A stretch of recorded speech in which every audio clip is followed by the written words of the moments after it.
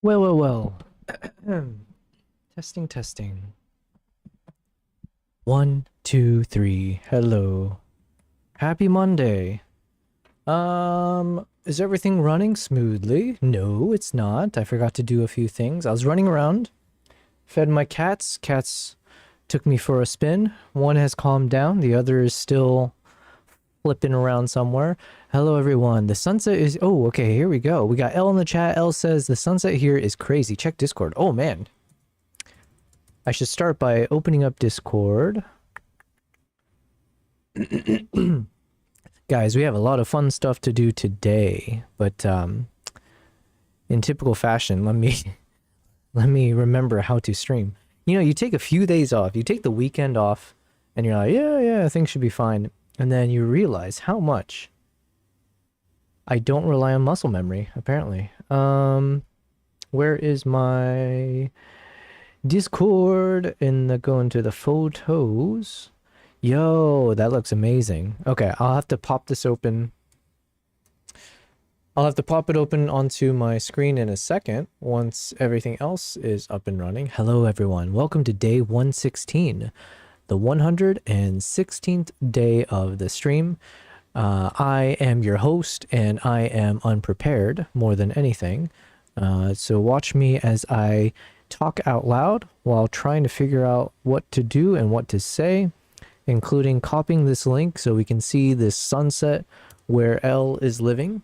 And then let's go back to OBS. Let me double check. Is the cider music playing? No, it is not. Of course, it crashed as usual. I don't know why. I check, I make sure the music is fine as I hit the starting soon button or whatever when I go live. And then once I get to this mode, it crashes. So, and I know what that means. I believe that means my studio displays also crashed. So we'll get to that in a second. L says the sunset here is crazy. The clouds make it so much cooler. We're going to check this photo out in a second. What's up? Welcome, BC. BC's in the chat. And already gambling it all away. But dang, you're at the 160, almost 169,000. Congrats. You are going to make it to 1 milli someday. I believe in you. L says note taken with my phone through the cabin. When you say note, are you talking about your phone? The photo was taken through the note taken with my phone through the cabin window. Wait, the note was taken. Okay, I'm assuming note, you meant to say sunset? Sunset taken with my phone through the cabin window. Got it. It took me a while. Listen, we're a bit rusty. Today was a day. I went shopping. I spent way too much money, okay? Way too much money. But I swear it's for things that are useful. You can see some of them over here. So today's going to be a fun stream because I'm going to basically kind of, I don't know, I'll do my best to unbox it or show you guys each of them. And I probably won't be able to like set it up for today's stream, but then for tomorrow's stream, I will be trying to test a bunch of these gear. And I got some, yeah, okay, anyways, hold on, one thing at a time. BC says, I need to just be able to gamble all of my 169 and risk it. Yeah, you've already kind of hit the cap where you're kind of in the safety net. This is you're basically living out the caste system of like what it's like when you're the ultra wealthy. You can take these gambles and not really worry, right? Anyways, welcome guys. Thanks for being here. Happy Monday. Hopefully everyone enjoyed the weekend. What did I do? Oh yeah, I took Friday, Saturday, and Sunday off. So yeah, so it was about like a 3-day weekend for me in some ways. But yeah, I was working throughout. And then today I mostly spent my day going really I had to drive. I take a taxi, but it took like 45 minutes to get there one way, and I ended up buying a bunch of gear. So that's what we're gonna do. And then over the weekend I caught up with some friends. I went to the gym. I stayed healthy. I cooked.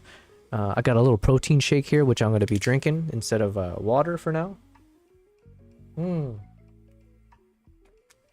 Although, I put it in the freezer, and apparently even in like 10 minutes, it's now kind of slushy, or it's a bit frozen, so. What else is going to happen? Hope you're well, my friend. Excited to see all the new gear and such. Yes, thank you. Give me a second as I continue to double check, make sure everything is set up properly here. I need to have this window opened up over here. I'm just going to talk to myself a little bit here. You guys can chat with me though. I will say hi. Basically, I'm trying to monitor my YouTube chat functions plus my OBS plus, speaking of which, we got to fire up the TikTok. So let me fire up TikTok. We're going to continue testing out the TikTok live. I think we made it past one of the parameters where it's like, if you stream without any issues for like 5 days in a row, you're in a good spot. Something like that. So we're making good progress. But I still don't really know how to stream on TikTok. So the more practice, the better, as they say, right? Okay, so I'm just setting a few things up here. We got, oh man, so much new stuff, including a 35mm f1.2 lens for this unboxing.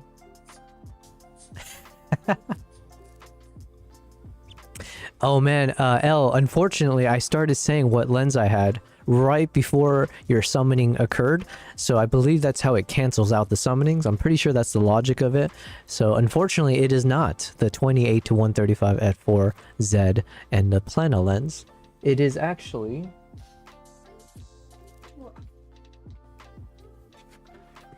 this guy here, the Nikkor Z 35mm f1.2 lens.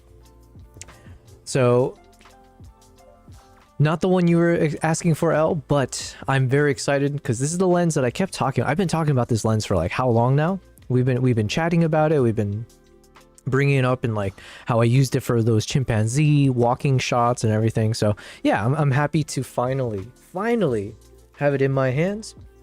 And I figure even on this stream, I'll go ahead and switch out one of the lenses because for my Nala Cat camera, I'm currently using the 24-70 f2.8, but I figure I can go ahead and swap it out now for this 35 because usually I've got it set to around 35 focal length anyways. So most likely you guys won't notice that much of a difference, if at all. Actually, I don't know. I guess we'll find out. Who's to say? Al says, boo, I say as a 40mm believer instead of a 35. Well, listen, bring that up with Nikon, okay? I can't help that I'm limited to whatever lenses they got. Alright, I'm gonna put this headphone on. Testing. Okay, now I can actually hear myself. Alright. How's the volume here? Cider music, hovering around -40. Hopefully that's okay. Let me go ahead and go live on TikTok.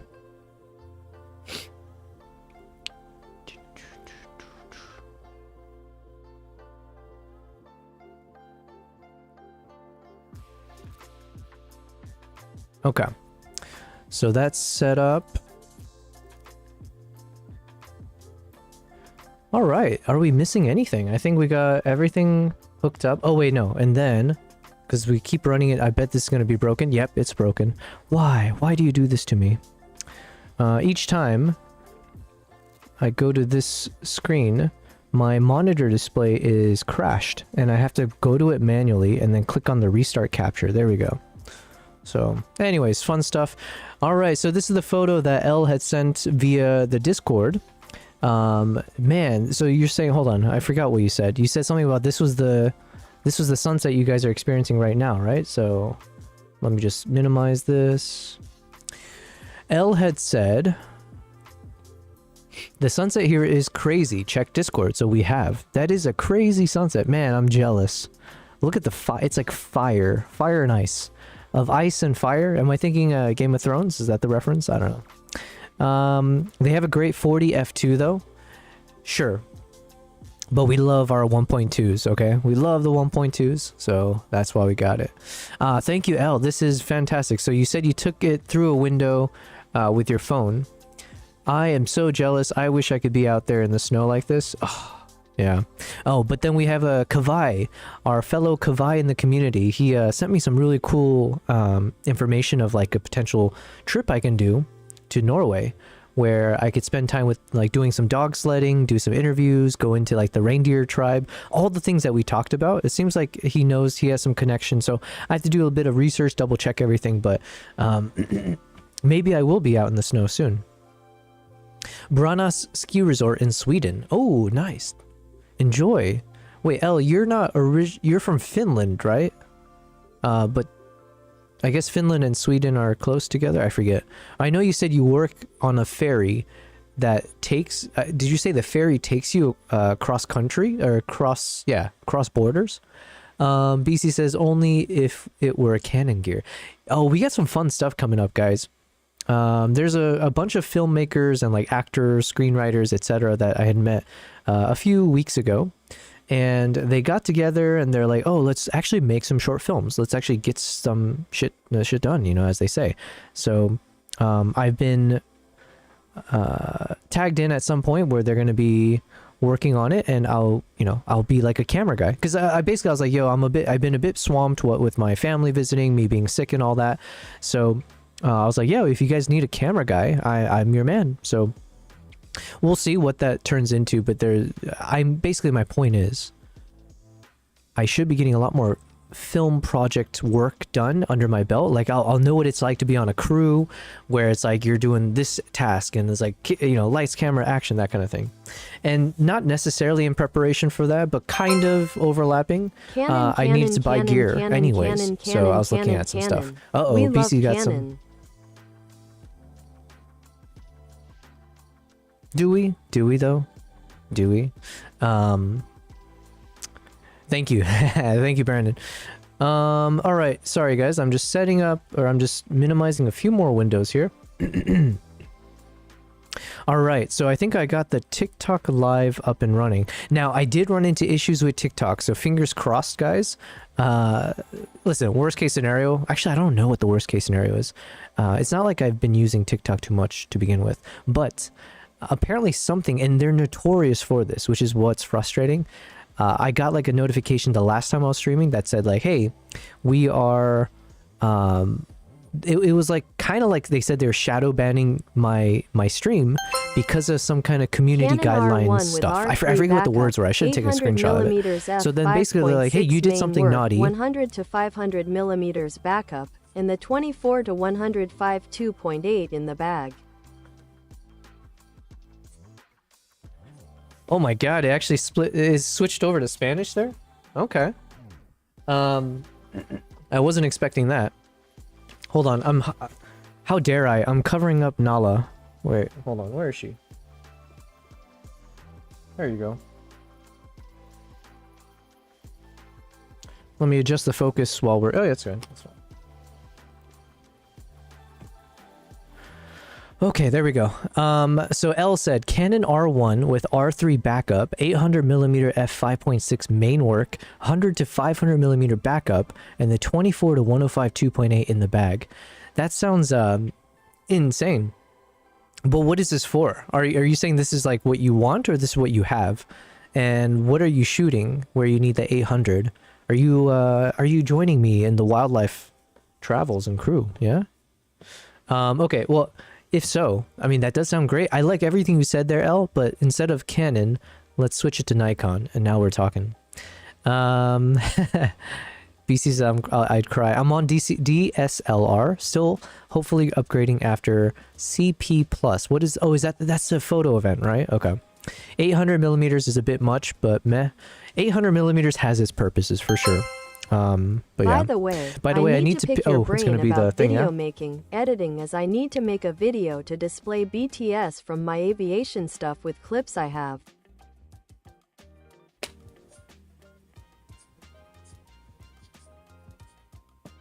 You said, but I love how this Spanish TTS voice said BTW, or however it said it. He said, by the way, I need to pick your brain about video making / editing, as I need to make a video to display behind the scenes from my aviation stuff with the clips I have. Absolutely. Anytime, man. Anytime, my friend. You tell me. Yeah, if it's something we can go over on stream, by all means. Or just reach out to me on the Discord, assuming I have time for whatever I do in my life. Yeah, I'm happy to share whatever knowledge I've got. You know, not that there's much there, man. You see what I do.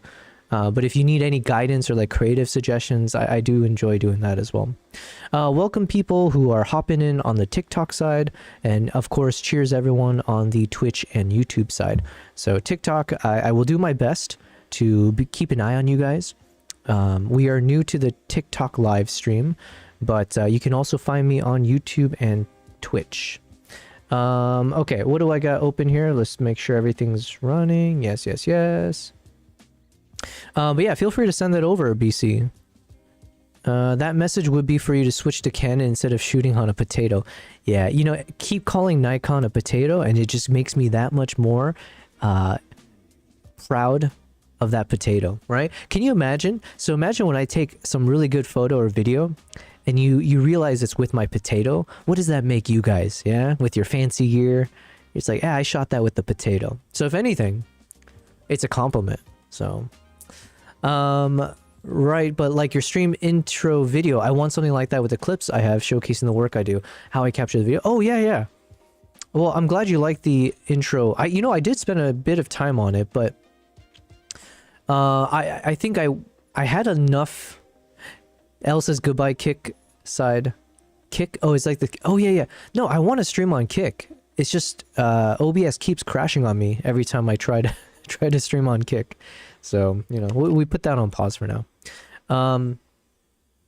Yeah, BC, basically my biggest advice I can give if you want to create like that kind of starting soon type video is just find a song that slaps, as they say, right? Just like find a song, make sure you know you got the rights to and all that fun stuff, but get a song that you feel like has a nice build up and then leads into a nice like kind of a coasting moment where you feel like you can just throw whatever you need to, and then it has a nice outro. So yeah, it's, I mean, I made it sound simpler than it is, but just like listen for some good music. I think my opening is about 3 minutes long, so I took like an entire single song. The song I took from Lens Distortions and then just played it out, right? So, and I think for a good intro you might want like around anywhere from 5 to 15 seconds could be good of like a build up. So like, you know, as the music kind of like goes through the motions, it's warming itself up, and then there might be a drop, or there's like that moment where everything just gets climactic, or like, I don't know, chaotic, I guess.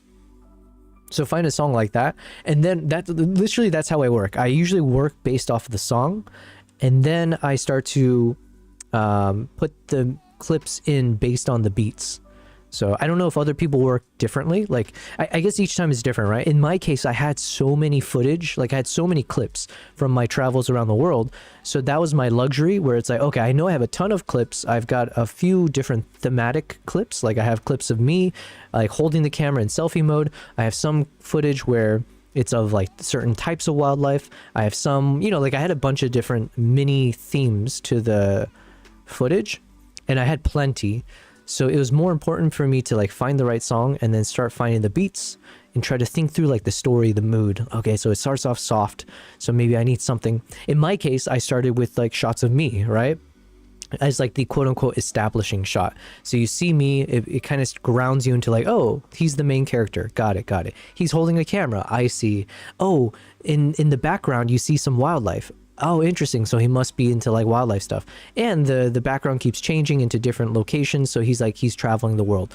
Check. And then by the time the music kind of ramps up, it then turns into my body of work. So I just did a quick intro being like, this is the main character, that kind of thing. And then for the majority of the song and the opening, it's just like showing my work, the more exciting stuff, right? So then that's like the prove it. Like, why should I care about this character? And then the outro is a nice kind of drawing things back down and let's get started, that kind of thing. Hopefully that made sense. All right. Ellie said BCU's Maroon 5 sounds. Yeah. Have you been to Galapagos Island? No. Were we talking about this the other day? I'm pretty sure we were talking about this, about going to Galapagos Island, but I wanted to wait until after I learn how to like get into underwater photography, because I feel like it'd be a waste to go there without knowing how to, you know, photograph and film things underwater, when I feel like some of the coolest animals you can find in that location, that area, is probably Yeah, it's probably in the water. So yeah, anyways, I have not been though. BC says, thanks for the advice, but there's penguins there. Yeah, I would love to see the penguins. You can go to Cape Town for that too, right? But I don't know. Wait, Galapagos Islands has penguins? Maybe. What do I know? Oh, that reminds me, we're supposed to take our daily quiz. Give me a second. Look how unprepared I am. We're gonna go to my stream mode for when I'm live streaming. No, not this one.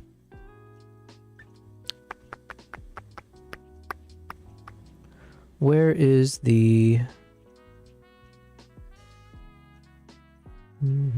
Here it is.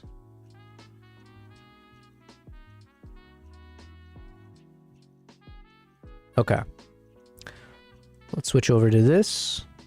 On the TikTok side... Oh yeah, both... Okay, no, one of my cats is here. I don't know where Kimbap is. Oh, Kimbap's on the couch. It is what it is. Okay, we're gonna do this warm-up quiz first, and then I have a bunch of stuff that I bought that I need to unbox. So you guys can enjoy with me as we unbox everything and see what did I just spend? Like, I think I spent a few $1,000s. I spent a few $1,000s. Okay. Elle says, I'm gonna head out, dude. Talk to you later. Well, thank you very much, Elle. Thanks for being here. And I'll see you next time. BC says, working on starting to plan the dream of an African photo safari in a few years' time. Yes. Hopefully you'll go with me. All right. All right. Let's switch this scene over to which one? The editing tricam. Is this it? Yeah. Okay. All right. How can I full screen this guy? It's like that. All right. Let's begin the challenge. Which country has the longest coastline? I feel like... Oh, wait, no. Did we get this question before? Maybe not. Which country has the longest coastline? Is it Australia or Russia? Oh, wait. It could be Canada, too. Shoot. I'm going to go with Australia.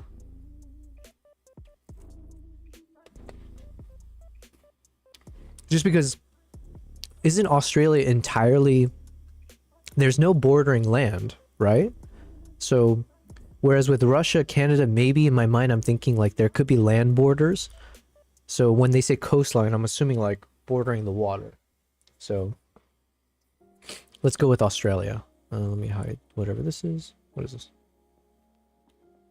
Dang it. It was Canada. Whatever. And that was an easy question. Whoops. All right, next one. Oh, Victoria Falls. Victoria Falls borders which two countries? Kenya and Tanzania, Uganda and DRC, Zambia and Zimbabwe, South Africa and Namibia. Man, I know this answer because I was in Zimbabwe a few times now. A couple times 2 years ago. I took a honeymoon couple out there. So thankfully my knowledge has expanded due to that. So it is in fact Zambia and Zimbabwe. Boom. Wow, I feel like a genius. The spray is visible from 30 miles away. Locals call it that's the smoke that thunders. Got it. Okay. Let me bring this over here. What is the fastest land animal? Lion, cheetah, pronghorn, greyhound. Well, we all know the answer to that one. That is super easy. It is the cheetah. Now, a tougher question, if they had asked me, this one I might not have known, or I definitely didn't know. Cheetahs reach 70 miles per hour. Okay, 0 to 60 in 3 seconds. What percentage of polar bear hunts succeed? Oh. What percentage of polar bear hunts succeed? 50%, 2%, 10%, 25%.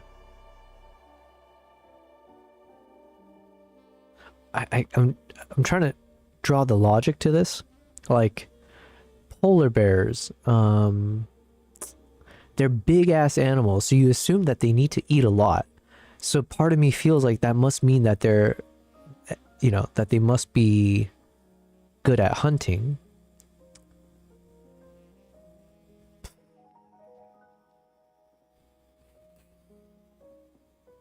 That's actually a terrible logic. Or there's no logic to that. I was just spewing my mind. What is the other... Okay, the other logic could be polar bears are endangered animals. And maybe... Okay, I want to say it must be a high figure.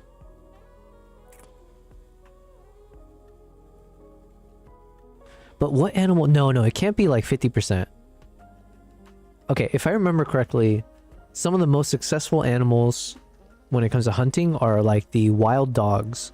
So like the painted dogs, wild dogs. And what did I hear? What did they tell me, the guides, that their success rate is? I'm gonna go I'm gonna go with 10%. God dang it. Only 2%? Filming a successful hunt is incredibly rare and valuable. Alright. 2%. Mantis shrimp have many color receptors. Oh, have how many? And humans have 3. Alright, we'll go with 24. How the heck am I supposed to know that? 16. 16 receptors including UV and polarized lights, but they process colors differently. Okay. Antarctica is technically the world's largest desert. We got this answer, or we got this question already. I knew that.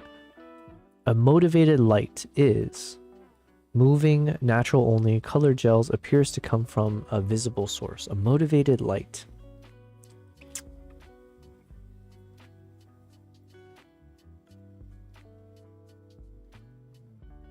I'm gonna guess D, as in like the light is motivated by something that's already there, like a visible source, like a lamp or something. A motivated light. Mimics logical sources, windows, lamps, fires. Even stylized lighting needs implied motivation. Okay. What does footage originally refer to? Walking shots, ground angles, camera footwork, film measured in feet. Oh, the origin story. It must be D, right? Film measured in feet, yeah. Footage, nice. Film was sold and measured in feet, hence footage.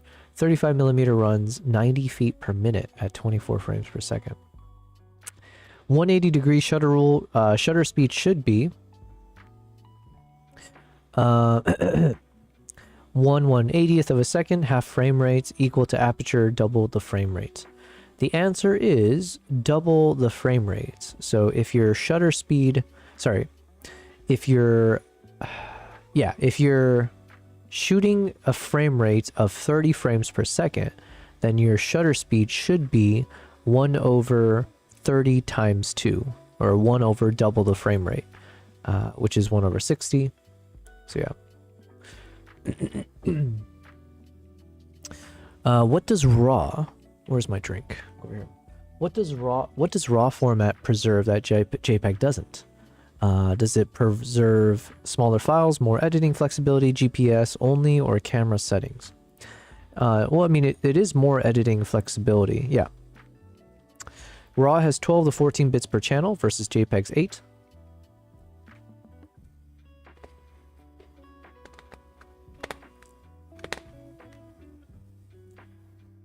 Allowing extensive post-processing.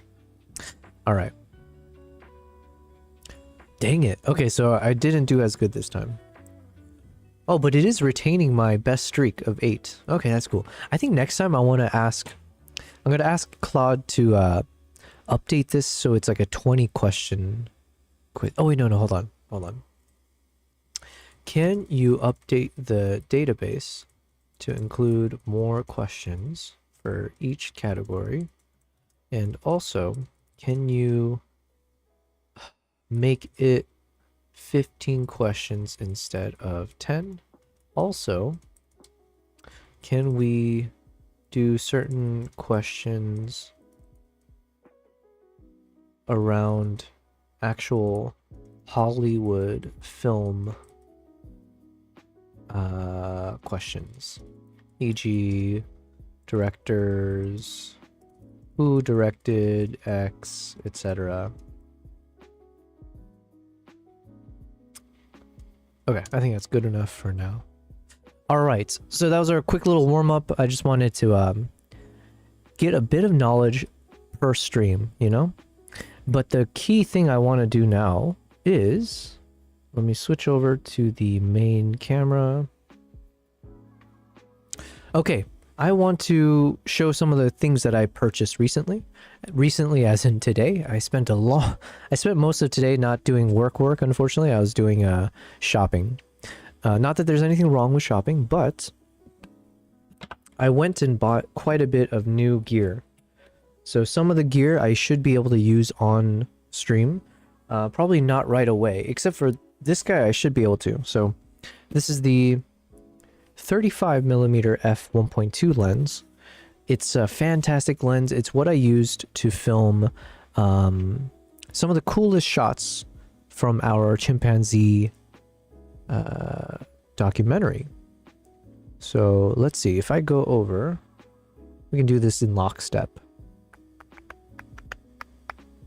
Client shoes, Chimp Island. And let me go over here to editing.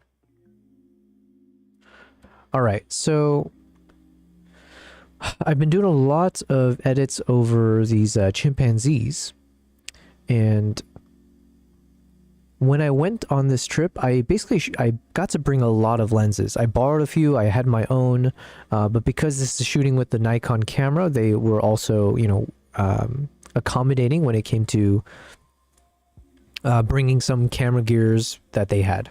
So what I had requested was if I can test out the 35mm f1.2 as one of the few lenses that will be used for this short documentary that I made. And man, I love this lens. We've talked about it ad nauseum, but you know, it's I never get sick of talking about it. So we're gonna show this real quick. It's a bit shaky here, so I might have to. Maybe we'll switch to, I think it gets a bit better on these ones. Yeah, there we go. Oh, and then before I get copyright struck, there we go.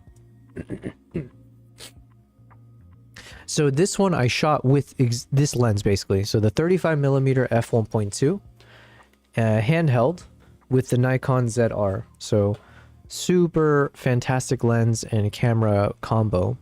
But this one was also just like such a, is such an eye-opener to me as far as like, okay, this is what the camera's capable of, but also this is what the focal length of 35 looks like, because I shot just one time with the 35 before. It was sort of like a Instagram reels that I made of like some it was like a model in the desert horseback riding. It was really cool, and the 35 was fantastic for it, but it was like such a quick trip. It was like a one-time, you know, sunset shoot. So I didn't really have enough time to play around with it. Then on this trip, I was filming with the 35 for all of these like inside the forest shots. And man, that 35 focal length is fantastic. We had L in the chat earlier. L was saying that he prefers the 40mm. But I think the 35 is like, that's a sweet spot, okay?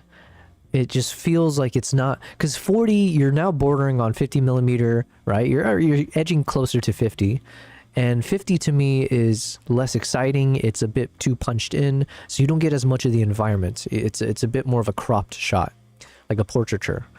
Whereas 20mm, which is what I'm using now for my my face camera here, 20mm is great for the wide angle, but you lose the subject in the background. Everything just kind of gets, I don't know what the right term is, but like compressed, I guess. Everything just kind of looks the same. You don't get that good separation of like the foreground from the background. So for me, that's like one of the issues with the 20mm. You just don't get as like quote unquote cinematic of a shot when you're shooting with it, in my opinion. So when, but with the 35 is still wide enough that you're clearly using a wide angle. Like based on the shot that you get, it's like you get a nice environmental you know, areas in focus. However, you do get nice separation. You get that nice compression between like the subject and the background, and it's enough that it kind of feels a bit more polished. It feels a bit more like the subject stands out.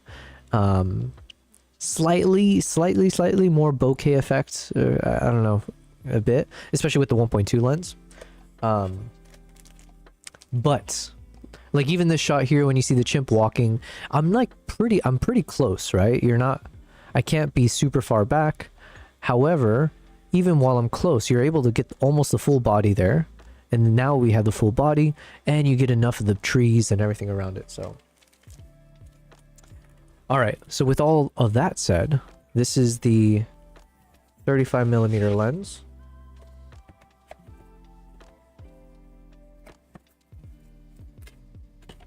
I was thinking I should set up my iPhone and just do like an overhead shot here. But I'm a little bit too lazy for that. I didn't have enough time to prepare for today's stream, so this is what we get.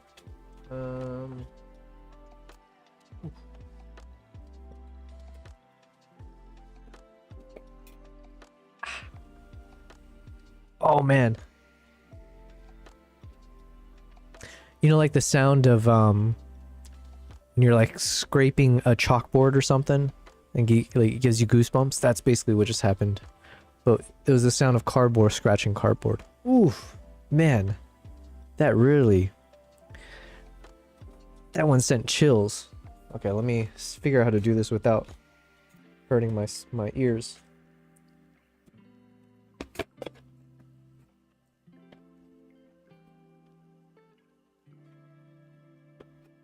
There we go.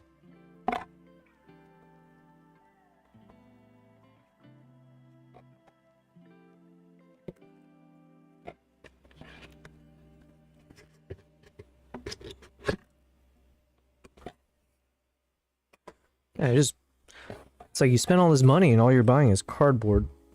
But here we go.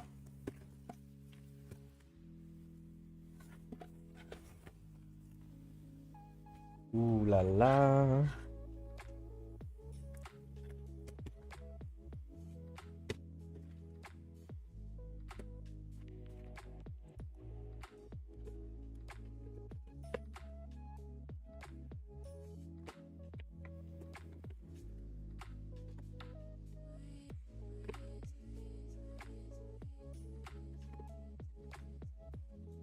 Oh my god, this box is so annoying.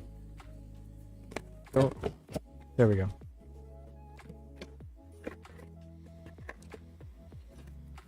Okay, so that's the first product.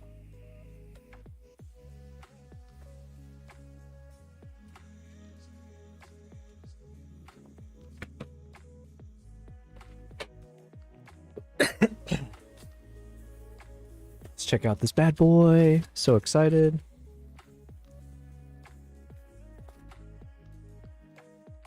Here it is. The 35 millimeter. Hold on.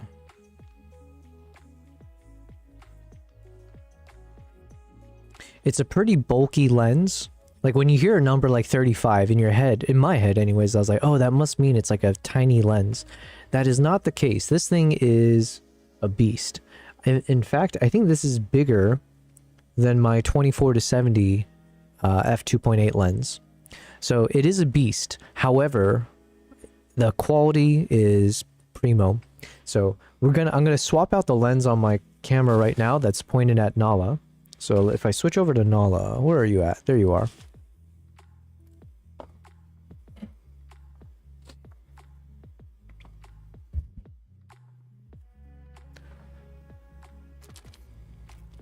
Nice. We got some cleaning cloth. And we've got this lens hood. Oh, let me double check. This is the 82.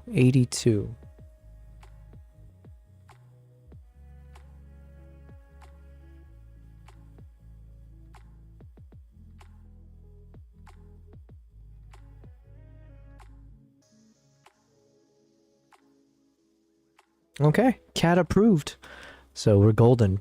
Dang it, because we also got a product from Freewell. Actually, let me bring it over. Yo, today's just like a full-on unboxing and product day. The company Freewell had reached out to me, and they shipped over one of their ND filters for me to test out. But I think they gave me the 77 millimeter adapter. What do we call it? Like the 77 millimeter thread size or whatever. So give me a second, let me grab it. I think it's in the kitchen.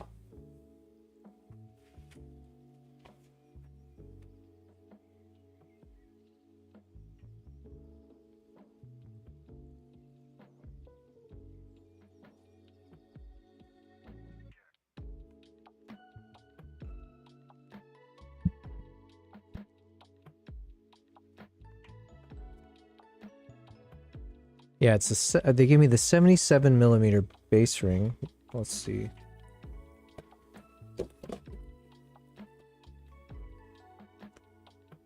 Oh, but the thing is an 82 millimeter. Interesting. Oh, okay, I'm curious. Does that mean I can use this without the adapter? Well, we're gonna find out. Basically, we got some products from Freewell as well that I'll show in a second as we do this one at a time. Oh, today's just a shopping day. So how can I do this? I'm assuming I need to turn off the camera, so we'll switch. Let me switch out of that. The world is around. I'm gonna turn off my Nala camera. Yeah. Dun, dun, dun, dun, dun, dun, dun. Okay.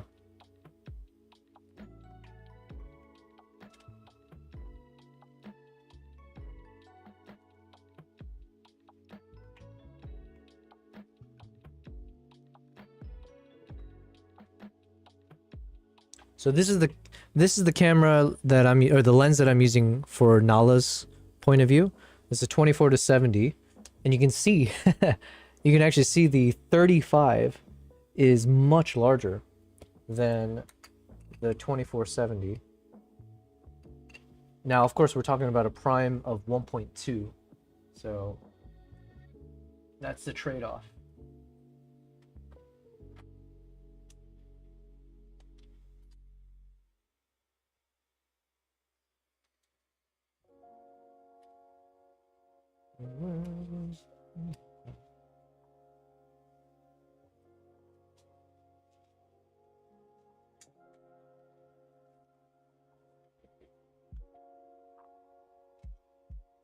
All right, let's see if it turns on okay.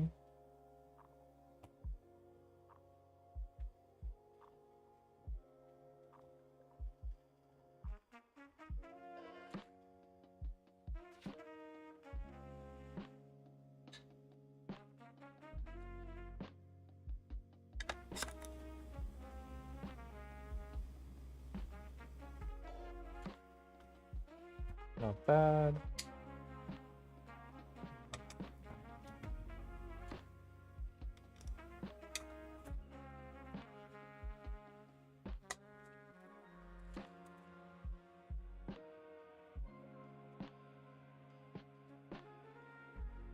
Okay, let's see how it looks.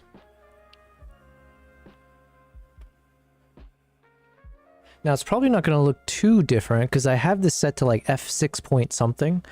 The difference will come if I set this up to like f1.2, which is a bit overkill, but we could even try setting this like f2.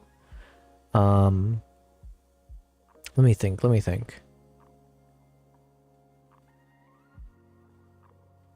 If we set this up to f2, how would it look? Let's find out.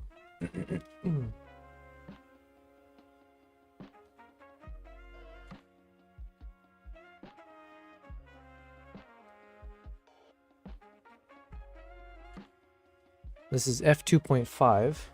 So basically f2.8. Right now it's at f2.8. This is as low of an aperture as we could get with my 24 to 70.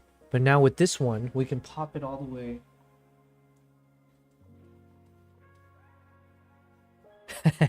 to 1.2. And then obviously that would mean I need to put the ND filter on top.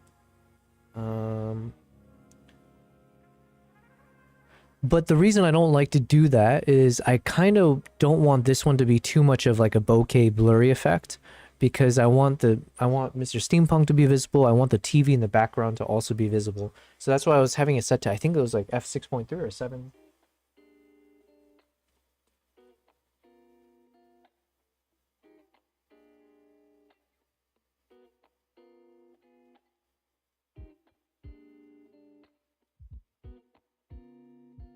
Yeah, okay, so this is f6.3.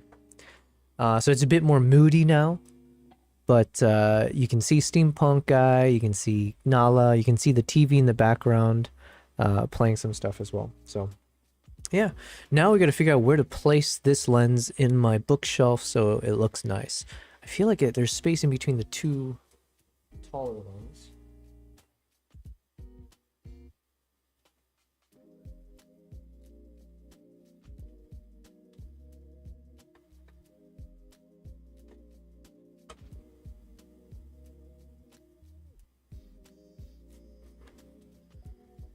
You can kind of see it, but you know, it's fine. It's fine. All right, so that one is a 35. So we've successfully swapped out the 35 onto Nala's camera now. Now we also have the next product. Oh yeah, I guess I could use Nala's camera for this. We've got the shotgun mic from Nikon. So this shotgun mic is also what I used for the chimpanzee project. It's the MED10. I've been meaning to get this, but it's just, you know, the to-do list was always too crazy, right? So I never followed through, but now here we are.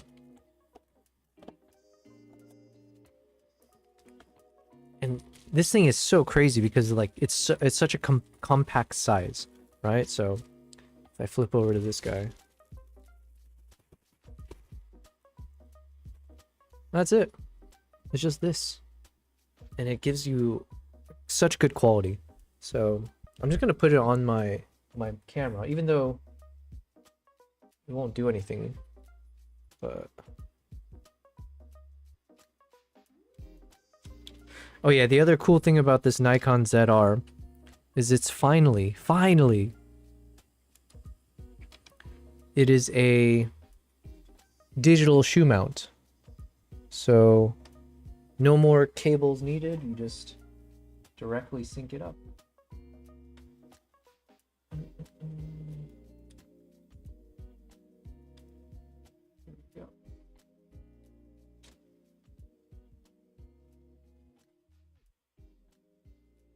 But yeah, it's like I hooked it up, but it doesn't really matter because we're not going to use the mic.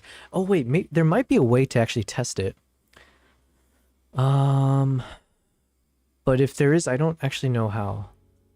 Testing. Because obviously, so my camera picks up the shotgun mic now, but I don't know how to get it into OBS. So that's a problem for next time. So we got our second product.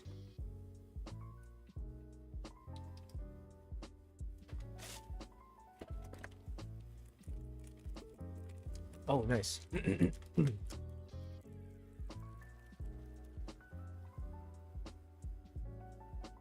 Got a little pouch for it.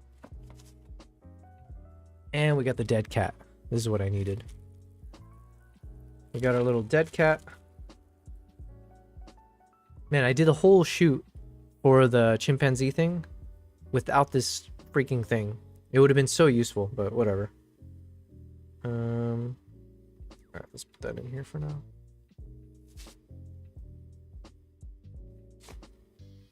Actually, let me just put it on now.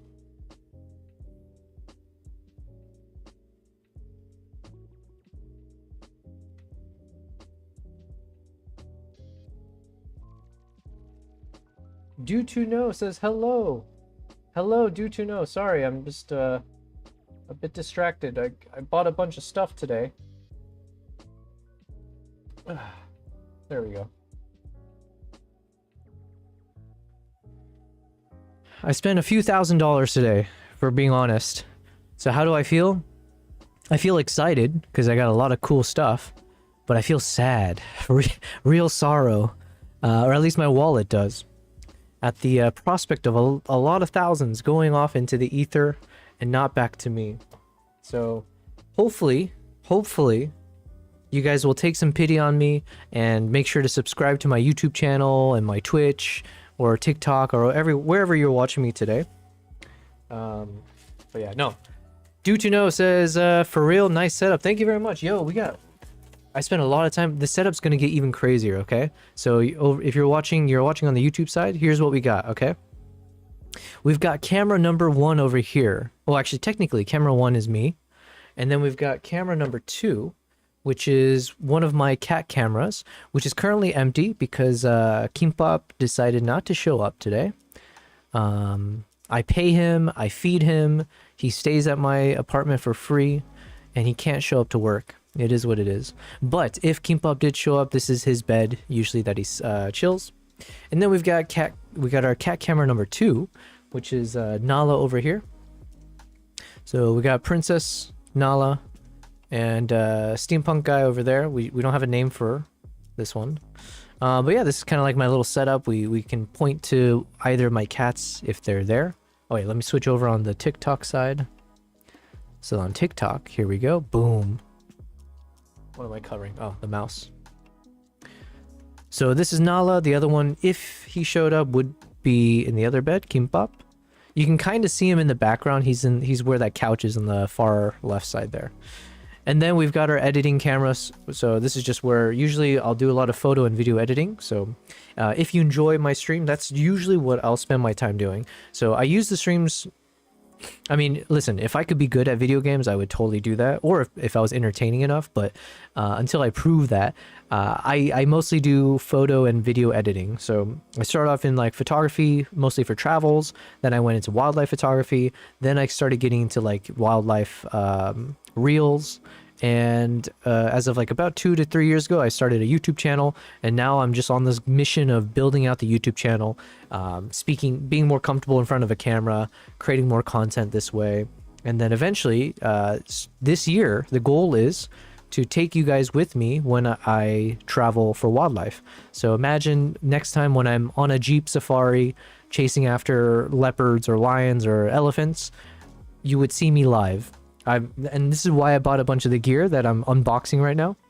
It's in the name of getting all the gear necessary so that when I start traveling, you guys can join me. So imagine, instead of a freaking empty cat box camera or Nala over here, it'll be like switching over to the other camera view that shows you whatever, the elephant charging us or something. So yeah, those are the ambitions. So thank you very much for popping in, saying hi. Yeah. And like IRL streaming, yes, exactly. And DJ Soul Shaker, sorry, I didn't see it was you. You said nice cat behind you. Yes, thank you very much. DJ Soul Shaker, what a name. We got 2 cats, so one of them showed up for work. Oh, you can also see, yeah, technically she's also on the TV screen behind us. I started a second YouTube channel, which is dedicated to my cats. Basically, it's like a no AI lo-fi music channel. So I just record hours of my cats when they're sleeping near me here, for instance, and then I curate the music that I put together, and it's like 1 to 2 hours each episode, and then you can just basically put it on in the background while you're studying, while you're relaxing, all that kind of stuff. Speaking of which, let me go ahead and type it in the chat. Let me be more shameless in advertising myself. It's a small channel, so I need all of you guys to follow it. Okay, we're in the planting seed phase, but it's called Lo-Fi Catnaps on YouTube. Yo, we got Mindful in the chat as well. Mindful says almost 10 a.m. here.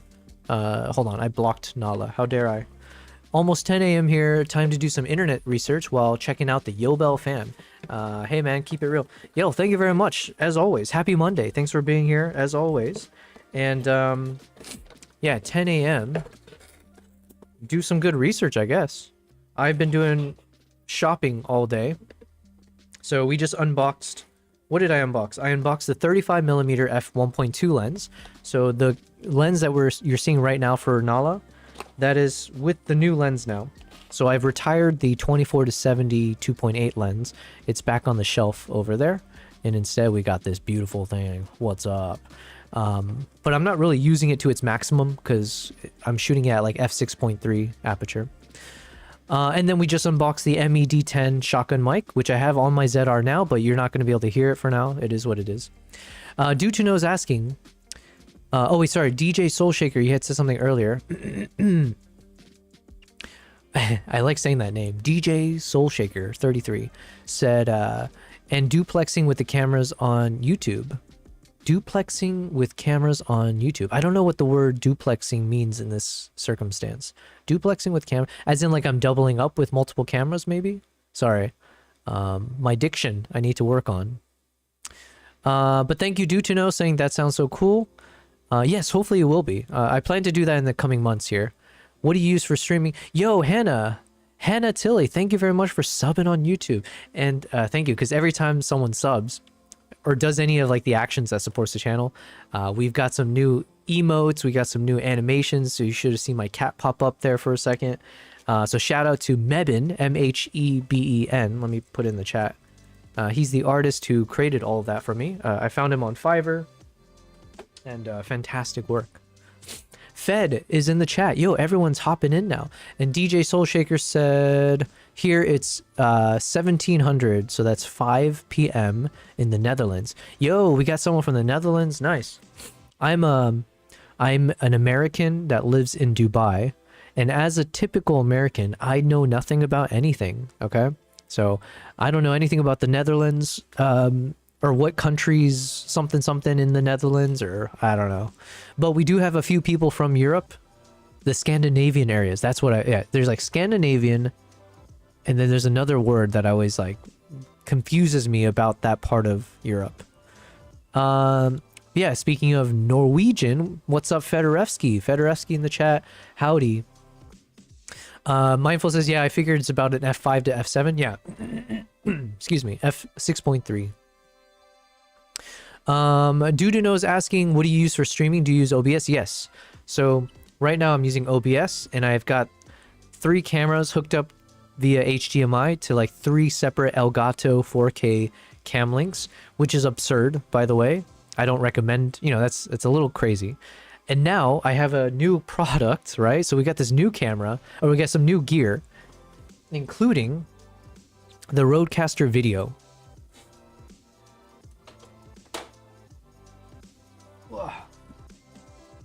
We got this Rodecaster Video, which is a video and audio switcher. So technically, and this is what we'll be testing out, I probably can't test it on today's stream, but for tomorrow, I want to see if I can hook up all the cameras to this guy and run the stream. I think it means some things won't work properly. Because, for example, if you look at my screen right now, not on the TikTok side, but on the... Actually, I don't know how this would impact TikTok as well, and the vertical streams. But on the... if you're watching me on YouTube or Twitch, whatever, you'll see below me, I've set up this thing where you can see all the 2 other camera views, and I kind of like manually squash them into the little black bar space.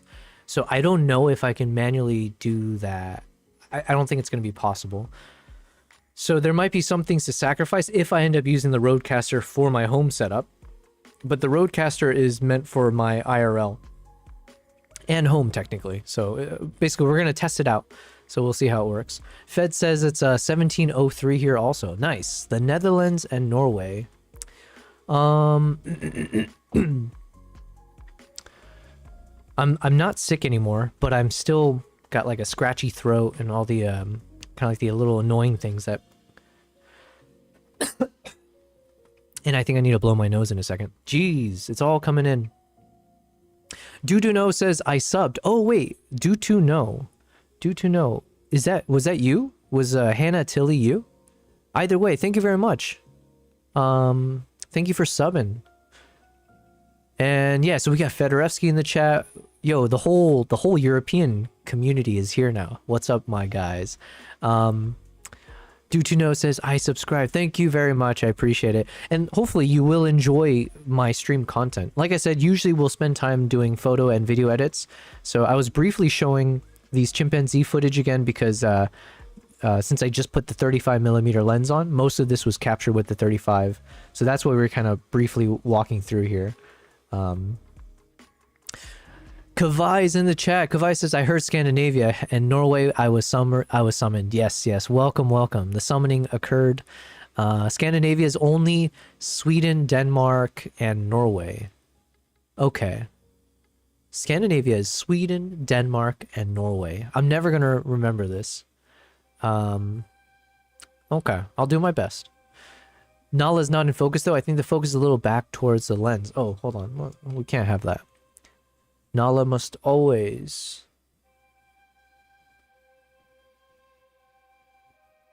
Where are you? There you go.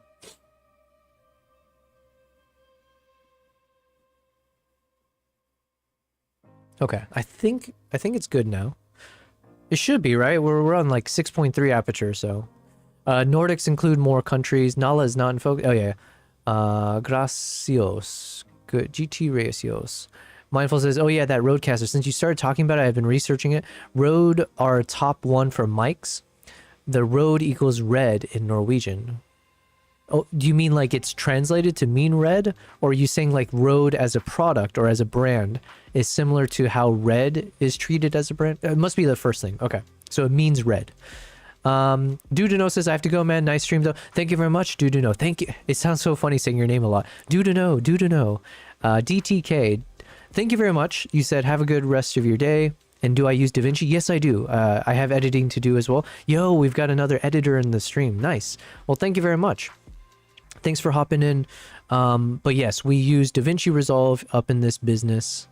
And thank you for subbing. And DJ Soulshaker says the Netherlands. Yes, the Nordics is Sweden, Denmark, Norway, Finland, and Iceland. Oh, so it's 5 now. Wait, you guys are lying to me. Previously you said 3. Now we got 5 to remember. Sweden, Denmark, Norway, Finland, and Iceland. Okay. What am I, in school again?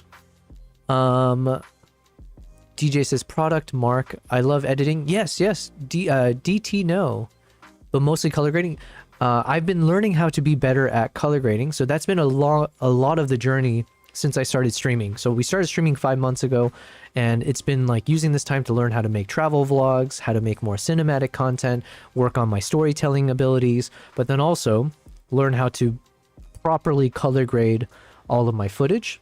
So we've got our very own power grade templates. I've started to make my own LUTs and everything, so we're getting there. So, but yeah, thank you very much. Translation, Jord Bahrain a road equals the strawberries are red. Okay.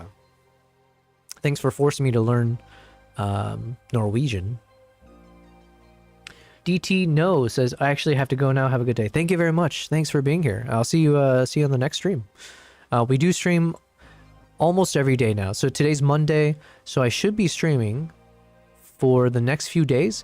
Now there is some exciting things, I think. There's like a film project that I got roped into. So there's like, I think I was mentioning earlier, there's a bunch of like filmmakers, are like, I don't know, models, actors and screenwriters, blah, blah, blah. So I met a bunch of them recently, and they wanted to work on some projects together. So someone had like, all of them have like different screenplays and stuff. So they kind of lifted one up to turn into a short film. And so, yeah, it's like properly done, I think, or like, you know, people are these are the actors. Here's the shot list. Here's like the visual references. And then I'll be supporting as like a camera operator, because that's where I was comfortable with, because I've never done something like this. We have people there who've like been in film school and stuff. So I was like, oh, okay, nice. Let me just tag along. But it should be fun because they're open to filming with my Nikon Red, sorry, not Red, the ZR. And so it'll give me more practice with the ZR, and like I got so much stuff that I purchased, and I think I have to buy more stuff too. So we'll see. Let me blow my nose.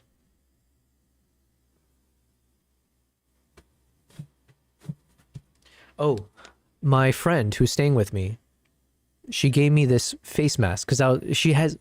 I didn't know you put. Okay, listen. This is how little I know about women. I didn't know women put these like face masks in the fridge, because I was so curious when she was, you know, because she came here a few weeks ago, I think. But then like she put a bunch of these like things in the fridge, and I was like, what are you doing? Or I didn't. Yeah, I was just confused. But I mean, it's not that confusing. I guess you just keep it cool, and then you slap it on your face. All right, let me blow my.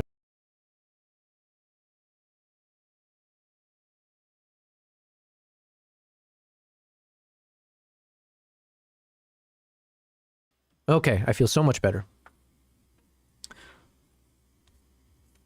But yeah, she told me to put this mask on, so I figure I'll do it on the stream. You guys can see if it works. I need to take better care of my skin. Fed says it's Nikon Red on the camera, so we can call it Red. Heck yeah, hells yeah. Here's an okay. Here we're gonna unbox this one now. This was definitely a bit more of a vanity purchase, if I'm being honest. Vanity, maybe that's the wrong word, but I already have the DJI Mic 2, and I also am purchasing the Rode Wireless Mic 2. Is that what it's called? The Rode Wireless mics, right? Whatever the naming is. And apparently the Rode Wireless mics are like the best quality. At least from you guys and just random Google searches, it seems like in that price range, the Rode Wireless mics are the best quality. Then the DJI Mic 2s were usually the really, I mean, I love them. I use them all the time. It's great. And then the Hollyland kind of, you know, flits here and there in between. And I've been enjoying these Hollylands, especially because like they're super what do we say, hidden. They do a good job of not being in your face, because like the DJI mic, I don't know what the Rode mic's gonna look like, but the DJI mic 2 is like a big ass block. It's like a big Lego block that you have to slap on there, and it's like hard to miss. Whereas the Hollyland, it's like more magnetic, tiny things that you can slap anywhere, and it's hidden. So I kind of like that feature. So this is a bit more vanity because, like I said, the Rode mics will probably end up being my primaries, but this could be backup. And also I figure I can make a review video about this. So yeah, we're getting all the wireless mics now. Yo, we got Mr. Tap in the chat. Troy Anthony says, howdy, long time no see. Streaming daily again? Yes, almost daily. We're back into like a 5-day session, something like that. But welcome. Happy New Year. I think it's been, I mean, dad jokes aside, but I guess it's you. I haven't seen you on a stream this year, right? So welcome back. But yeah, to be fair, I haven't been streaming consistently for some time. And then as of last week, I started getting back into like streaming about at least every weekday if possible. And then depending on the schedule, I'll do the other days. So this week I should be streaming at least 3 to 4 times in a row. And then there might be that I was mentioning there's like a film project that I got roped into. And I also need to start prepping for this film. There's a huge conference coming up, the Exposure event. And Nikon asked me to do a workshop. So it's like an 1.5-hour workshop. And I think I need to talk about something. So I need to work on the presentation material and all that. So, and that's coming up in the beginning of Feb. Troy says, Mr. Tapp says, I like the neon signage. Has it been that long? Has it been that long since you've been here? Dang, well, welcome. We made a lot of changes. Or maybe that means maybe you haven't seen this camera view. So this is, if Kimbap was hanging out there, you would have this nice 50 millimeter focal length shot of Kimbap sleeping on that bed. And of course, we got Nala over here. And then, yeah, I got this as a gift from a fellow friend, someone I was close with. And so, yeah, it looked really nice. And yeah, we've been using it. Fed says, I got another plugin on Saturday, Lens Node. It emulates the look of different vintage lenses and cinema lenses for Resolve. Very good emulation. Ooh, nice. You're going to have to let us know how that goes. So, this unboxing now. So, we've unboxed the 35mm 1.2. And we've attached it to the Nala cam. And we unboxed the Nikon MED10 shotgun mic, which is now attached to my main ZR camera. And now we're unboxing the Hollyland Lark Max 2. And this is like a super... I got to like play around with this slightly beforehand. Troy says, nope, I have not. That's nice double cat cams. Yo, it's been that long. Well, thank you for coming back. And yeah. I'll be streaming every day, or back to the grind. Alright, who needs this? Birthday is Friday, what to do? Ooh. Friday. Well, listen, you got family, right? So I guess that always comes first.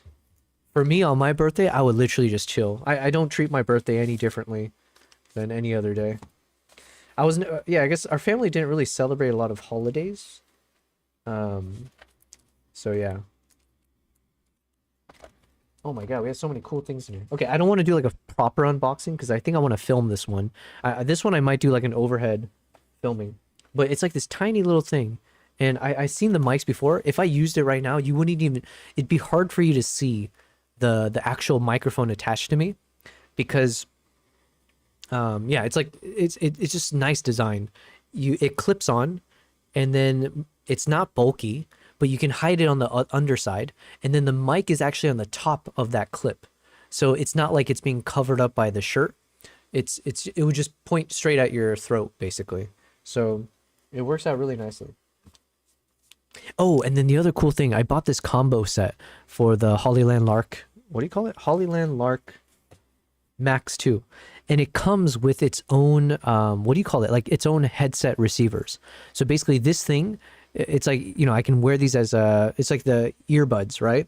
But it comes with these headphones that I can attach, and it connects to the receiver so then I can monitor my audio, which is cool. I didn't know cameras could do that. I mean, I guess why not? But usually I have like a separate headphone that I had to buy, like a wired cable that I would have to hook up to the camera so that I can monitor my voice in like a previous project.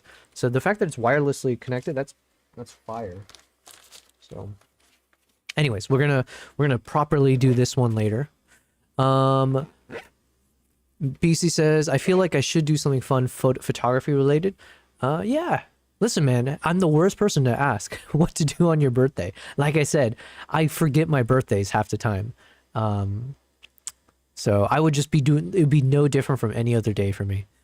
But you should go celebrate with family, get some, probably get some McDonald's. I don't know, whatever you're craving. I always crave McDonald's, Chipotle.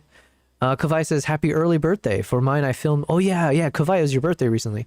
I filmed my snowboard session with a friend. That was fun. Yeah, how did that go? I think you sent, you sent some video on the Discord. What was that? I'm assuming that was from that. Okay, so this is the Hollyland. I will put this back in the box so I can like film it properly. Okay, what's the next item?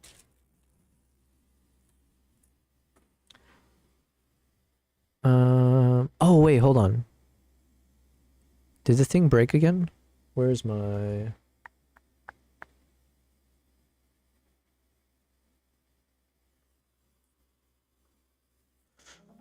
Okay, hopefully you guys can hear some background music now.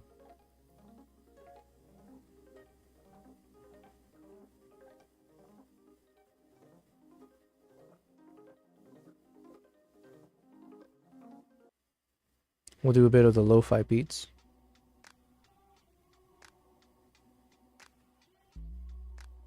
There we go.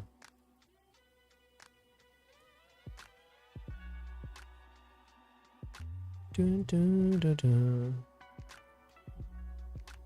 dun. Someone in the TikTok side, sorry, I can't see your name, but you said, hey, I just saw your video of the shoebill bird. Could you get closer to him? Well, yo, that's so crazy. Is that video still like, that's crazy if people are still finding me from that video. But thank you very much. Could I have gone closer to him? Yes. The location that I shot the shoebill stork, basically you're in these like wooden boats, and the boats get like pushed along inside the swamp. And basically when you spot the shoebill, it's as close as you can get pretty close. It's just as close as the shoebill feels comfortable around you. Because at some point it'll take off, right? But the thing is, like, it's like open land, and there's no like, it's just up to your guide basically to push the boat. It's like so silent, you can barely hear it. They have these big poles, they dip it into the water, and then that's how they propel the boat forward, so they don't start the engine or anything. And the swamp is so dense that they have to do that to kind of push it through. But it's such a cool experience, and yeah, I definitely had some very close-up experiences with the shoebill. One of the coolest, which I didn't get on film, which is at the time I was so bummed out, but it is what it is, right? Because I was switching lenses. You made the fatal mistake. Every photographer knows you should never switch lenses during a shoot, because it's like an open curse. The moment you do that, that's when all the action happens. So as I was switching out lenses, and the shoebill is really close, that's when the shoebill decided to take off. And it was one of the coolest experiences I've ever had, because when the shoebill, basically the bird's massive, and so it spreads its wings and then it lifts up in the air, and it's in front of me, and it takes off and comes right at us, right? And it's so low because it's a heavy bird. You can hear like the weight of the wings when it's like flapping, and you can feel it like a big fan slapping you in the face. And it was close enough that it literally blocked out the entire sun, right? So it just completely shaded everything for a split second as it flew right over me. And me, of course, being the idiot, because I switched the lens and I wasn't ready. I didn't have enough time to take a photo. I think I might have gotten a photo, but it was so blurry. Like it was just one of those, like, you missed the moment. But yeah, so I didn't get it on camera, but it was definitely one of those kind of like top 5 feelings of like, wow, just, you know, you forget how massive this bird is because half the body's hidden by the swamp at times. But yeah, and it looks like a dinosaur. That's so cool. The sound they make is really scary. I have not heard the machine gun sound yet. I'm going back to Uganda in April, and I might be going back earlier in March, maybe. So I'm hoping while I'm there, I think the mating season is in around that time. So I do hope I can go back and film that, because that would be that'd be amazing. Kavai says, yeah, it turned out all right. Little footage, but fun nonetheless. Yeah. It's the most viewed video on your TikTok. It's like the only video on my TikTok that went actual viral, right? And I've shared this story like 1,000 times at this point, but that video did, that's why I have any followers on TikTok. Before that video, my TikTok had maybe like, maybe I had like 200, 500 followers. I don't know. It was just whatever. Like, I didn't know how to use TikTok. I was just recycling my clips from Instagram. But then that video went, traveled the world. And then, yeah, like 100,000 people followed me in a month. It was crazy, crazy stuff. That is where having two cameras really helps. Mainly why I bought the two ZRs. Having two the same body is very helpful. Yeah, exactly. Having two cameras, but it's a little bit tough on that boat because it's you got to be careful, right? You can put your tripod, but you still have to be a little bit mindful because you don't have a lot of space. But what would have been nice is that's where an action camera would have made sense, right? If I just stuck like an Insta360 and just kept it running the whole time. I did start doing that after that trip, the one where I missed it. But yeah, having like a 360 camera that's always running, so that way you get those action moments. That's why it's an action camera, right? In my mind, that's why it's called that. So it's like so you don't miss the action.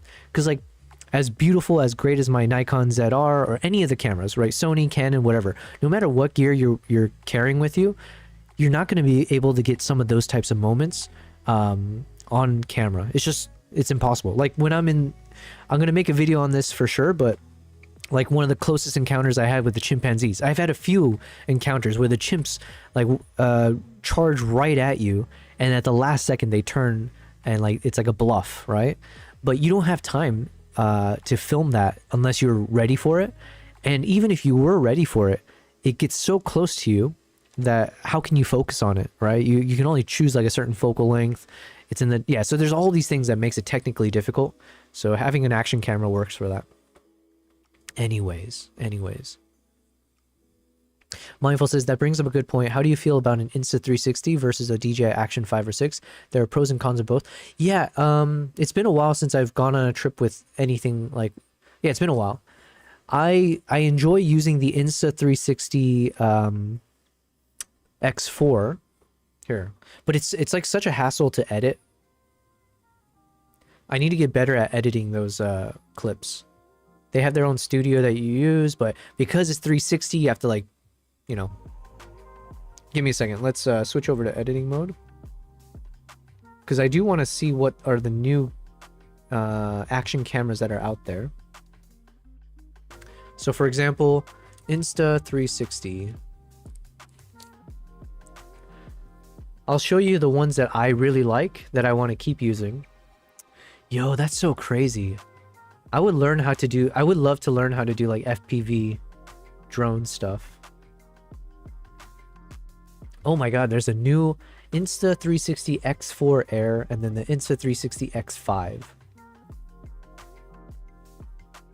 Flagship 8K 360 camera and then a new one. Yeah, so the one I have is the X4 here. And it's fun, but it doesn't like, it doesn't beat having a proper camera. But this one I think I need to purchase actually. The Insta360 Go 3, because I have the Go 2. And the problem with the Go 2 is it doesn't film in 5K. I think it films in like a lower resolution. So this guy is so much fun. I have one somewhere here. But this guy's great because let's say I'm in the jungle, right? When I'm like in the jungle for the gorillas, I wear my hat, and you can attach the this like Insta action camera to the bill of your cap. So then you get this like awesome front facing point of view camera that's more in line with your face. Whereas like I also have a GoPro that I can attach on like a magnetic chest necklace, but obviously the vantage point is different, and when you move your head up and down it doesn't move with you, right? So it doesn't feel as much like a first person. So this guy is really great. But I was just hoping that a new product would come out that had better resolution, and it looks like this one should be the one I should get. Go 3S versus a Go 3. Record life in high resolution 2.7K. Powered by blah blah blah. Yeah, I want the 4K. Give me the 4K. It offers nearly double the amount of pixels compared. Yeah, so when I was filming, it'd be like a 2.7K, which is like, listen, are we really complaining? But for, you know, when I'm making my footage, my travel vlogs, and everything's in 4K minimum, so then having the 2.7K just means that I know I have to upscale it, and yeah. Oh man, I have to spend more money, guys. Please donate to me so I can keep buying. Yeah, this is basically what I do. And it's fantastic. I have a bunch of footage from my gorilla treks, the chimpanzee treks, which I haven't shared properly. You see bits and pieces of it in my trailer, my starting soon video, but I haven't like made videos on it properly. So those are things that I have on my to-do list as I become a proper YouTuber, right? Yeah, so of all of the cameras, this is the one I would almost recommend. Although actually, now now I'm considering the Meta Ray-Bans, right? Because now you got the glasses with the camera tech. So this might actually be the thing I need to buy. Let's see the difference in quality.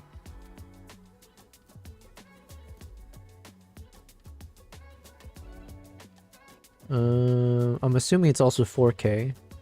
Yeah, Ultra HD camera. Ray-Ban Meta Gen 2. It's up to 3K video resolution. This one's 1080. And then up to 8 hours. Okay. So really, I guess technically this one's still better. If this is 4K and it's tiny. 100-degree field of view, 30 frames per second. Yeah, this could be the option. Mindful says having full surround that you can adjust in post is convenient. I was looking at the anti-gravity 8K drone for this very reason. Yeah, I mean, listen, I'm not a drone guy. Once we have our proper, once there's the Yobel Prize film crew, actually no, this is where Swiss Army Cinema comes in, because man, I don't know if you guys were there when he shared the photo of his like crazy drone that he's got, which weighs more than me. It's like insane. But yeah, I know my technical limitations. So yeah, dang it. So we got our to-do list. I need to buy one of these guys again. I have the Go 2. I just think this is gonna be better quality. Oh, and then that means I can do some giveaways, right? So as we continue to be more successful in this line of work, then I can give some proper giveaways. We have the Insta X3, the Go 2. Yeah. Okay. But we still have a lot more unboxing to do. So what's next?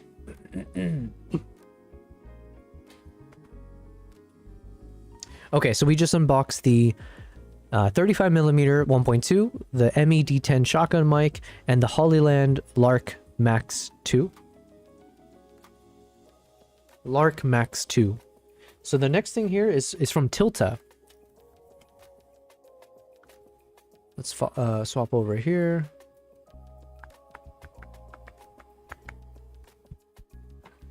So I bought this thing. It's like it's the battery that my Nikon ZR uses, which I believe is the EN-EL15C or something. EN-EL15. And this thing is so cool. I was like, yo, I saw it at the when I was at the summit, the 1 billion follower summit. So basically it's like a 4 battery charger. Jesus.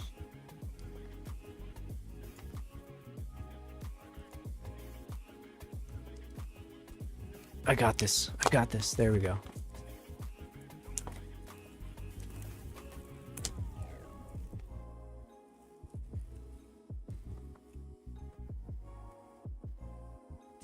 Okay.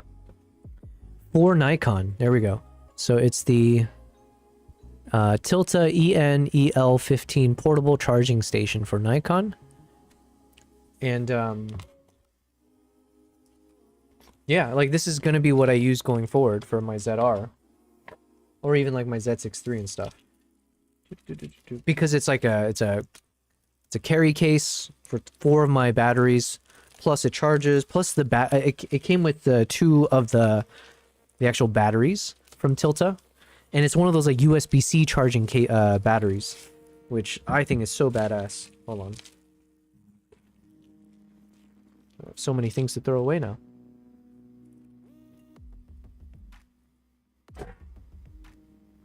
Mindful says, I use the same charger. I wish the top cover opened with one hand. That is my only annoyance. Also, you have to use a certain USB-C cable. Uh-oh. Oh, is it this cable here? Let's see.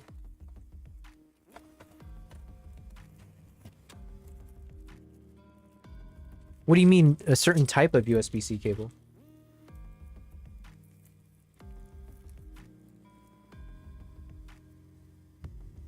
All right, here we go.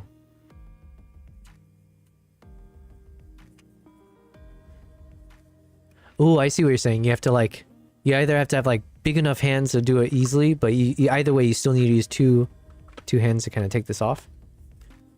But yeah, it's like pretty simple, right? But it's got 4 charging ports, so then you can quickly charge up all your batteries. You got the the case for it, protects everything, and it's like pretty compact, right? There's not much wasted space, I feel like, or it feels like properly designed. So then I can throw this in my backpack, and yeah, and then yeah, you can straight up charge from the thing, which is like, okay, cool. Tell me more.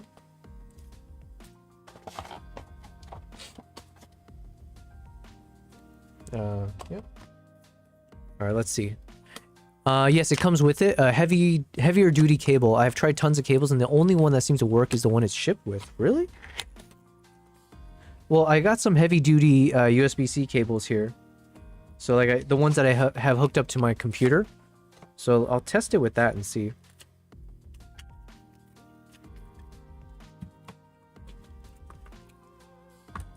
But yeah, so I want to test with these Tilta batteries. So I'm gonna be honest, I have no idea if these are considered like worse in any respects, because I'm just used to the ones without, like, obviously, like it's so new to me that you can charge your battery from the battery itself, right? I'm just used to you have to use some kind of charging port. So this is gonna be a first for me, that you can directly charge the battery. I see what you mean by, like, it is a little bit annoying that I had to like hit one side and then do the other side just to open it up. But I also like this army green color.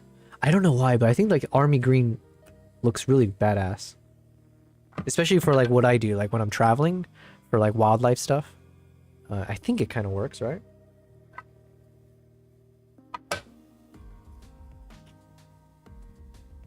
Oh, you know what would have been nice somehow, because like I don't know what to do with these freaking plastic covers now, right? There's nowhere to place it. It would have been nice if somehow there's a design where you can literally just put it to the butt of the thing, but it doesn't fit this side. It only fits the other side. So, anyways, so unfortunately, it only came with 2 of these batteries, but then I have like plenty of the normal ones. So the point is, I'll test it all out. Jeez, and now we have so many more USB-C cables.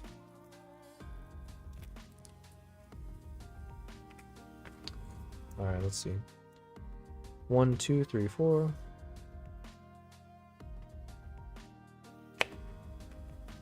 Nice. Oh, snap. Wait, it's already charging? Or does this have juice in it? Wait, Mindful, do you know? Does this have... Can this charge without anything? Or sorry, what am I trying to say? Can this charging base, does it hold any juice in it? Or was that just temporary? I saw like the red lines show up there.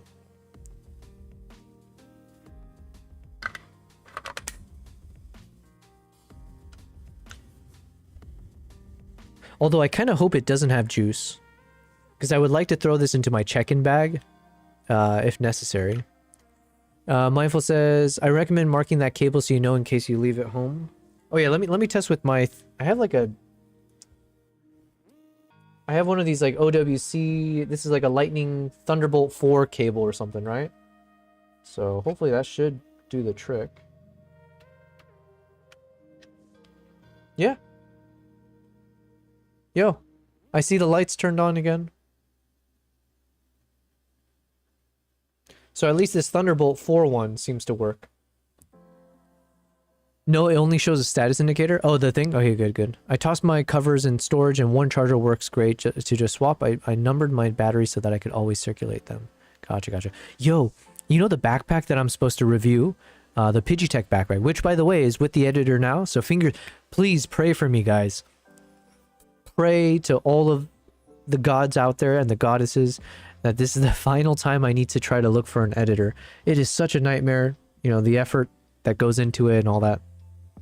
The onboarding is the worst because then I have to like share each time. I have to be like, this is who I am. Here's my style. Here's some reference stuff. It's like, it's so much work. But anyways, why was I saying all this? I have no idea. Wait, what was I talking about? Editor and the battery. And then you said, oh yeah, the backpack that I'm reviewing. On one of the side pouches of the backpack, it's got compartments where you can put your batteries, and it's got this like simple little switch that tells you like green or red. So it'll let you know if you put a battery in that pouch, if that's a battery that's charged or not. So it's like a quick little reminder thing. It's like pretty simple. It's like not crazy innovative or anything. But I thought it was a nice touch because it was like a little like, oh, okay, this one I can say for sure is charged or not. Or I can make it so if I think there's like 4 pouches. If I put 4 batteries in that side pocket and if I flip it to green, then I know that all of these are the ones that are fully charged. Anyways, it was a nice touch. I don't know how practical it will be, but I liked it. I appreciated it. OWC works as well. I have that. Gotcha. All right, let's throw away these boxes for now.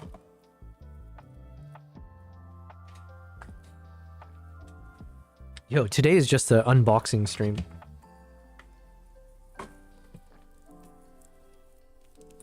Oh man, collecting so many cables. Okay, so we have 2 of these little plastic guys. We'll set it over here. I'll put the box away. So this is less exciting. It's a freaking battery charger, for Christ's sakes.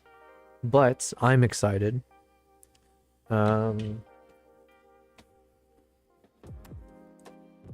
Okay.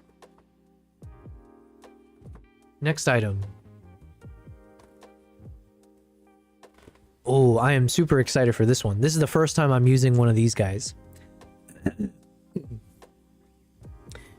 It is the Hollyland Pyro H. And it's a wireless HDMI receiver. Or HDMI system. What do you call it? It's a wireless transmitter and receiver. So technically, this means I should be able to hook up one of my cameras wirelessly instead of using the HDMI cable. Which would be nice for my overhead camera shot that I've been talking about quite a bit. So here, let's go to...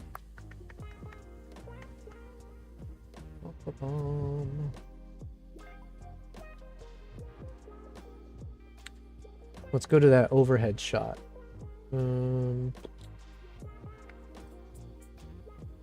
Yeah.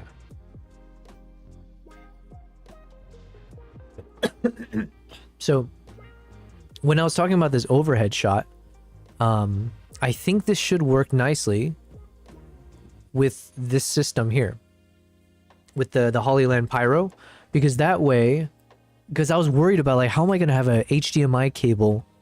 Just the thought of having this long cable going up basically from the ceiling and then connecting back to my PC, it just sounds too much, right? So this one should allow me to hook it up without without having to worry about that. But it does mean I have to battery power it. So I bought, the other thing I need to unbox, but I have a bunch of batteries that goes with this. But the reason I bought this is not for my home studio. Like, obviously I'm going to test it here, but the reason is for my live streaming IRL. So once we start hitting up Africa, or as we start traveling the world and start doing our wildlife live streams, that's where this guy comes in, because I would basically hook up my main shooting camera to this wireless system. So that way, let's say if I'm on a Jeep and I'm photographing animals and I want to hop from the front seat to the back seat, if I had it hooked up to an HDMI cable to my video switcher, that sounds like a nightmare, where I'm sure I'm going to trip. It's going to, snag onto something. So that's where having it wirelessly, just logically made sense. But I've never used one before, so this is a big test for me. Mindful says, I almost bought the Pyro S on Black Friday.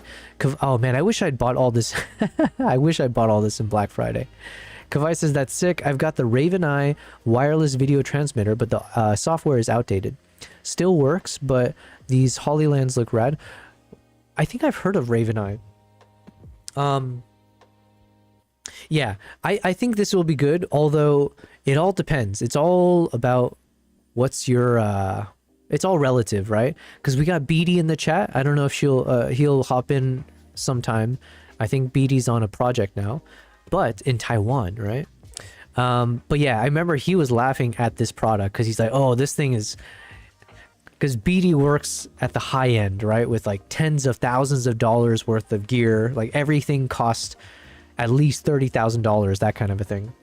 So to him, this is like the little league. Like you're playing with children, right? You give this to your child so the grown-ups can use the real stuff, right? That's how he made it sound. But for my needs, this should be perfect. Yeah, it looks nice. So we got, let's cover up my face. Let's get the reflection there. So this is the Hollyland Pyro H. So if I can understand it correctly, which hopefully shouldn't take a rocket scientist, they both can stream, both of them can do 4K transmission. I'm assuming one is the receiver, one's the transmitter. And yeah, I think I bought the HDMI stuff necessary. Fingers crossed on that. So this should be good. I think I'm gonna, you know what? Tomorrow morning, I'm gonna set up my camera here. I'm gonna record a bunch of these overhead shots of all of the products that I've got, because at some point I want to document. Like, let's imagine I'm gonna start doing this IRL live streaming. There's so much that goes into it. You guys are basically here from ground. What's the phrase? From day one, day zero, right? And you're seeing how challenging it is to even think of all the tech that's required to be able to travel and do a live stream and have the proper cameras that can switch with the right points of view, with clean audio, good internet, all of that, right? So it's like, to someone like me, holy crap, this is so technically complicated. So I think it would be nice, once we do this and we're successful, of course, it'd be nice if I documented all the behind the scenes. So then I can make a YouTube video about like, here's how I did the live stream stuff. Kavai says, oh yeah, the Hollylands look red. Foundational members. You guys are all foundational members. Absolutely. I am a man of, listen, I appreciate loyalty over almost everything else. I'm very much like a,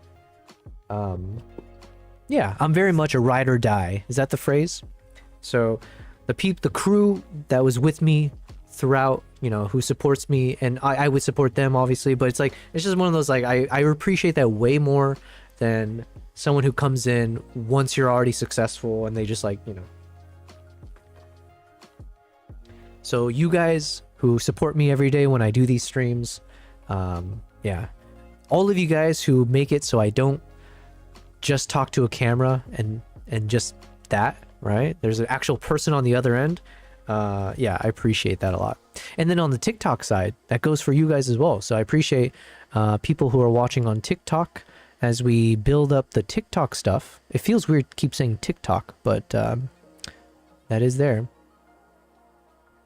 Markman, oh yo, Markman is in the chat on the vertical YouTube stream. Thanks for checking out the vertical one.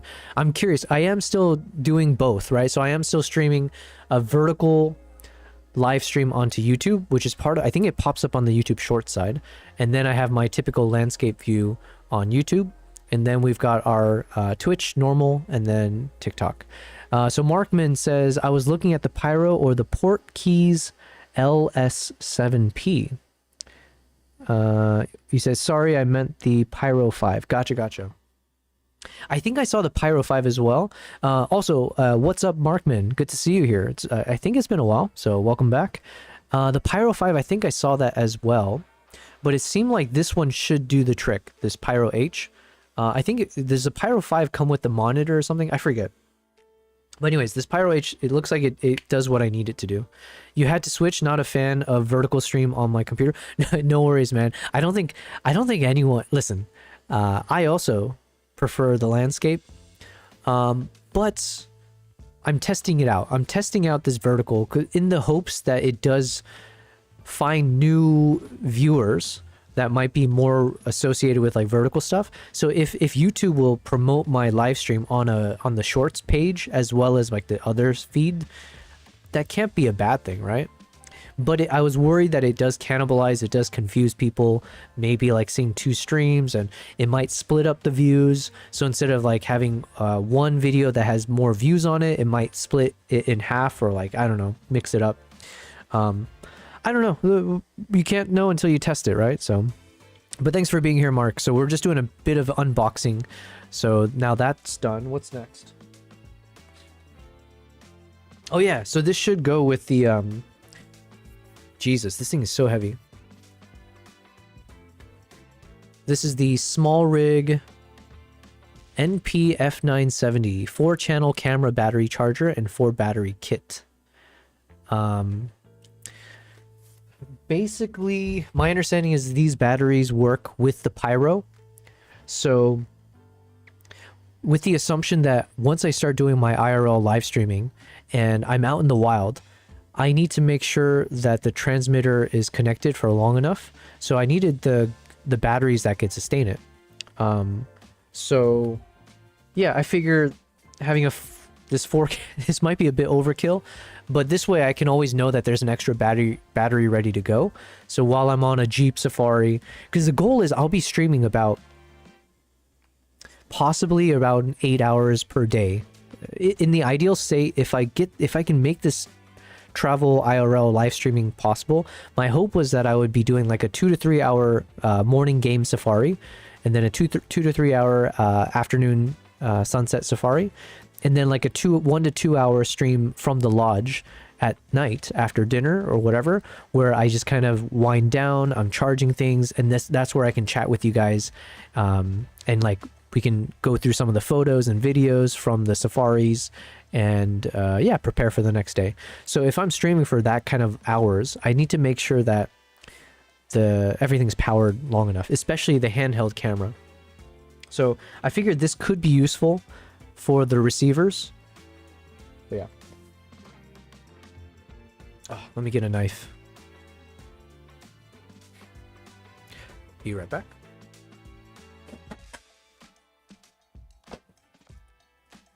And let me blow my nose.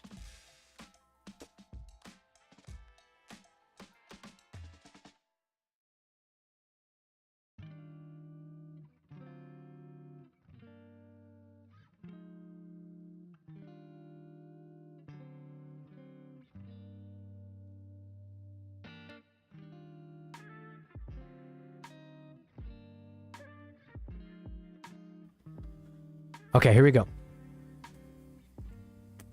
Oh, I also bought another thing, which I don't know when it's arriving, but I decided I'm going to go with Tilta over small rig for my actual camera cage. So for the Nikon ZR, I bought like the full kit. My ear just popped. I bought the full kit for the Nikon ZR, which is the Tilta full cage. And yeah, so I'm kind of excited. I've never used Tilta for the cages. I've always had small rig, and to be honest, I've never had a problem with small rig for the other stuff.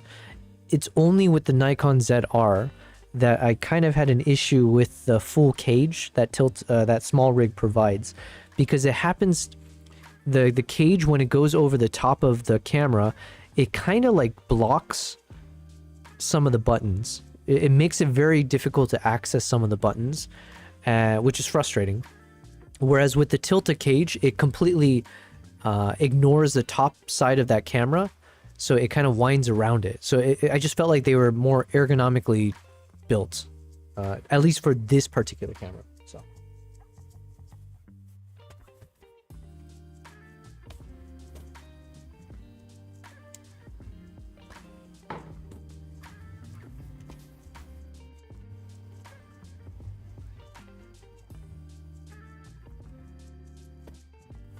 man, this thing is so heavy.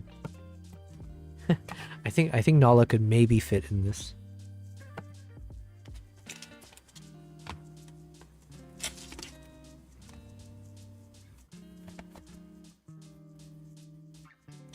New things always feels nice. Jeez. So this is the base. So yeah, you can charge all four at once. Yeah, like I said, this one also not the most exciting purchase, but a necessary one. And feeling how heavy this is, I don't even know how I'm going to travel with this. Like, my backpack for sure is going to be overweight. If I'm carrying these guys in my backpack,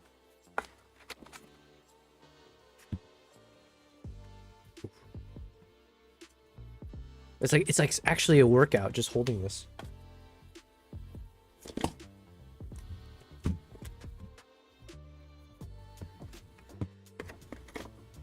I don't know if you guys caught that on the mic. Each time one of these like dropped slightly, it made a big thud. It's like, dang. It's like Kimbap when he's walking, when he drops down from his bed. And yes, I'm calling my cat fat.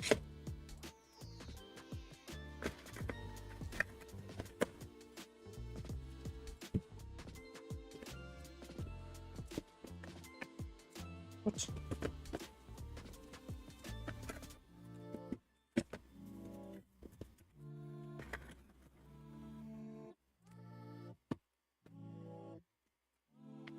Okay.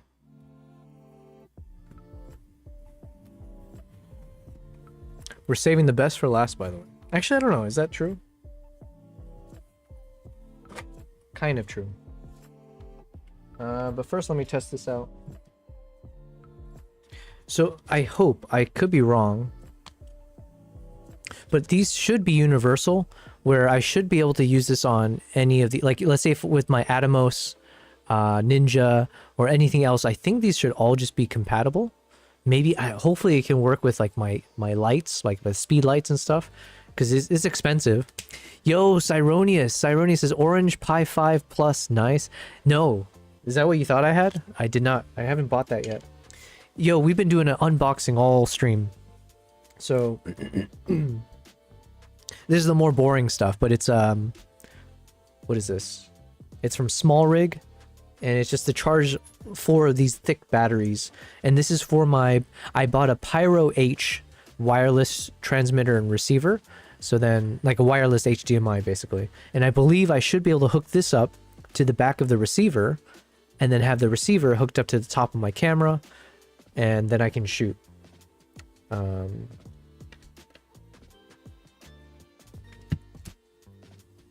I feel like a kid. How's it going, Cyronius? You're just joking, of course. Yeah, yeah. Wait, Cyronius, are you familiar with YOLO Box?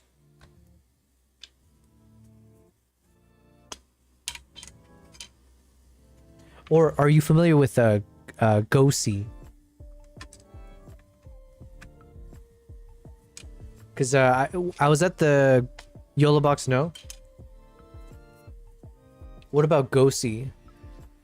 Is it OC? OC? Oh, I think it's called OC. OSEE.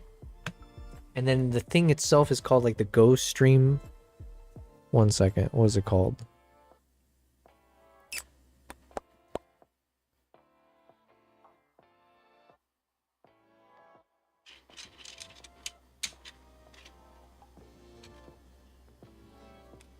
Man, this thing is so heavy. Holy Christ. Here, let me share my screen.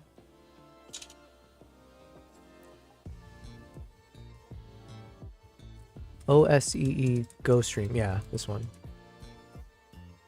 So, okay, here's the thing. Mindful says OC Go Stream is pretty dope. Okay, I'm glad you're giving a vote of confidence on this. Because I've been... Basically, I was at the store. I would want the HDMI one. I was at the store. And... Hold on.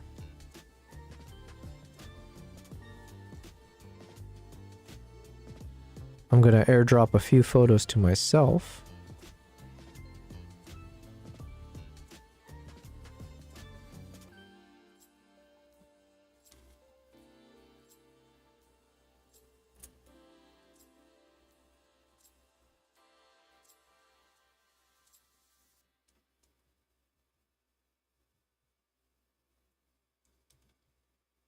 Okay. So you guys should be able to see this. But basically, so I was at the store, and the guy who's helping me, like they're from the team, it's like the Grand Stores. That's like the local distributor guys that I have a relationship with. Excuse me. Hold on, let me clear my throat.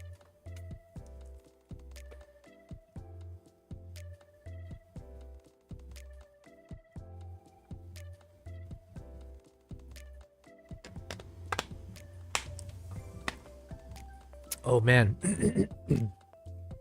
If I can get sponsored by Greek yogurt, is that the name?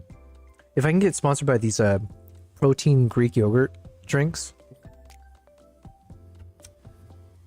Okay, so you guys should be able to see this on the screen. This is the OC. So OC is the brand. I think it's like a Chinese brand. And this is called the Go Stream. And they have a few different models of Go Stream, but this is the Go Stream kit, where they have one of their basic units, or like it's not like the craziest unit, but they have like their stream thing, video audio switcher, and then it's got a freaking custom case built just for this, and it works almost entirely for my needs. Like it has almost everything I think I need, except it doesn't shoot ISO. So you can't have like a backup recording, at least with this particular unit that's in the case. But this case is tiny, right? It just goes under your seat on a flight. Give me $4,500, I'll build it for you. Yo, if I had that kind of money, I wouldn't be complaining about this or figuring this out. But yeah, like, because I did buy, I have the Rodecaster video behind me, right? So I still ended up buying the Rodecaster video. These guys said they can let me test this out if I want to make a product review, or even if I just want to test it for a few days, because I guess they are the main distributors for OC. So they're like, yeah, if you ever want to take this home to, you know, play with it, you can. And I was looking at this guy, I was like, yo, the time it would take me to figure out, because I would need to find a custom flight case company. So I need to find some warehouse in Dubai, and who can do exactly this. But maybe they can do this with like a Nanook case, because I can get a discount on the Nanook case. Cyrone said 8 dirhams. Okay. Now we're talking a little bit more reasonable there. Good negotiation. It's like the kid. It's like a kid asking a girl out, and then when she says no, he pretends like he was talking about something else. That's what you just pulled. Give me $4,500. No, I meant dirhams. Dirhams, dude. Mindful says the only thing the kit lacks is good audio, but you could use wireless DJI Rode mics and it would be easy. Yeah, that's what... Yeah, exactly that. But here's the thing. You can't really see it here, but there is one port built in here for mic. So there's like a mic 1 port on the inside, and then they have a port on the outside here. So they have this plate built into the back, and they cut it out. So then you can plug in like all your HDMI stuff, and I'm assuming from there there'd be a shorter cable to connect into the switcher. But it's got 4 HDMI. It's got 2 outputs, HDMI outputs, one built in the outside here, and I think maybe the other one's built somewhere else. Oh yeah, the second output is connecting to this 10-inch monitor screen that's built into the case. So it's a 2 output, 4 input system, and then it's got 2 USB-C ports, some kind of Ethernet thing, a DC out, DC in, blah blah blah, and the whatever. So it's like, it's pretty all like built in. Yo, we got Maple in the chat.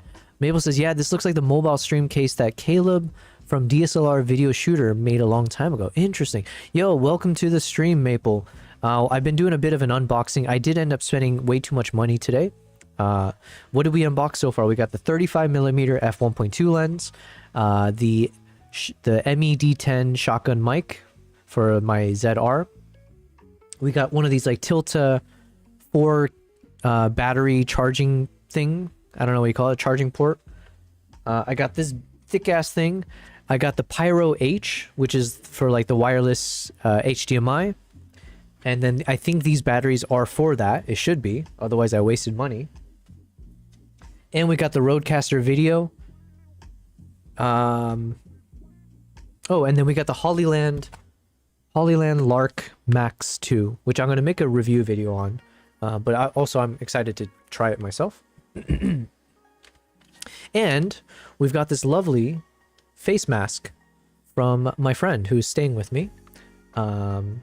Because I was saying, anyways, I was like, oh, I need to take better care of my face. So she's like, oh, you should try this. So maybe I'll put this on during the stream. Well, we'll see. Anyways, that's what's going on. Cyrene says, I liked his build. I need to... Gay! Okay, let me look this up on YouTube. It's the Caleb DSLR Video Shooter.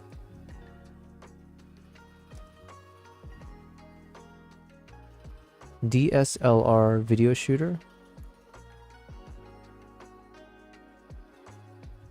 Oh wait, yeah, I think, oh, this guy. Yeah, I was watching a bunch of his videos, actually. I'm pretty sure this is the guy. But I think it was for the ATEM Mini, maybe? ATEM Mini case. Yeah, I was watching a bunch of these things. So basically that's what I need to find someone who can build this for me. Because I know nothing. Listen, Maple, you should know this by now. I know nothing, man. So yeah, the fact that you can literally purchase this, I think they said it costs like 1,700 dirhams or less than that. So to have like, this whole streaming kit, it did make me think, should I try this? But the problem is, again, maybe the audio is not as good. Like, I know the Rodecaster has a bit better, like, built-in stuff for audio. I'm going to be using, like, a wireless mic. So, like, the Rode mics, or the DJI mics, or the Hollyland. Maple says, I looked at these kind of setups a long time ago, but found it wasn't really important for my use cases. At this point, too, I don't know if the ATEM Mini is even the best option these days. The tech has come so far that I'm sure you can make a more updated version of it in 2026. Yeah. I ended up not going with the ATEM Mini. So I did end up with this Rodecaster Video. So we got ourselves the Rodecaster Video, which has the 4 HDMI inputs, 2 HDMI outputs, a few USB-C. Yeah. But I'm going to unbox it in a second, and then I think for tomorrow's live stream, I want to see if I can actually live stream using the Rodecaster. So I'm basically going to unplug all 3 of my cameras from the Elgato capture card cam link things and hook it up to this guy and see how much breaks by streaming from that. Check this one out. Okay, hold on. Let's check this out. And then Maple says, also using DJI or any 2.4 gigahertz wireless creator mics is going to be your quality bottleneck, not the ATEM audio. Yeah. But let's say, okay. Hold on. One thing at a time. So, Cyronia sent the link. Copy link.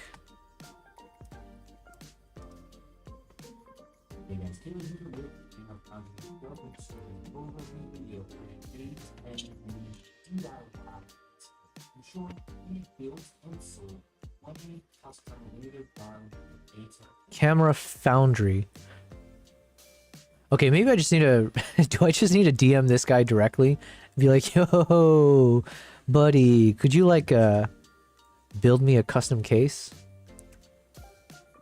Yeah, you know what? This does remind me. I watched a bunch of these types of videos early on, and it was a lot from that dude. Yeah, because I ended up subscribing to him. I liked it, but then I wasn't going to go with the A10 Mini. So then...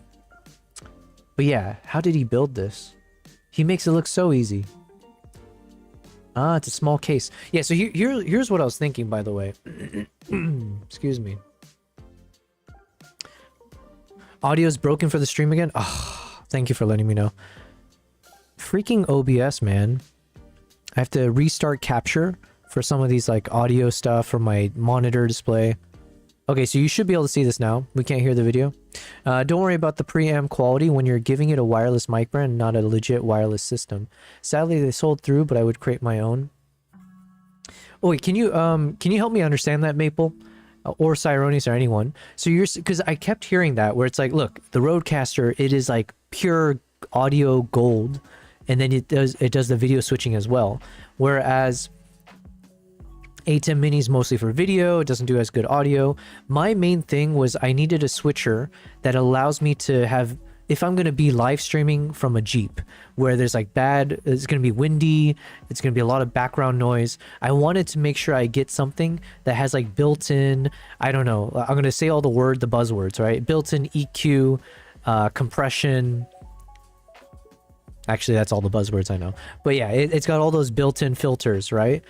So that when it hits the stream in real time, hopefully it's like cleaned up audio. So that was like the main reason I was thinking the Rodecaster could be a better bet. It seems like it's a good quality, but knowing that it's good for the audio, that was my assumption. It's got some like built-in stuff for that. Doesn't matter if you're recording in 32-bit flow. No, but Cyronius, yes, for the recordings, but if I'm going to be streaming, right, then does it matter? Like, I'm assuming, it's not about what it gets recorded in? Like, I just need in real time. So while I'm streaming, having clean audio, right? Maple says you're looking for the wrong things. Ooh, okay. It's good to know.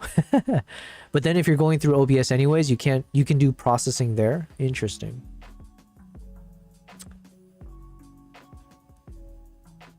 Mabel says, we can hop on a call sometime, but you're all over the freaking map for what you need. Yes, I'm always all over the map, man.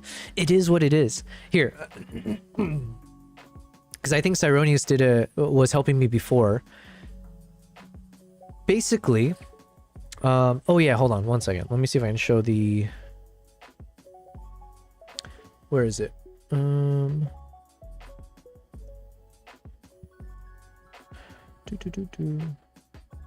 Yeah, so I was thinking of getting like one of these, this is the Nanook 935 case, which is a bit larger, but this is like what the Rodecaster size looks like within the box. So I was like, okay, maybe this Nanook case is what I need, so it can fit some of the other gadgets and whatever else I need inside of it. But then also I can go the approach of what this guy did, which is like, it seems like it's more custom built, tiny case. Everything feels snug, and no issues traveling with it.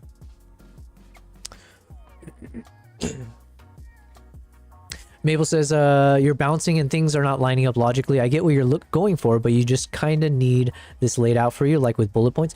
Man, I have so many bullet points. It's just like, I don't have it ready on the stream.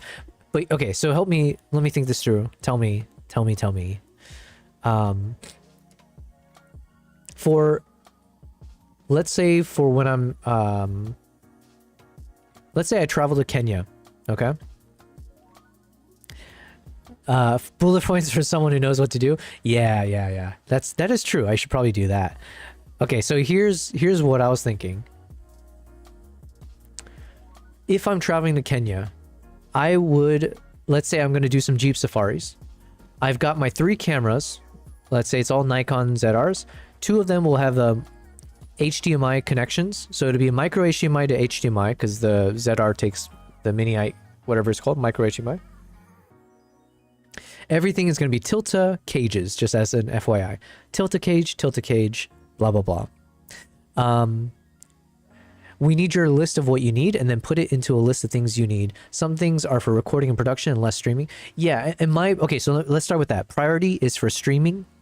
Secondary priority would be ISO recordings so that I can turn it into other types of stuff later. But my main thing is if it doesn't work for streaming, then all of this doesn't work. The value disappears.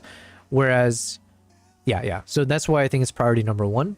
So for that, my assumption was I need something like a video and an audio switcher because I'll have multiple camera angles and then I need something to hook up whatever the microphones that I use. So let's say the Rodecaster video is what came to mind. I would have the Rodecaster video, which has 4 inputs. So then I can hook up 2 of my HDMI cables connected to 2 cameras, which are like a forward and backward point of view cameras for the stream. And then there'd be the 3rd HDMI, which is the Pyro. That would be the Pyro H, which would then be the wireless transmitter, which connects to my handheld camera, which has the 400mm lens on it. So that's my wildlife camera, right? So then during the stream, let's say when we see the elephant or some animal, I would then switch over to my handheld. So then everyone can see whatever I'm filming or whatever I'm capturing. And then I can always hit the playback, go to the folder so you can see the photos I took or whatever. Maple says, 1, you need to actually start learning about how IRL streaming works, then get into trying to do multi-camera, external audio, etc. Because the fundamental understanding of IRL streaming still seems kind of lost in all this. Well, Cyronius did a good job explaining some of it to me. Because like initially, because I think, okay, I might butcher everything that Cyronius taught me. And if I do, it's all his fault. But okay, he told me that all the veteran streamers, so for instance, I know Cyronius mentioned he uses the Bella box and it's got like a Raspberry Pi and then he's got like a modem for his cell connection, right, in the US. And so then that basically would be the quote unquote encoder, or I don't know what the right term is, but basically that would be the thing that allows your stream, your video, to connect to Twitch and YouTube and all the streaming platforms. So it has like the right protocol for it. And so what he was telling me is that the veteran streamers usually will travel with that kind of a kit, but then the OBS, like the PC that powers the stream, would be done remotely. So for instance, back home. So you would have your PC, you have your computer on back home, it's got the OBS running, and then he would use like a remote control to then turn on the OBS or start streaming or to switch scenes or whatever else. So it'd all be done remotely, but the computer is left back home and OBS is back home. And the reasoning being that you have stable network, so you don't have to worry about something disconnecting and then your Twitch stream ending and starting up a new stream, etc., etc. Whereas if initially I was thinking, I still might do this, but initially I was thinking like, okay, I need the Rodecaster, I need a video audio switcher, I need cell connection, and then I need a mini PC. So let's say like the Rodecaster, I'll just use placeholders now. The Rodecaster would be the video / audio switcher. Then the Starlink was going to be the network, plus like a live view or a TVU potentially was what I was thinking, depending on the pricing and all of that. And then that's where Cyronius mentioned the Bella box could do the same for cheaper. So the point is, placeholder, you have like your video audio switcher, like the Rodecaster. I need network connection, so that'd be like a Starlink or a Bella box with the cell SIMs or a live view TVU. And then you need OBS. You need the ability to stream. And some of these devices can stream directly, but let's say if I want OBS and I want to create some custom overlays and alerts and stuff like that, that's where it all funnels into OBS. So like, but then that's where he was saying like, well, if you were to try to do this IRL, your internet connection will be more spotty. And the issue is that the moment you disconnect for a few seconds, OBS loses connection to Twitch, let's say if I'm streaming to Twitch, and then it would automatically end the stream if I've been AFK for too long. If the connection doesn't pick back up, you know, right away, you run the risk of it disconnecting, which would mean technically I could end up in a loop of like 50 streams starting up one after the other as I keep getting disconnected. So that's where he was saying it's best to have your OBS being run from somewhere with stable connection. So that could be, if I'm traveling to Kenya, it could mean I need to just stream it from my home back in Dubai with my steady connection. Or maybe I could do it while I'm traveling if I just leave the mini PC that's powering OBS, but leave it at the lodge where maybe it's a more stable network or something. I don't know. I still don't get the logic with the mini PC, says Cyronius. So now I'm understanding your logic, Cyronius, from last time what I was saying, because I thought that I would use the mini PC so that everything's there. I power OBS, start the stream from the Jeep. But what you were saying is then you run the risk of the OBS not having the mini PC, which has the OBS, wouldn't have a stable connection potentially, which would mean the stream could end abruptly. So that's where you need to have it set up remotely, whether that's back home or somewhere else. Mabel says your concern becomes weight, hassle of gear, cables running places for people to trip over, etc. You should just focus on audio video encoding and send everything to OBS at home. Okay, so the fact that you and Cyronius, you guys are on the same page here, lockstep. So yeah. Don't worry about overlays and alerts when you're traveling. Okay. Send it across the world if you have to. The mini PC is not important. When I do my IRL streams on the farm, I send the video to Montreal, not to my laptop on the farm? What do you mean? When you say you send the video to Montreal, I don't know I don't know how to take that information. You're 3,000 kilometers away when I'm on the farm, but is Montreal where you're, because you said not to my laptop on the farm. Oh, okay. So like you have your home in Montreal, and then you when you're visiting the farm, you have your laptop there, but you still don't rely on the network from the farm. You just use the one back home. Montreal is where my PC is. Gotcha. Okay. So then, and Kavai says, I'm interested to see that. Yeah, everyone should check out Maple's streams, and Cyronius. I do really like your guys' IRL stuff. I mean, that was part of the inspiration. I was like, okay, it's possible. Let's figure this out. Maple says, I only use the Bella box or other device. I don't use, okay. But I think the blueprint of it, I think I have it correct-ish, right? Which is what? Video audio switcher, some kind of encoder, which could be part of the same device or it's a separate thing.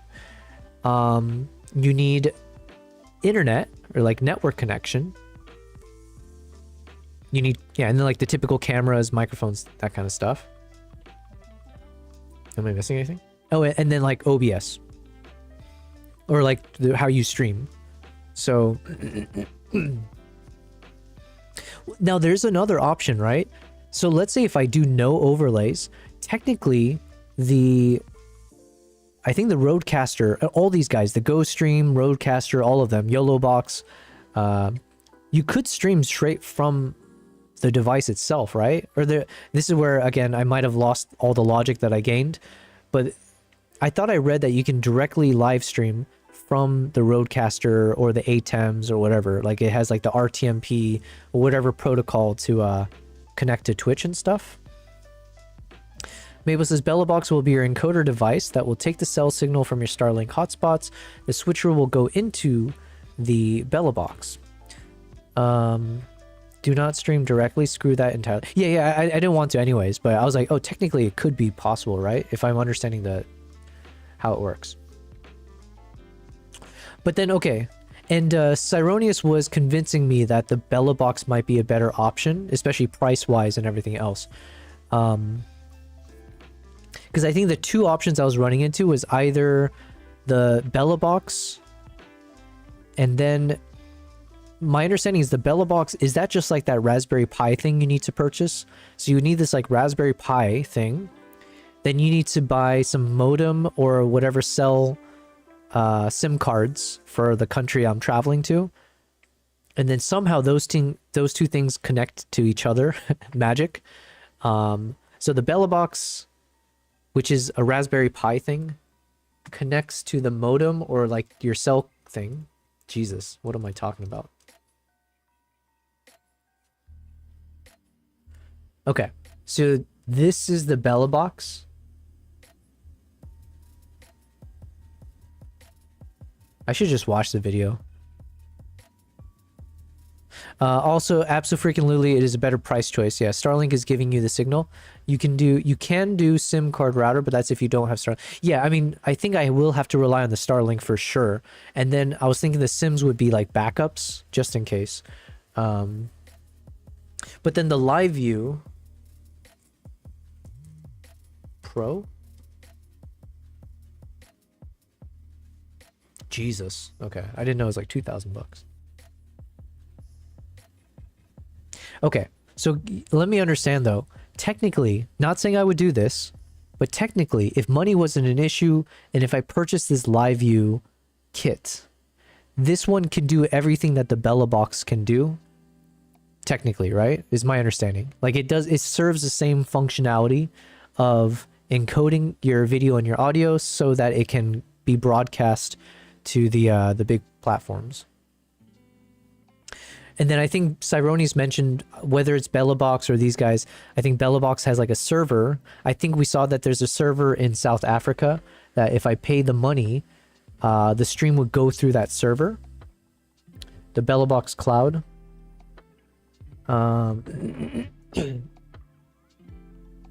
Yeah, there's a server in South Africa for $10 a month. And then I would need this kind of remote control maybe. But if you do this Bellabox Cloud, I'm assuming I need to use this Bellabox Cloud if I go with Bellabox. Yes, and you can have... It's simply a way to get the signal out of the air into your device. And yes, you can have multiple connections in the Bellabox. One from Starlink, hotspot, one from a SIM card, one from another SIM card for 3 total connections. Gotcha. Yes, for 2,000% the price, yeah. But it's nice to have if you don't want additional complication. Okay, so that's the only hang up that I would have is there is a chance, fingers crossed, guys, right? So like fingers crossed, because either I'm just going to self-fund everything myself, hence why it's called self-fund. Either I'm going to self-fund everything and just do this on my own, you know, money be damned in terms of how much I end up spending, or I might be able to team up with a few brands, or at the very least, like the lodges that I might stay at, who can, you know, help me out a bit. But if I end up partnering with like a brand, let's say like a lodge or like a safari operator or whatever camera stuff, my only concern then becomes that I don't want this to screw up, right? Like I want to make sure I have the least amount of headaches. I want to make sure the gear that I'm using is the most reliable. Like it won't just die on me in, you know, let's say we're in the Jeep. We hit one bump too hard, and after that one bump the Bellabox is broken, or I don't know, the OC Go Stream deck breaks, right? Like all those things, I just have to make sure I'm using gear that is pretty reliable, stuff that professionals trust. So obviously a Live View, TVU, That's like proper commercial grade trusted stuff. And it seems like BellaBox is also trusted too, but it's more like a DIY, which I am the least DIY person. I'm trying my best to be, but clearly you guys can see I'm not. Yes, for $10 a month, it'd be worth it for you, I think, without having to get into the router port forwarding. SRTLA, that is a word that Cyrones tried to teach me. SRTLA. SRTLA server on your computer, depends how much you want to get into it, but Cyrones has walked me and others through doing it yourself. I didn't want to pay and it looks great. Depends how invested you are in knowing how this stuff works. You need to get it figured out and test things before you're pitching things. Yeah. I'm kind of jumping. Yeah, it's cart before the horse for sure. But that's why I'm buying some of the gear now. So everything you're seeing here is in the name of like starting to test it out myself here from home. So I'll try to do a few streams, even just like walking around here and see what works, what doesn't. And then with maybe some buddies, or I might do like a film project. We'll see. But I might go like in a Jeep and go out into the desert and see with the SIM connections, because Starlink is not allowed. It's not available in Dubai yet. But at least if I have some SIM cards, whatever, could I still do a stream from the road if we're doing a road trip into the desert, that kind of stuff, right? So that would definitely be a quote-unquote pilot, like an alpha pilot that I would do in the area. And if it works, brilliance. We'll see what breaks. I'll even rig up one or two of the cameras, right? I'm going to try to mimic a lot of the things. I'll have the wireless transmitter. I'm going to try to take some shots. I'll see with the PC at home, can I then do the remote controlling and OBS's in a stable place, all of that. Man, I wish you guys lived here. You guys should move out to Dubai, all right? We'll create a streamer house. Say goodbye to your farm, Maple, because nothing grows out here in the desert. Yeah, think about it. You're just associating cost with quality. It's a tiny box. It wouldn't just break. I am absolutely doing that. I'm not even shying away from that. Like, I admit cost and quality, I'm like kind of putting them somewhat synonymous. BellaBox is very straightforward. Again, I love where your head is at and your drive for it, but you got to test locally and remotely in your own neighborhood, etc. If it makes sense to use your Dubai PC as the server, do that. Yeah, like I think I want to definitely like I'll taking a page out of your guys' books, right? Like at some point, even while the stream's running, I'll just be like, okay, guys, I'm switching over to camera B, which is handheld. And boom, you guys are walking with me as I go take a piss in the bathroom, right? You guys get that 4K quality. And then if I go take a walk, or I don't know, yeah, we'll test things out for sure. Man, okay, anyways, I got another random idea, but I don't think it's possible. Could you hook up one of these action cameras to a live stream? Like if I gave my cats a collar and I put one of those action cameras on my cat, am I able to live stream that? Like, would I be able to switch over to that camera? I don't think so, right? Because the action cameras don't. I'm assuming they don't have the capability for that. Yeah, okay. I got lost. Maple says, I will not, but there is Discord. Yeah. Oh, move to Dubai? It is what it is. There's a streamer that uses the A10 Mini Pro for a stream.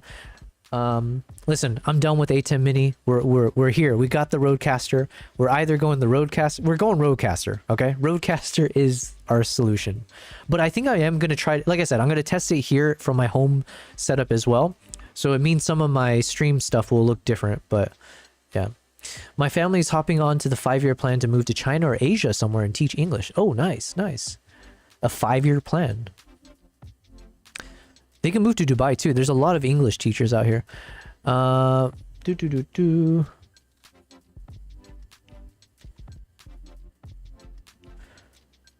don't know how often you've tuned in for my IRL streams. I usually miss it, Maple, just because of timing and stuff. But like, yeah, like I've been taking notes and I see every once in a while.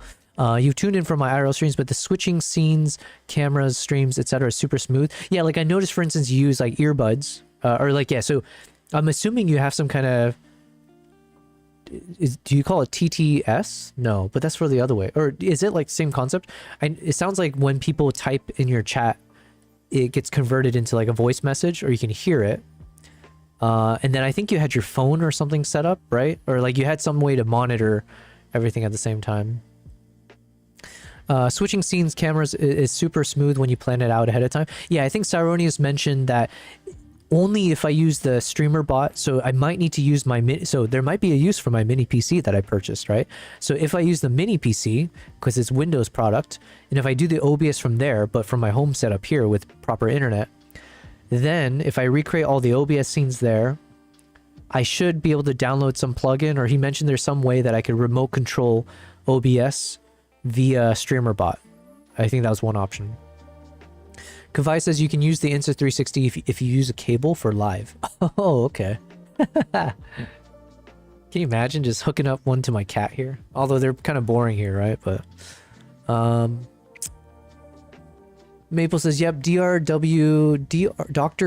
WD40. Oh, what a name. It took me a while to figure that out. I was about to say DRWD. Dr. WD40 uses it for multiple cams when photographing SpaceX launches. Dang. Insta freaking kind of sucks for streaming. Locks the field of view and only digital stabilization. If you're going to spend the money, I'd look at a Pocket 3 or something. I have my Osmo Pocket 3. I love it. Man, the Osmo Pocket, fantastic. TTS is when the chats come through as voice messages, which I use. I have my phone on my wrist. That's what, okay. To monitor, you had your phone on your wrist. I thought you had something hooked up to the tractor when I was talking. I have my phone on my wrist to monitor chat as well as remotely control OBS with custom. Okay, so you use your phone to do all the custom buttons. Okay, good. You can use StreamerBot on your Windows machine, but have your OBS as it is. It just connects to it on the network. So you don't even need to stream from the mini PC. You lost me there, but yeah. Why you are doing this on a mini PC, not just your main computer, is silly to me. Oh, no. I was thinking, I thought Saronius said I needed the... I thought he was saying if I want the remote OBS control, it requires StreamerBot, or at least one of the routes was StreamerBot. However, I tried downloading StreamerBot and it doesn't seem compatible with Mac. So my assumption was like, if my main computer is a Mac, then it won't work. StreamerBot can just be the brains on the network, but OBS controlled by it on your Mac. I didn't know you could do that. Okay, so is this what they call NDI? Or like, no. NDI was for something else, right? But you're saying like if I have my mini PC on and it's got StreamerBot on there, it can somehow register with the OBS that's on my Mac? Man, you guys are blowing my mind here with too much knowledge. Can you? Yeah. Cyroni says, yeah, duh. That's interesting what chat about. Your OBS is just a port on your network. You can control OBS remotely if you open the ports for it. Jesus. I'm getting such a... It's the opposite of a brain drain, but at this point I feel like I'm just being doused with knowledge. And I'm just waiting one of you guys to light a spark and I'm just going to burn up with all this information. Okay. Makes sense, says Maple. Okay, you guys are in agreement. So as long as you guys are both not telling me that I made a terrible purchase with this Rodecaster, as long as you guys aren't saying that, because then I'll be like, God dang it, because I don't want to go back to those guys and be like, hey, I'm going to return this.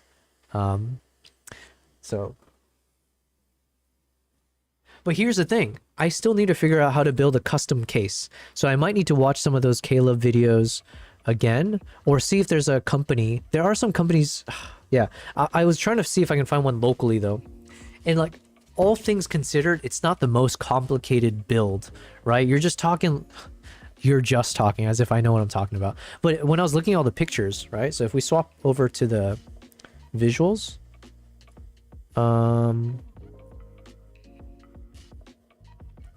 it looks like some of these things look like stuff you just buy online. Like there's like all these parts you can just find wherever, I would hope.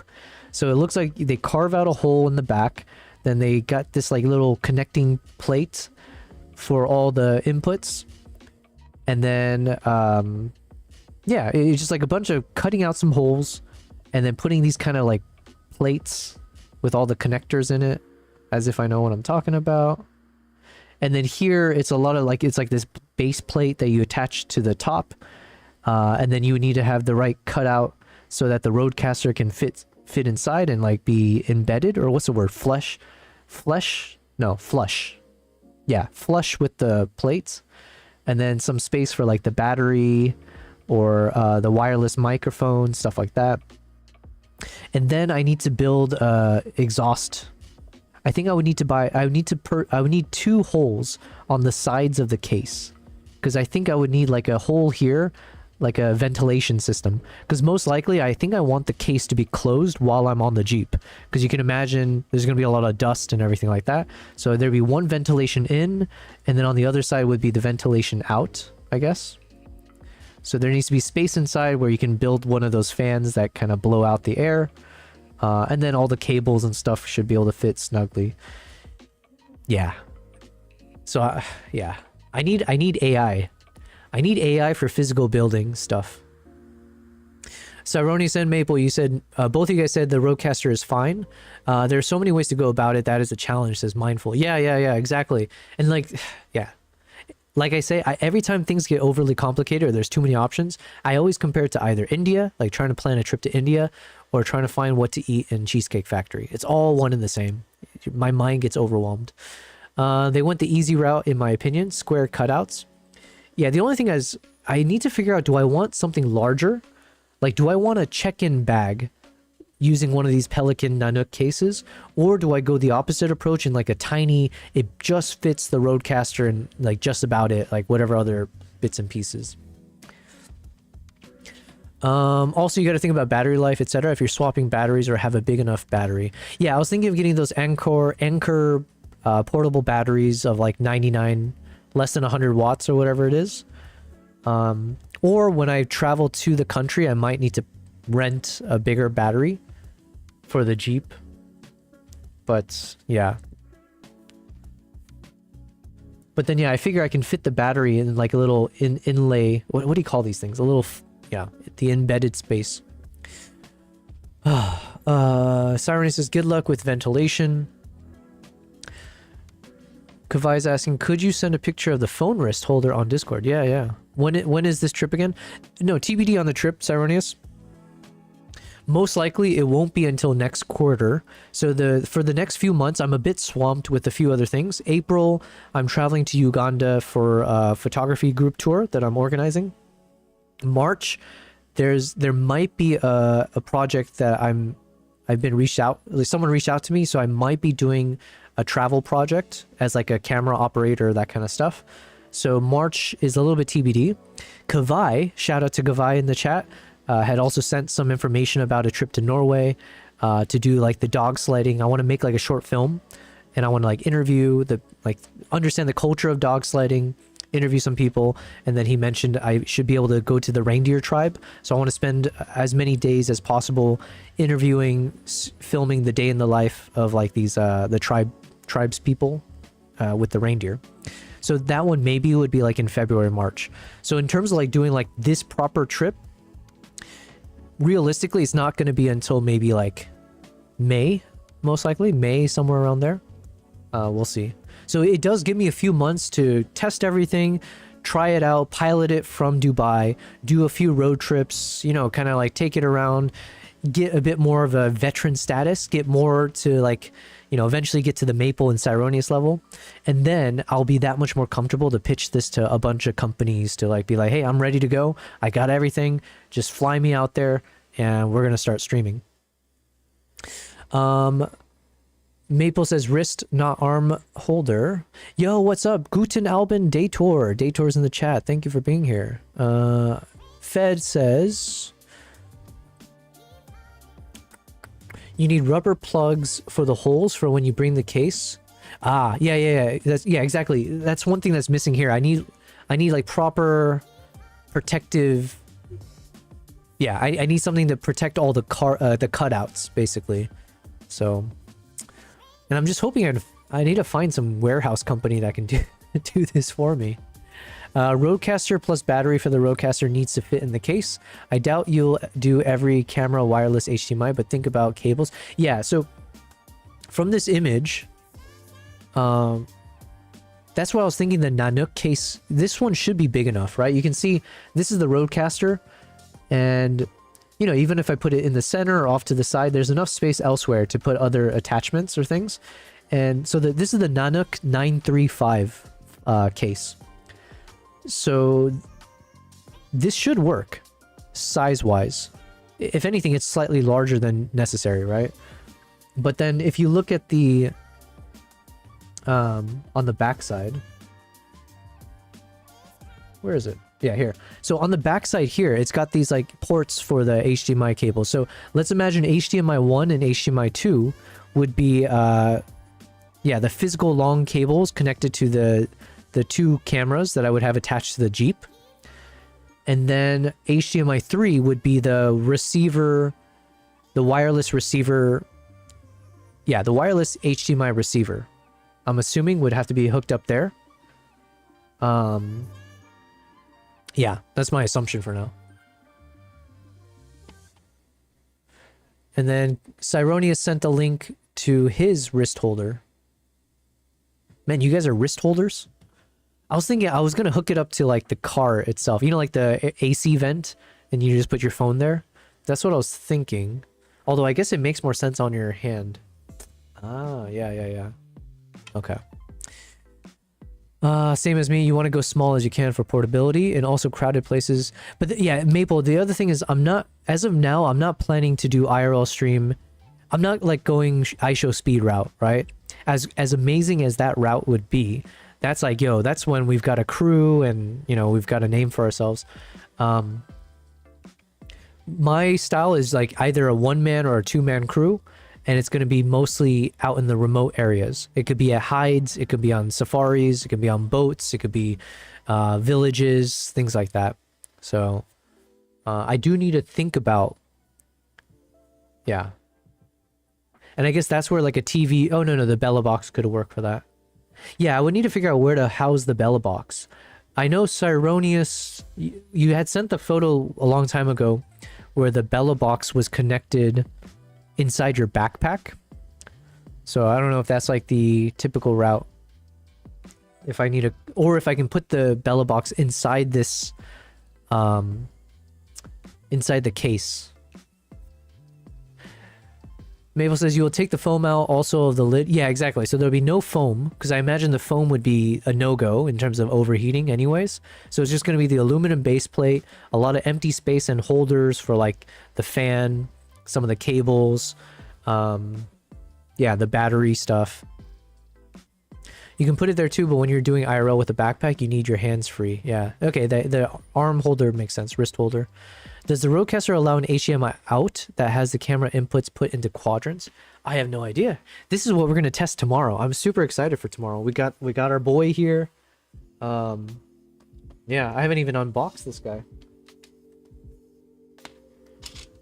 So tomorrow's stream is going to be done all on this guy, the Rodecaster. Or does it only allow output one camera at a time? I think it's got a multi-switch view. I think, okay, I'm taking this straight. I just dug deep into my ass and I pulled this out. But I think it has two HDMI outs, and I think one is for like a multi-view or a multi-cam view, something like that. Saroni says, honestly, I would create my own case for the Rodecaster, the batteries, and the Orange Pi 5 Plus modems. I would love to. That's what I'm going to do tomorrow. I'm going to do some research and see if there's a warehouse company out here. There are some of these kind of like flight case companies out here. And the question is, can they do something at a level that makes sense and doesn't cost me, you know, a crazy amount? Simplify the carrying into a single control center. Yeah, I think it would make sense just to have that one. But yeah, it wouldn't work the same way you guys, like a walking IRL stream. I wouldn't be able to do that unless someone's carrying this around. So that could be the tough part to figure out. If I could put it, yeah, if I build a backpack as well, but I think one thing at a time makes sense. So yeah, I think a custom case is the way I need to go, and the question just becomes, can I find the people to do that? You could do a proper wireless tech. You can power this equipment with using D-tap adapters as well. Consider using that as a fully integrated option. Oh yeah, let me look into the D-tap. Camera D-tap.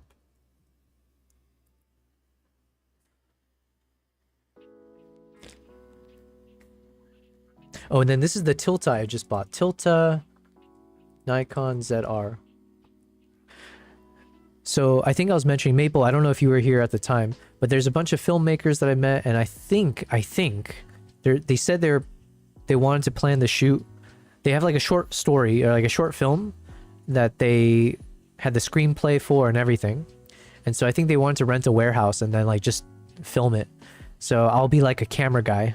I was like, yo, let's see.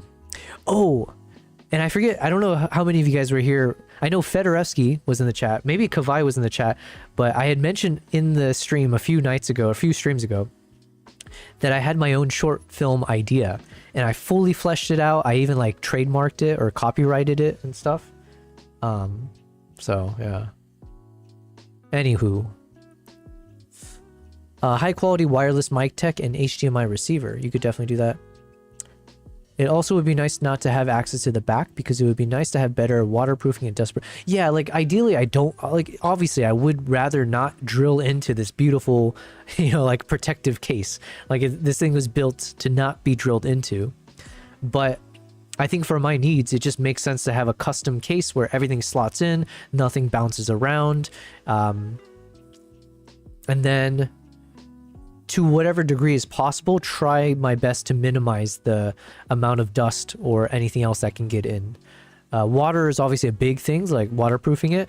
The places that I'll be shooting, it should be fine. It shouldn't be like raining crazily. And there's enough things that I'll have to like kind of cover up the case as needed. But yeah, those are absolutely, that's like the last mile type of thing I need to figure out of like, okay, what else is missing? Mitmat 4D uses a D-tap build for his Bella box. So basically open the lid and then plug in that way. Yeah. But that's what I'm saying, like, if I open the lid and I plug everything in from inside the case so I don't drill holes and stuff, the problem is the case has to be open. And so can you imagine like a heavy case on a bumpy Jeep? And like, yeah, it's like a recipe for disaster. And then like you're on dusty roads, so then the Jeep might stop out of nowhere, all the dust catches up to you and it gets everywhere. If you've ever done like these like not wireless safaris, if you do these wildlife safaris, you'll know like within 10 minutes of being like out on the roads, even without you realizing it, all your gear is just collecting dust. So you're constantly blowing out the dust from your lenses and stuff like that. So yeah, I know Phase Adapt and Maya had done their stream, you know, months ago now at this point, to South Africa. And at least when they were showing the stream prior to like go time, the cameraman, he basically just had a bunch of loose cables all hooked up to an A10 Mini, and it didn't look like they had any proper protection for it. So maybe he put that on later because they were just kind of like in rough draft mode, right? But yeah, I am curious how they did the setup. This could be accounted for. Hello. Sorry, I have to keep making sure I don't shout into the microphone here. Hello, Kristen. Kristen says, Yo, Bell, hello. Popping in on the laptop today while I write and listen to you. 2-hour school delay today. Oh my God, -9. Well, thank you very much, Kristen. Happy Monday. Hopefully all is well. Hopefully you guys are all staying nice and warm. I have been catching up on quite a bit of news in the US, as always. I always do, but I've been hearing some things about the weather. I've heard like there's like some crazy, there's like some kind of snow front that's coming in, and like there's warnings that people are giving. The government's giving warnings now of like stay indoors or something like that. So hopefully you stay indoors and stay safe. Mindful says that is a nice looking rig there. Yeah, I wish that was mine. So here's what I bought. I bought this guy.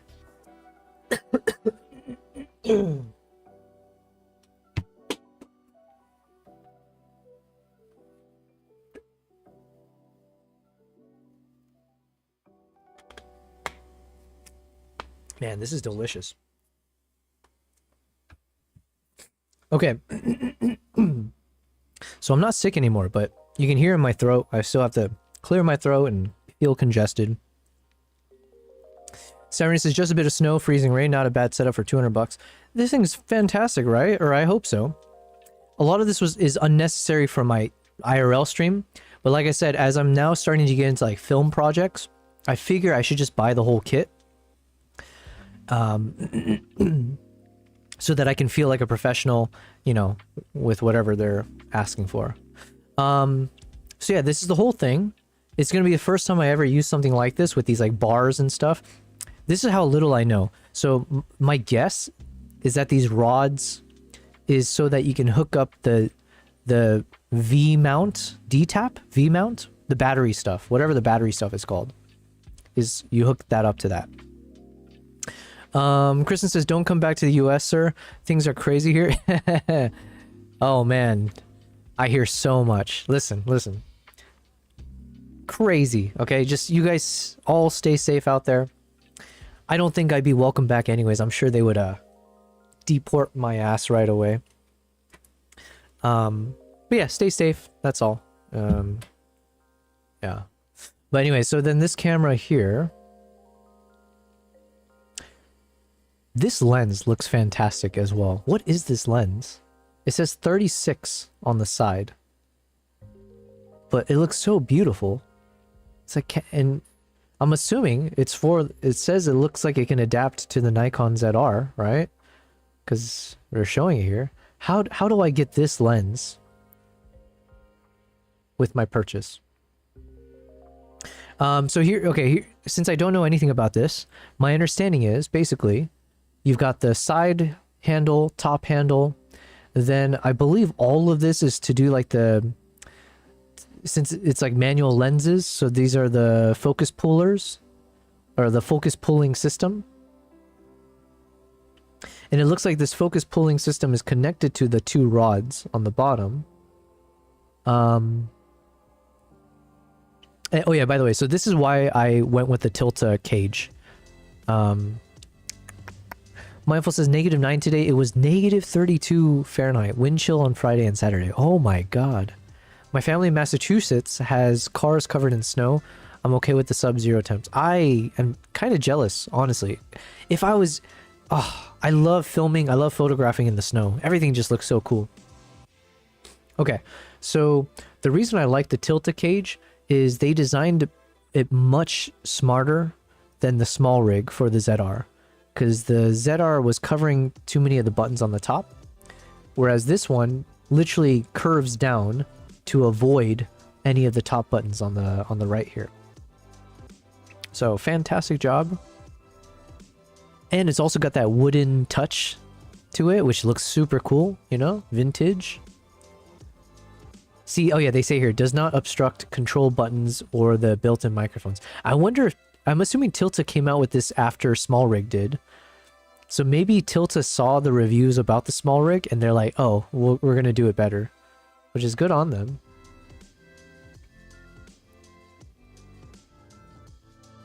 Yeah, this looks crazy. That lens looks like an Atlas Mercury. Atlas Mercury. If it's under 75... What's up, King? My king is here. If it's under 75 degrees, I'm not going there. Welcome to the stream, King. How's it going? Today, I did no work. It's just been fully unboxing a bunch of stuff that I got. I spent a lot of money today. So now I have to earn that. I gotta earn that money back. Or at the very least, I'm gonna tax it. Right off. I don't know what that number was here, but it was cold. I had to get 3 kids out at 5:30 a.m. on Friday. I'm like shivering at thinking of 5. There's nothing worse than waking up in wintertime without heaters. Because I lived in Arizona. We didn't really have heater systems, I don't think. Or if we did, my mom barely used it to save money. So in the winter, it was freezing. And I remember having to wake, everything's cold, right? And it's a desert, so it gets even chillier at night. And then when we would take showers, man, kids these days, the new generations, they have it so easy. You got like butt warming toilets or whatever, toilet seats. But I remember I would take a shower and it would be freezing, and my mom, because she didn't want, I don't know why we didn't use the heater, but we had a little radiator. It was just like a little electronic, it was a little box that, you know, plugged in. It probably wasn't safe, because you're near all this water everywhere. But it was plugged in, so then the moment you step out of the shower, you just grab the towel and you huddle in front of this like radiator low to the ground, and you just stay there. And sometimes I would almost fall asleep, which is dangerous because then if you tip forward, you'd burn yourself on the radiator. Anyways, yo, what's up, Swiss Army? Swiss Army is here. I was just mentioning you earlier. What was I talking about? Oh yeah, I was talking about your epic drone that you got. Because I was saying, oh, if we have a film crew, then I don't think I'll ever learn how to use the drone. We'll just get Swiss Army to be the drone guy. Welcome, Swiss. I'm trying to talk my wife into Costa Rica or Panama. Costa Rica is beautiful. And it's much easier, right? Because, I mean, it's been years since I've been there. But they take the US dollar. I think more people speak English. There's a lot of Americans there as well. And Costa Rica is where I started my photography journey, right? That's where I was first inspired to pick up photography. I was planning to make a quick YouTube video on that, by the way. So as we do these like overhead shots, so just quick rewind or recap. I've been talking about this. I am planning to film this maybe even tomorrow. Today got a bit hectic, but I want to film the first few episodes where I'll be sitting on the ground here instead of this backpack, and camera just like you see it, overhead, and then I'm just going to be holding this silly shotgun mic like this one, and I'll just talk into the microphone, and I'll do like a context video. So I'll just kind of break down, here's what I'm going to do, here's my thoughts, here's a new series that I'm going to make on YouTube. And then I'll try to record one or two topics. And I thought one of them would just be like, here's how I started photography, right? So like, here's the start of my journey into content creation. And that story is all about Costa Rica. So I have a special place in my heart because, yeah, that's where I was first properly inspired to kind of go down this path.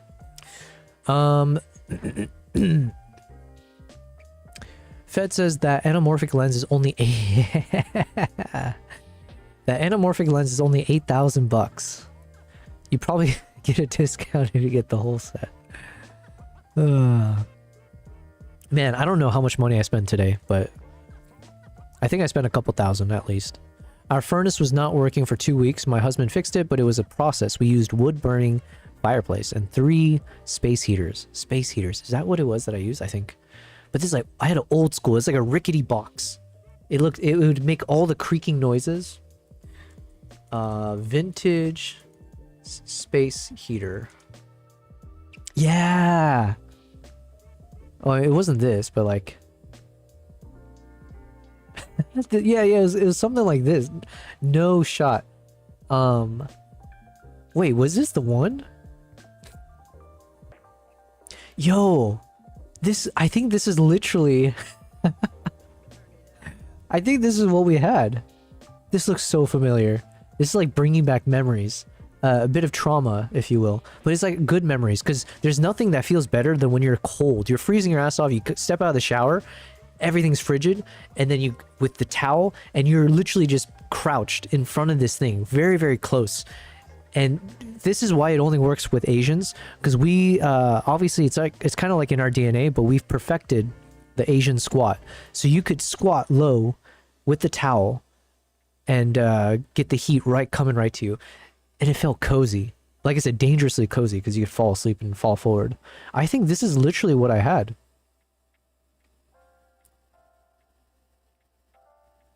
This is so funny. Because this thing was so janky, and like it would always make all the most robotic creaking noises, like it was about to blow up in your face.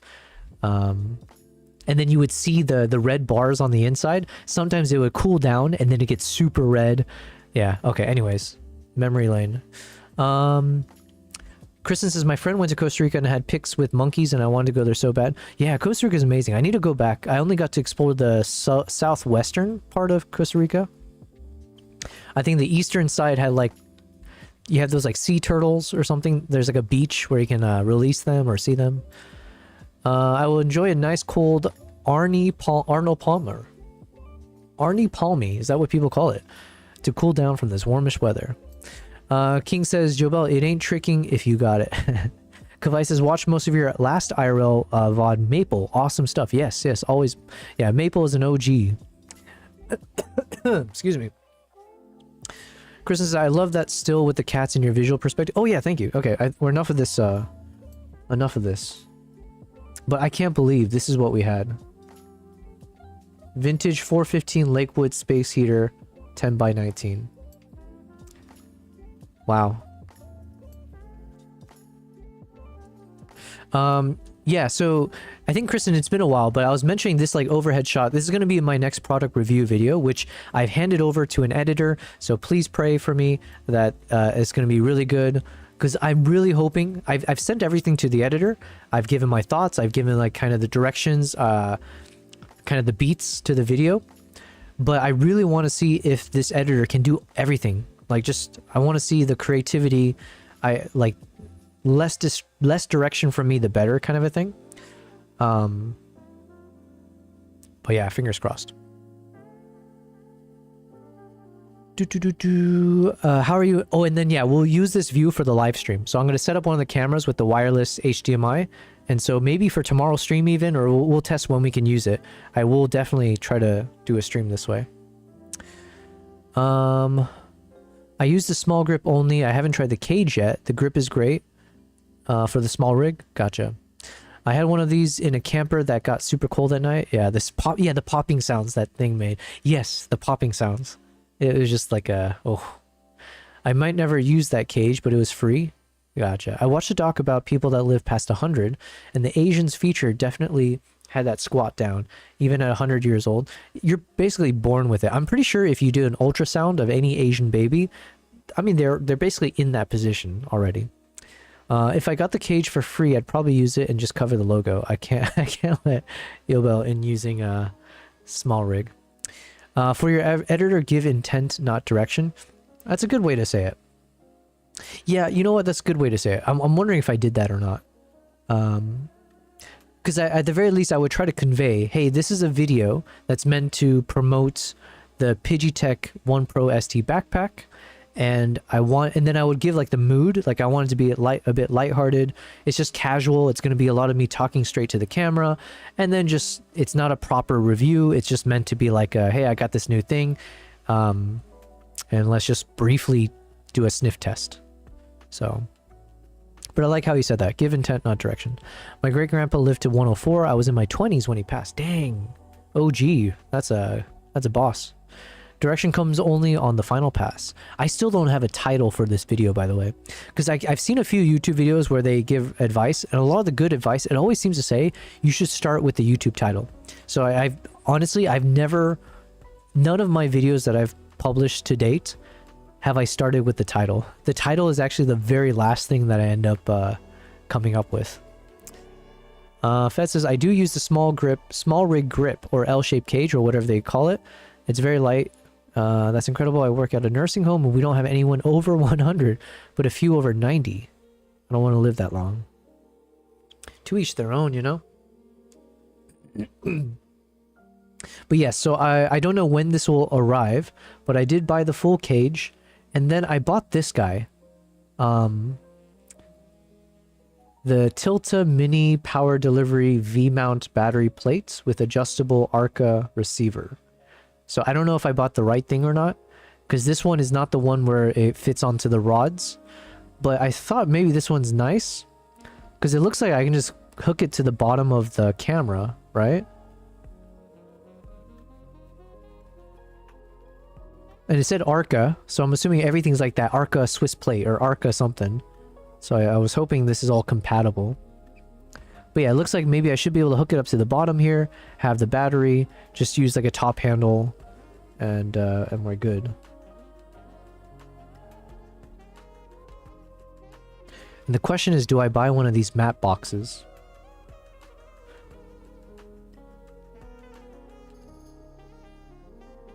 Yeah. So anyways, we'll see how it all works. There's no logo on that small grip though. If you didn't know, you would think the camera just had the grip. It fits so snugly. Okay. Yeah, I'm a fan of small rig. But like I said, as I'm now testing out this Tilta, hopefully this will be something I really enjoy. Will Steven Seagal be doing Bullshido into his 90s? Man, those are some funny videos we watched. Yeah. I used the small rig version. It's great. There was a kid sitting on a park bench smoking a cigarette, and an old man comes up to him and says, "Hey kid, you shouldn't be smoking. It's bad for your health." Wait, a kid was smoking? Dang. In a park? That's crazy. But yeah, you can kind of see it here. So I have the C stand. Can I zoom in from this? No. I have the C stand here that I moved over, and then I just raised it pretty high. I stuck the camera at the end of it and just did the overhead shot to get the cats and everything. But yeah, I really ended up liking the shot. So like I said, I'm going to keep trying for a few video concepts. And if it works out, it'll be a whole new series that I can publish. And to me, I view it as like... there's this like spectrum of like what kind of video content have I learned, improved on YouTube. On one end of the spectrum, it's like the very polished, you know, something that takes weeks to make, high fidelity, like the travel vlogs or film stuff, right?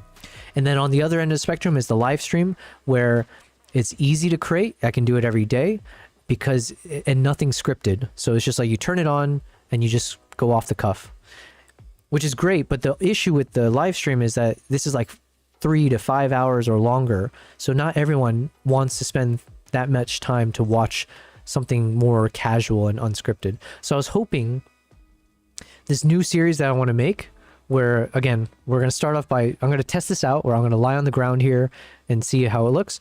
But if I do this series where like each video hopefully should just be like 3 minutes, 5 minutes, 7 minutes long, less than that. And that way it's like bite-sized chunks of me sharing something more off the cuff. So ideally these should be like completely unscripted. And then I'm just like spewing my mouth out like just like I do now, right? But doing it in a very tailored kind of way. So yeah, hopefully that'll be something you guys enjoy if I do it correctly. My great... Oh no, hold on. The old man... Oh, Swiss said... I used the small rig cage with the Condor top handle just to enrage the chat. Nice, nice. Okay, so the kid said... Well, my grandpa lived to 103. Oh, the one that's smoking. King... Oh, sorry, I missed a few chats. My bad. Tilta is basically the same, but the Tilta comes with a Limo putt port, and that's nice. I have no idea all three of those words. I don't know what it's about.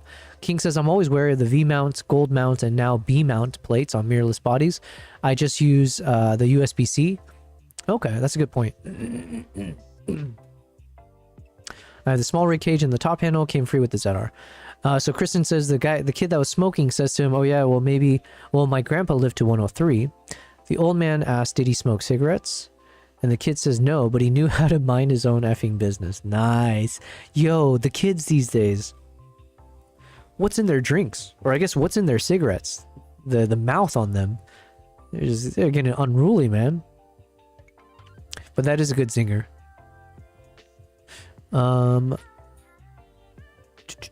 My great-grandpa had a small stroke when he was 64, so he stopped smoking and lived for 40 more years. Dang. That's good. I'm not enthusiastic about mid-49's cage for ZR. I'll take a look at Tilta. I'll also cover that logo. Okay. He was on a trip to southern Spain 2 weeks before he passed away. Dang, that's the way to go. I did have someone reach out to me. He hasn't responded since, but it was like just the other day. Someone did reach out to me from my website, and he's like, hey, I'm 58 years old, and, you know, like, I really want to explore the world before I die.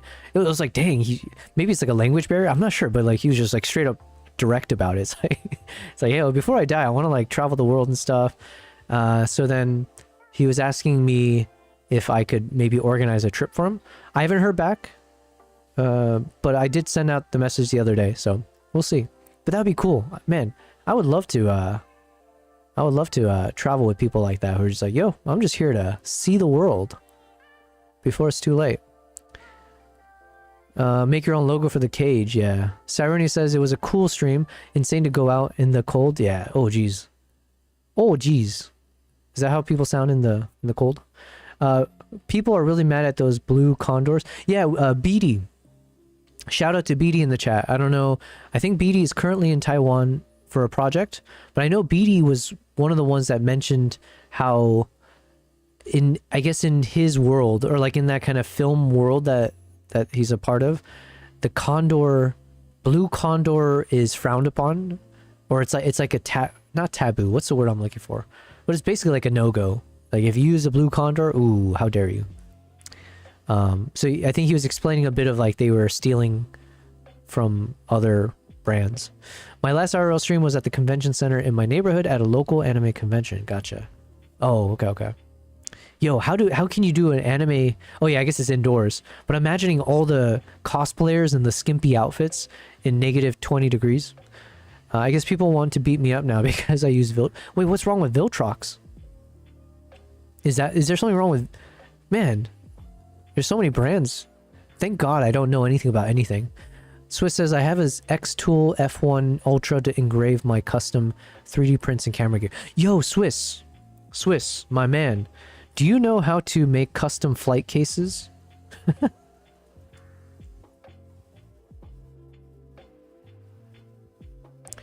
Like, if I had a Pelican or a Nanook case, do you know how to, like, do these things? Where you cut out the holes and put in the base plate and add some ventilation, exhaust fans, you know, that kind of stuff? Is that in your wheelhouse? And is it in your free wheelhouse, I should have said. Kristen says, hopefully he didn't pass and that's why he didn't get back to you yet. Oh, jeez. That's pretty dark. I didn't even think about that. King says, I always buy first party or Zeiss lenses and never have compatibility issues, but maybe don't mention that name around Kristen until this passes. With the Viltrox? Or it's the Tesla of the camera world. Really? IP infringement? The Viltrox? Jeez. Viltrox bad reputation? Viltrox has developed a mixed reputation. One second. Let's bring this up. Viltrox has developed a mixed reputation, often praised for delivering high value, fast aperture lenses at low prices, while simultaneously facing criticism regarding quality control, autofocus reliability, and customer service. But you're saying it's about something else. Copyright.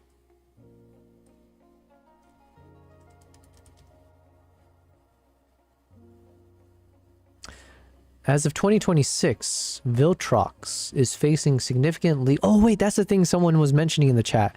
I forget who. Someone was like, oh, I heard something about Viltrox, or Nikon is suing Viltrox. Lawsuit initiated by Nikon regarding the Z-mount lens technology. This follows previous actions where Canon forced Viltrox to stop selling certain RF mount lenses. So here's the breakdown. Nikon has filed a lawsuit against Viltrox for patent infringement related to the Z-mount system. Okay. Reports suggest Viltrox used proprietary Z-mount autofocus protocols or lens communication technology while patents were pending. Oh man, sneaky. Well, I guess it's pending. Although I guess it seems like Canon beat them, yeah? So what is it? Canon forced Viltrox to stop. Okay, so it seems like Viltrox has lost in court before. So they are pretty sneaky. If Nikon wins, it could result in a ban on certain Viltrox products or force Viltrox to pay significant back royalties and adopt a licensing model.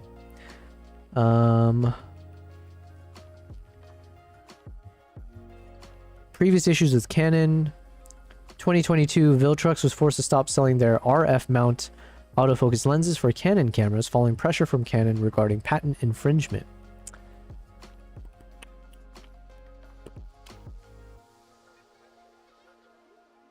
Okay. Sneaky, sneaky.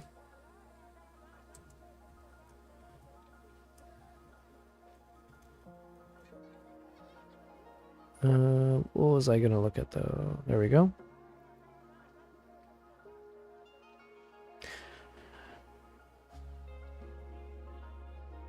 Okay, what were you guys saying? It's the Tesla of the world. Fed says, I've always used all kinds and never had any issues, knock on wood. Viltrox is getting sued by Nikon. Swiss is talking about the laser cut ones. Kristen says, I was sitting here laughing, imagining what your response would be to my chat. Oh, yeah. Honestly, it took me a second. It was like a slap to the face. I was like, wow. Seems they used autofocus protocols too early for Nikon. They undercut prices. I mentioned that, yes. Yeah, okay, Mindful, you mentioned it. Nikon are now finally making a lot of the lenses Viltrox made already for the Z mounts. Okay. So they probably just want Viltrox to pay them. Swiss says, I get it. I've built a few in my time. It's always been very bespoke. I like to lay everything else in a cardboard box to get the plan before making real cuts. Oh, dang, that's crazy. You guys... Oh, okay. Oh, you're talking about my thing. Okay, sorry. You built a few in your time. Okay, but you actually do all the laser cuts and stuff? I was figuring I need to hire like some kind of warehouse out here to do it.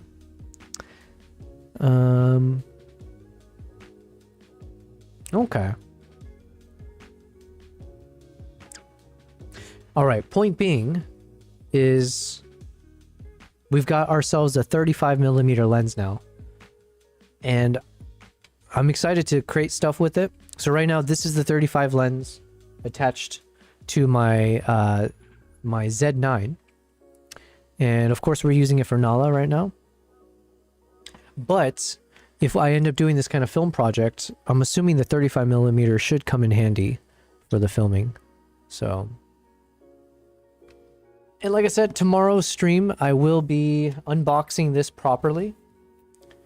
I figure I'll film the unboxing, and then the struggle okay, here's a problem. This actually might be a problem for the vertical streams as well, because unless someone, I don't know how knowledgeable people are with these things, but hopefully someone is.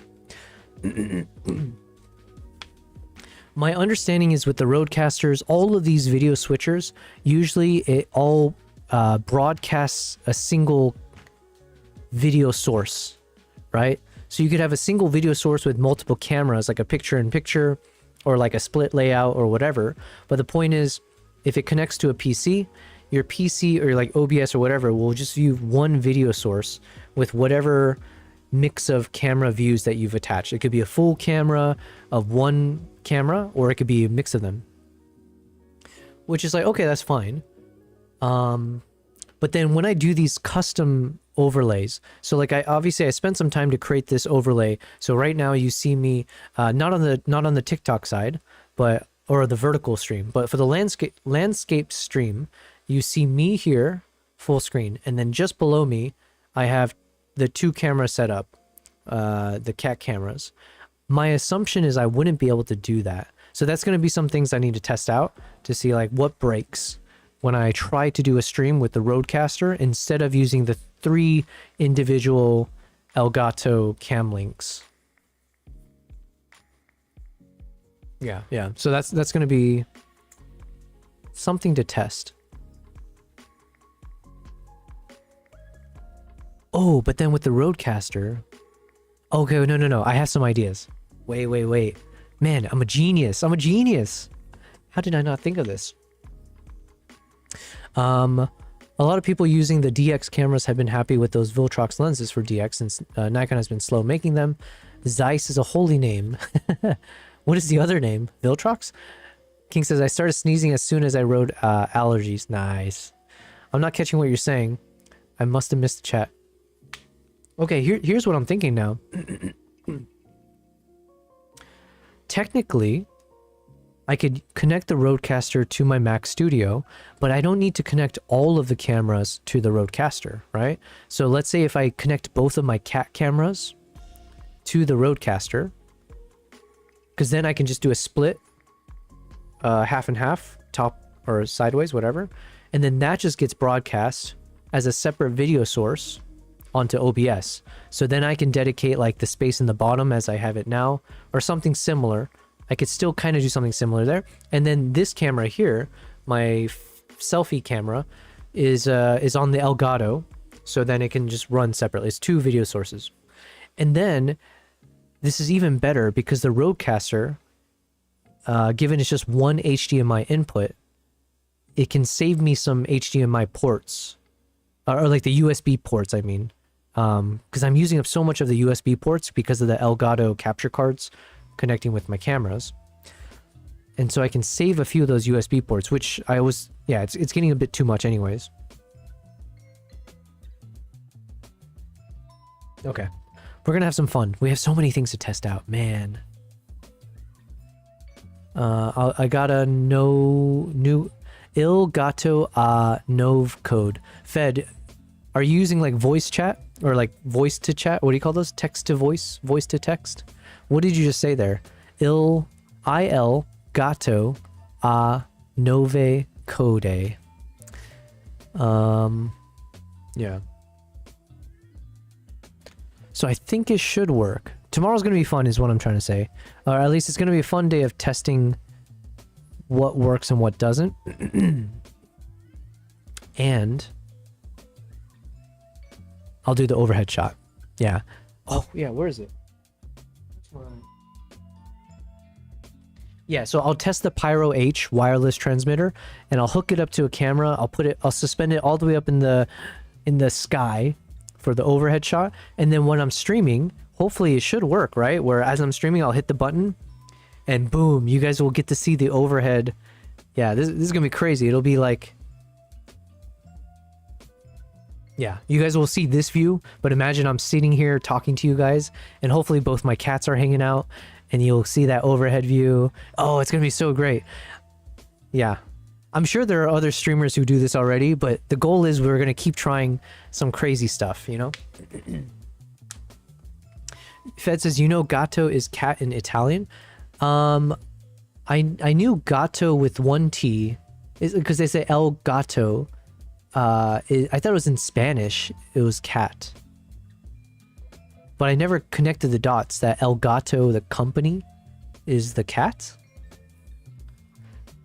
Kristen says Gato equals cat, Nove equals new. Cat new. Oh, wait, okay, let me read what... Cat new... Dude, I don't know what you're saying, man. Il Gato a Nove Code. Il Gato a Nove Code is the Italian title for Dario Argino's second film, The Cat of Nine Tails, from 19... Man, you can't pull knowledge like that from back in the day. You gotta pull stuff from 2000 onward, man. I need to watch some more films.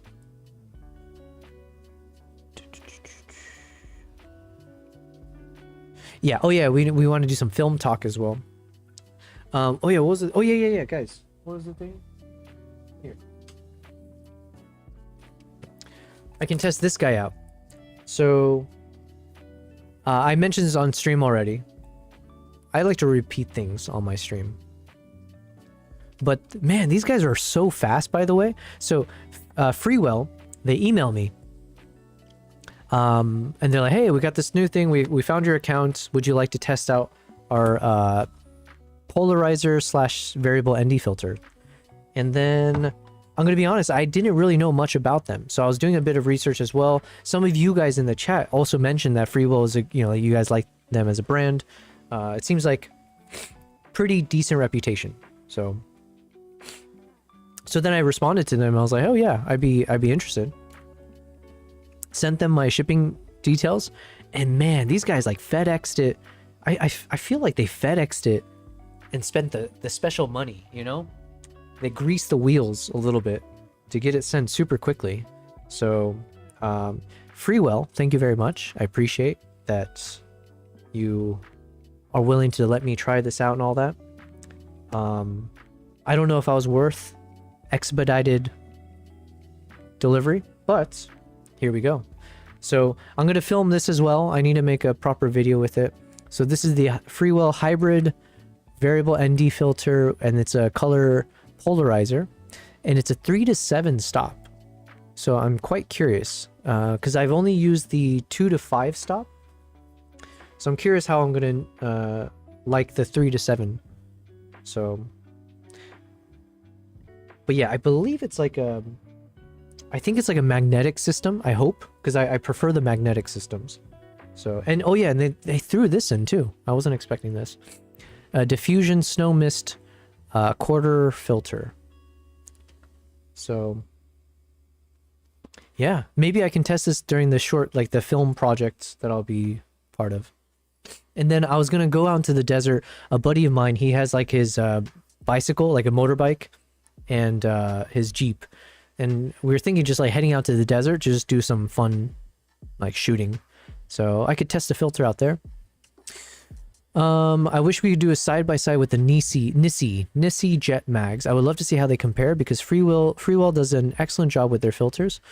Yeah, maybe, no, Swiss, it wasn't you. I think someone else had mentioned Nissi. I think. I'm a Polar Pro guy, and Polar Pro, the quality's been fantastic, but I just also liked how simple their lens cap system is, and like the magnetic adapters, all of that. I love it. It's so easy. Nothing, because I've had so many issues.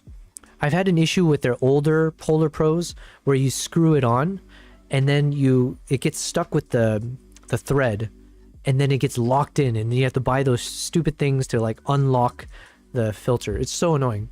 So this magnetic system is so much easier. You don't worry about this problem over and over again. And then I love the magnetic cap. So we'll see how this one is. I didn't want to like properly unbox it yet because tomorrow, basically when I wake up, I'm going to set up one of my cameras doing an overhead shot, and I'm just going to film all of these products that I've walked you guys through, and I'm just going to record it all, unboxing, blah, blah, blah. So I have it just in case I make a video with it later. Kristen says, I wanted to see unboxing, but I keep forgetting to look at the video. Oh yeah, because you're doing, yeah. Well, I didn't do too many proper unboxings. I did show some of the gear. I unboxed some of it. Like I unboxed my lens, which is now what we're using for the cat. And I have the shotgun, the MED10 shotgun mic. I'm super excited about that one as well. But these guys, I will do it off stream just so I can record it all. And then for tomorrow's stream, it will be like, I'm gonna try to stream with this guy, right?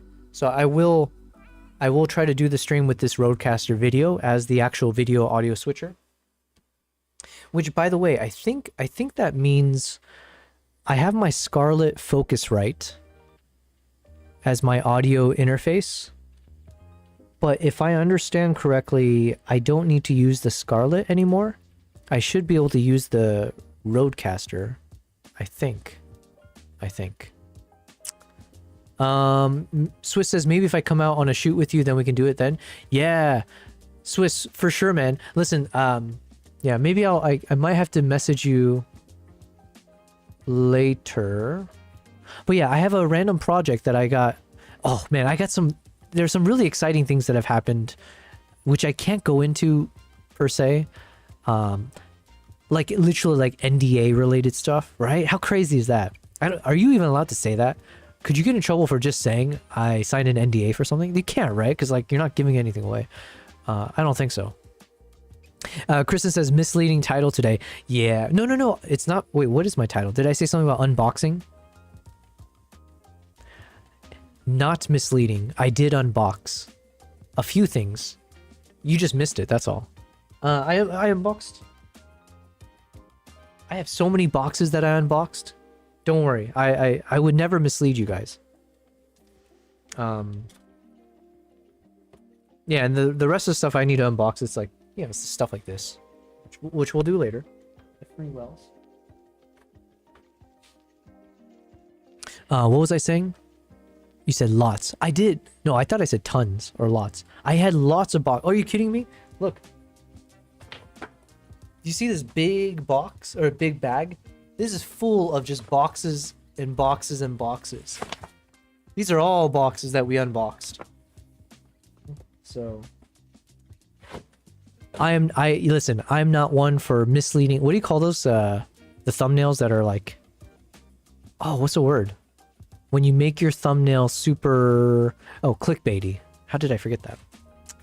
A lot is more than 3. I did like 6, 7. Oh, nice. I didn't even mean to do the meme. 6, 7. I think I did actually open like 6 or 7 things. Oh yeah, what was I saying? Oh yeah, so Swiss. There's a few things, not just you, Swiss, but I know because Swiss, you do a lot of film projects, right? You were in Uganda for that film project before.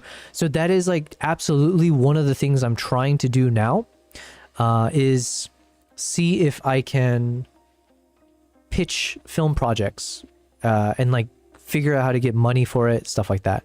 So there's one called Beautiful Destinations that was at the summit that I was at recently, and they were like, oh, we like your work, so you should like, you know, submit stuff through this portal. So they do have a little fund, and then if you pitch a project, maybe you can get money for it. I don't know. So that's one avenue. And then I might look at some local avenues and some other options potentially. I reached out to one of these safari operators that I work with. They do a lot of work with NGOs, conservations efforts, and like local projects, right, for wildlife and humanitarian things. So I thought, so I had a call with them, and potentially, maybe, these are all huge maybes, but ideally I could maybe do a short film project talking about one of these NGO projects that they're a part of, and just, you know, make a nice short film out of it, like a short film documentary. So fingers crossed. But if that works, I might need a travel crew that knows what they're doing, like in terms of like the experience, and that can help me out as well. Maybe drone work and stuff, right? But these are things that I'm trying to figure out for this year. So hopefully you guys are interested or excited that we're going to try to do some crazy stuff. Like I said, March, maybe I'll be traveling. And then Kavai, again, shout out to Kavai, who sent me some details to do like the Norway trip. So I'm going to do some research. I didn't have time at all today to look into it. But yeah, let's say maybe that. And then April, I have my photography tour to Uganda. And then there might be something right after as well. Oh yeah, there might, maybe, if the stars align, I might be doing another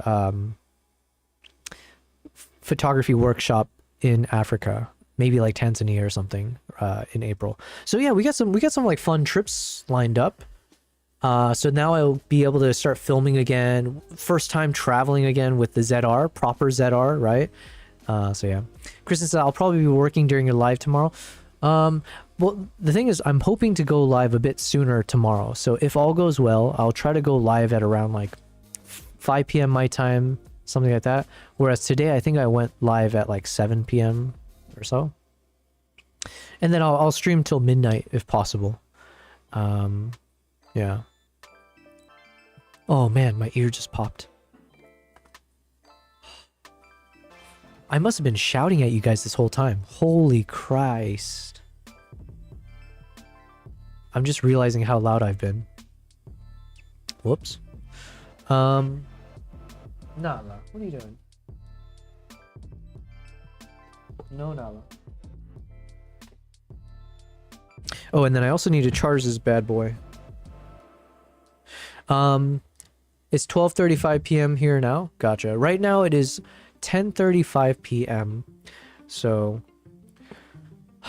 I was supposed to get some work done, but then, so I'm gonna be honest, today was a bit of a wash because I woke up and then I didn't get a lot of work done. Instead, I went really far to buy all the gear, but then I spent a lot of time at the store because I'm the type, I'm very indecisive, especially for this type of gear that I was purchasing because it's very expensive. And you know, again, shout out to Maple and Cyronius earlier on in the stream, but you know, you can tell that I'm like jumping into the deep end with some of the tech stuff without knowing how the tech works. So there's like a huge risk that I end up buying things that aren't unnecessary. For example, this mini PC, apparently it may not have been as needed for me to have purchased it. It wasn't that big of an expense though, and I can still use it, so it's not like the worst thing in the world. But yeah, I need to avoid that if possible. So I spent like several hours at this store, and then it took me like over an hour to get back home. So yeah. Today I'm not in a mood of like getting work done. I'm just like, hey, let's just unbox stuff. Yo, we got DT No back in the chat. Do to know. Doto No. says, I'm back. You're still streaming. Fire. Yes, yes. Listen, my stamina is unbeatable. That's not true, but actually, yeah, my stamina's gone down quite a bit. Also, I'm still, unfortunately, I thought I was like fully recovered from being sick, but I still have a bit of congestion and like runny nose and stuff. It's been over a week. When I started streaming 5 months ago, man, we went 40 something days without missing a single day. Literally, what was it, like maybe 40 days, 41 days, something like that. We'll go with 41. No. What am I doing? We'll go with 49. Might as well aim high. We went 49 days streaming every day without missing one, and averaging around 7 to 8 hours per stream. Those were, you know, that was intense. I stopped doing that though because I realized as much fun as it was, I wasn't getting as much work done. There's so much work I need to do that I can't do on screen, and like on a stream or on screen. So I decided I need to be smarter about when I go live and when I do work not live. So I have dropped it down to roughly around, like, I don't know, what are we doing like these days? Maybe 3 to 5 hours per day of streaming. So yeah. Hope you get better. Thank you very much. Kristen says, do sounds like do, D-U-E. Yeah, maybe do to no. Do to no. DTK. American education system. Yes, our system. There's so many things wrong with our system. All right, but thank you DTK for being back in. Yes, we're right now it's almost 11 p.m. my time. I got a bit more fuel in the tank, so let's do some editing while we can. So we're done with the unboxing stuff. Okay, so let me I'll put some of these things a little bit away and let me blow my nose, and then I want to edit a bit further with our probably Mongolia, and then I need to edit some Sri Lanka photos. So yeah.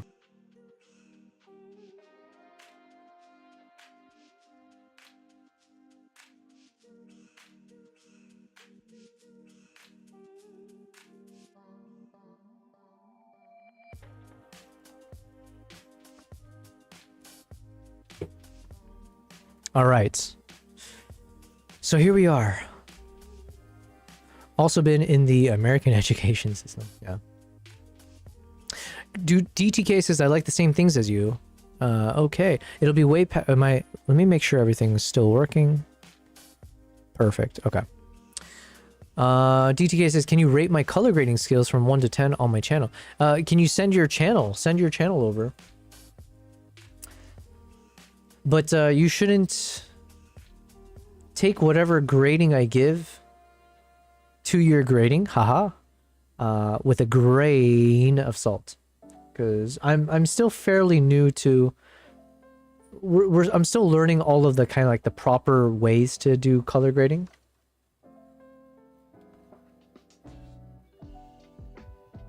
Oh yeah, so what we're supposed to work on the chimpanzee thing first. I keep forgetting. So let's try to wrap up this chimp stuff. I have one more video that I want to make using the chimp footage of in this case it's going to be the babies. So we were identifying some of the top clips of the baby chimps when they were kind of having fun. DTK, if you want to send your channel through my Discord, so if you use Discord, feel free to join my channel, and then there's a section where you can publish, you can send your links to your videos, or in the chats or whatever. You can send it there. That way I can get back to it later anytime, and anyone else can check it out too. All right, so these are the clips that we had worked on. Basically, my goal is to have like maybe 5 to 10 minutes. 10 minutes on that might be a little too long, but just have like a few minutes of nice chimpanzee footage of the babies being playful. And this will be like a standalone. This will be a standalone video, basically. Okay, let me make sure everyone can see it. All right, here we go. So I think this is the one we agreed last time. This is probably the one I want to start with, because you see the baby do the stomp and do this like very iconic backwards roll over and over and over and over again. which is very unique. So I figure that's a good way to start the video. Then we have a bit of slow motion here just to see the face of this other baby. This might have been the youngest baby chimp that was there. And then ignore the color grading on this because it's gonna all look slightly different because I'm gonna wait till the end before we clean it up.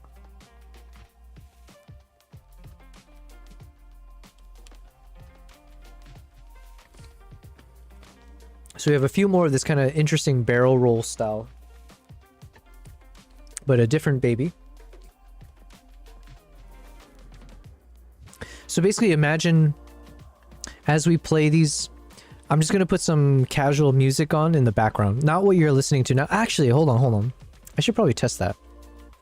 I shouldn't rewind all the way, but... Where is it? Alright, let me play some of the cinematic chill music that I've got.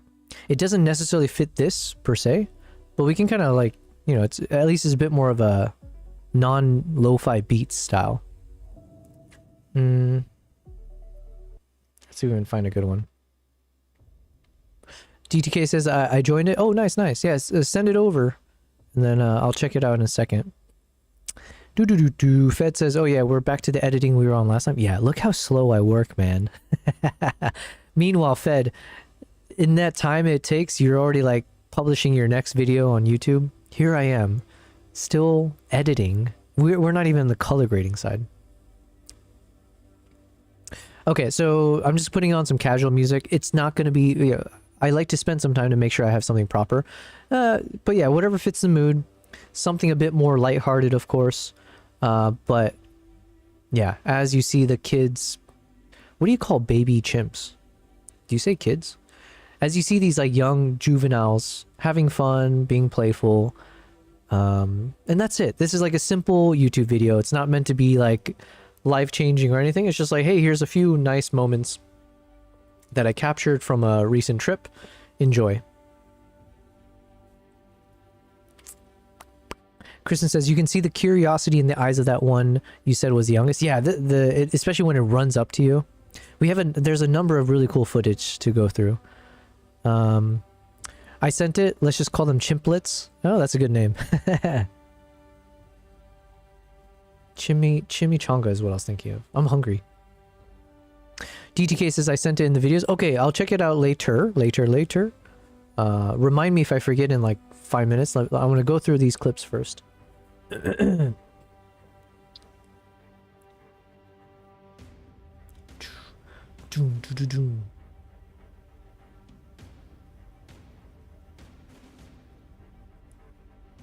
then I was like in between, like, do I play a lot of this in slow motion or do I let it play in real time? I'm kind of leaning towards real time just because we have so many clips. But there might be some key moments where I might want to play it in slow motion. So it just depends. I think like the more high action stuff, slow motion makes sense.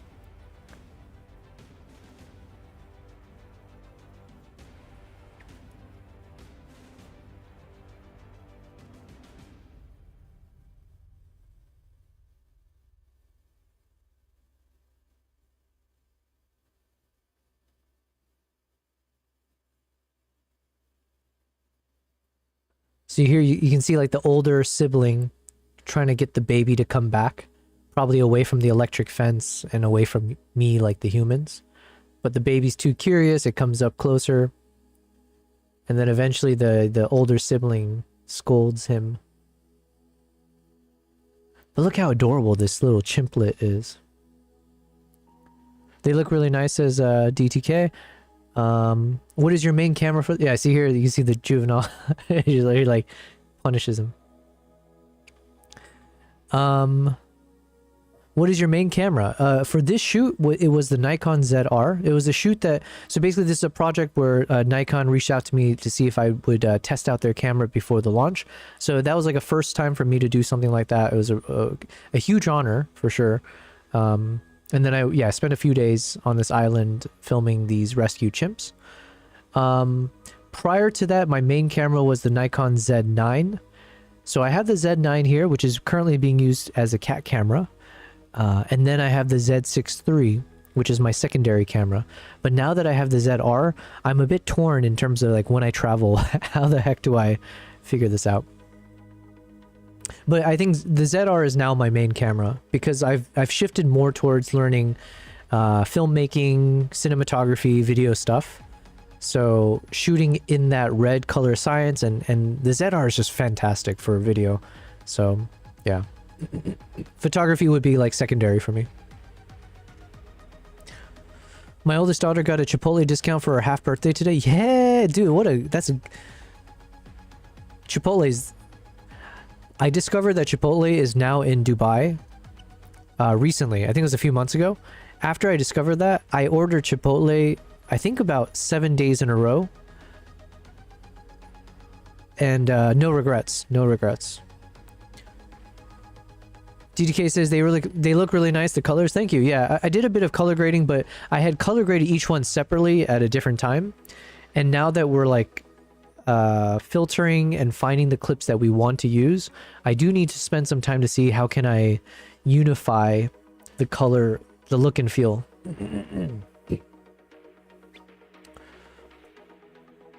All 6 of my kids were monkeys for their first Halloween. Monkeys or... Yeah, I guess, yeah.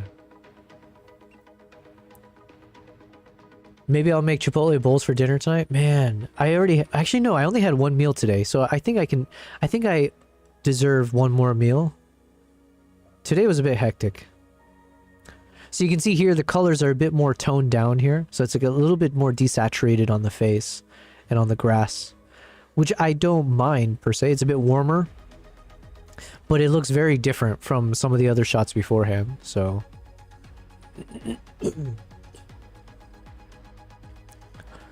I'll make a really good sauce to go with it. Nice. Oh, so jealous.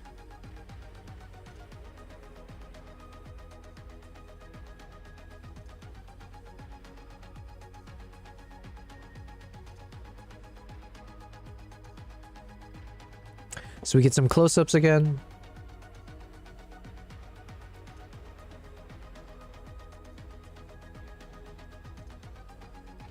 You know, the soundtrack that's playing right now, it actually could kind of work. It's not like the first thing that comes to mind in terms of the song for this, but I think the key thing is like I need to make sure I don't put too much focus on the music, because this is just meant to be like, look, there's some nice casual chimps. And knowing me, I had the tendency of like overthinking everything, so it could take me like a full day to figure out the right music. I don't think this deserves that much attention. But yeah, we got some good close-ups here, and also let's do a little time check. This is at... See, okay, we're already at 6 minutes and 22 seconds. So the question is like, technically yes, I could play this out and it'd be enjoyable. We got like 30 minutes worth of this like kind of footage of these baby chimps. But is that appropriate for a YouTube video? That's the thing. So I think like maybe 5 to 7 minutes could be a sweet spot for like a... Actually, even less than that. It could be like 3 minutes, 3 to 5 minutes. I don't know. So we're going to have to do a lot of trim in the fat here. Here comes Nala. Good girl. Oh, yay. Okay, we're going to pause the broadcast to bring you my cat. Hello, Nala. Oh, yay.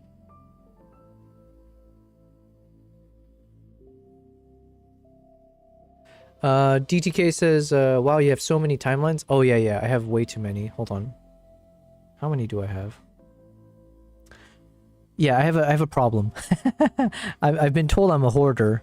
I probably am a physical hoarder, but I'm much more of a digital hoarder. Also, I hate that word. Hodor. Yo, what's up? Dylan Spencer's in the chat. Dylan says, cute. Yeah. She's a cutie. She's like the most needy cat in the world. Meanwhile, Kimbap, he just like doesn't care. I could be gone for a month. He's just like, whatever. The food's still there? Alright. DDK says hello. Yes, so cute. Oh, yeah, I have like 50 timelines. Hold on. Blah, blah, blah, blah. Na la na la. Ba, ba, ba, ba. Good girl. Yeah.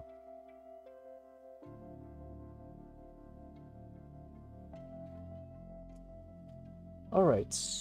Go to your bed.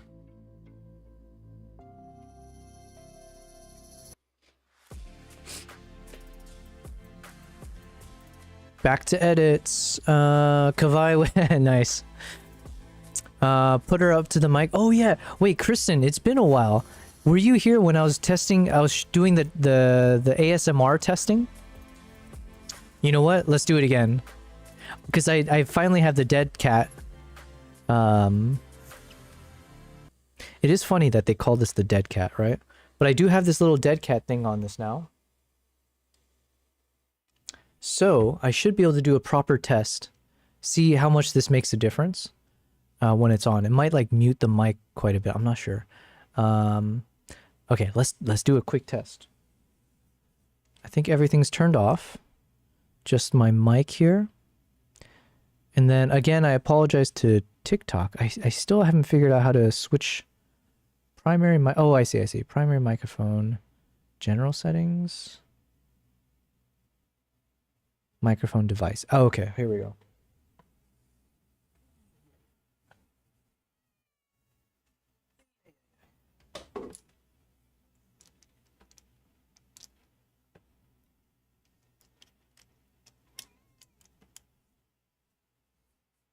Okay. Let me switch this to the Rode. Testing. Oh wait, no, hold on. And then I gotta mute. Testing. Okay. Testing. Hopefully you guys can hear me. She's gonna eat that mic, tell her it's not a mouse. You know, but it's funny, they call these the dead cats, I think. Here we go.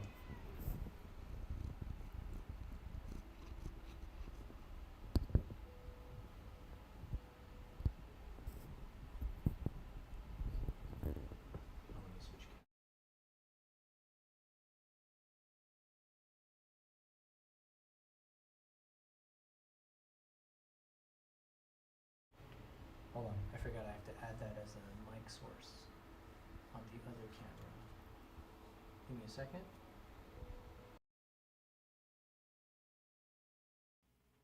I just gotta add this. Audio input capture, Rode NTG. Testing. And then Rode NTG. Okay. Here we go. Testing. Test. All right, let's put Nala in focus. Beautiful. Let's get rid of this Rodecaster. Rodecaster? I hardly know her. Oh. Okay, here we go.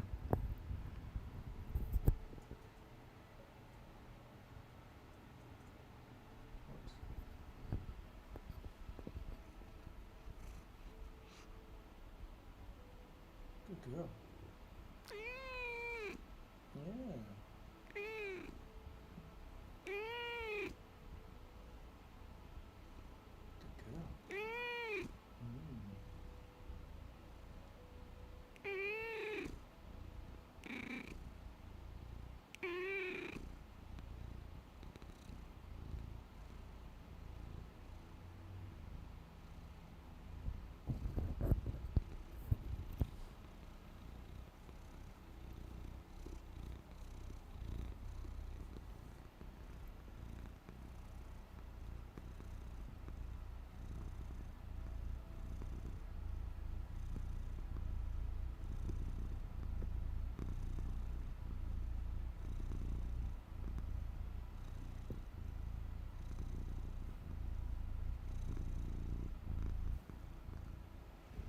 I feel like it's a bit quieter with the dead cat. I feel like Or maybe it's just my headphones. DTK says it works. Okay, okay, good. She's like, what the F is that you have in my face? Yeah, I literally was just like shoving it in her face. Can you do a tutorial for OBS? I could. I'm not sure if I'm the best person to take advice from. Whoops. Test, test. You got any last words? What does that mean? What does that mean, Nala? Mm-hmm.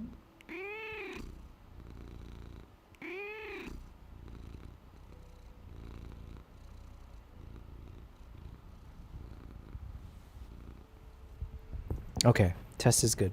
So this is the mic I'm going to use for the filming. So basically imagine I'm lying on the ground with this guy and then talking about random stuff. So that's the goal. We'll see if it turns out okay. All right, let me set this down. Yeah?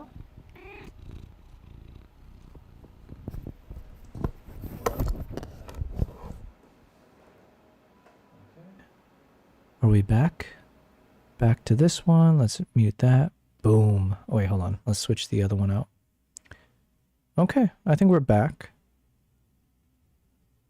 And then let's put the music back on. So that was our random little ASMR test. Hopefully it sounded okay. And then I need to switch here.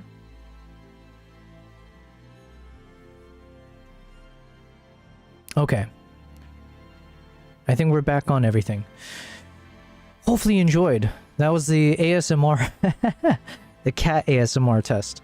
But I'm actually kind of impressed with it. It seems to do a decent job. And the funny thing is I barely used that shotgun mic. I think I used it for maybe one trip. But to be fair, I wasn't getting to like film properly until more recently. So it's just kind of funny to me that I got this expensive shotgun mic and I'm using it for cat ASMR instead of what it was intended for. But that's what you get. Siegfried, oh yo, what's up? Sid is in the chat, says, is that the Comica? Comica? Comica? What is the Comica? Hello, hello though. Good to see you, man. Really cool shots, by the way, what you're sharing on Instagram. I forget, we might have had this chat a long time ago, but there's that one account on Instagram that I was mentioning of like, man, this guy, he goes to parts of Asia. I think he lives somewhere in Asia, and he just films the street life.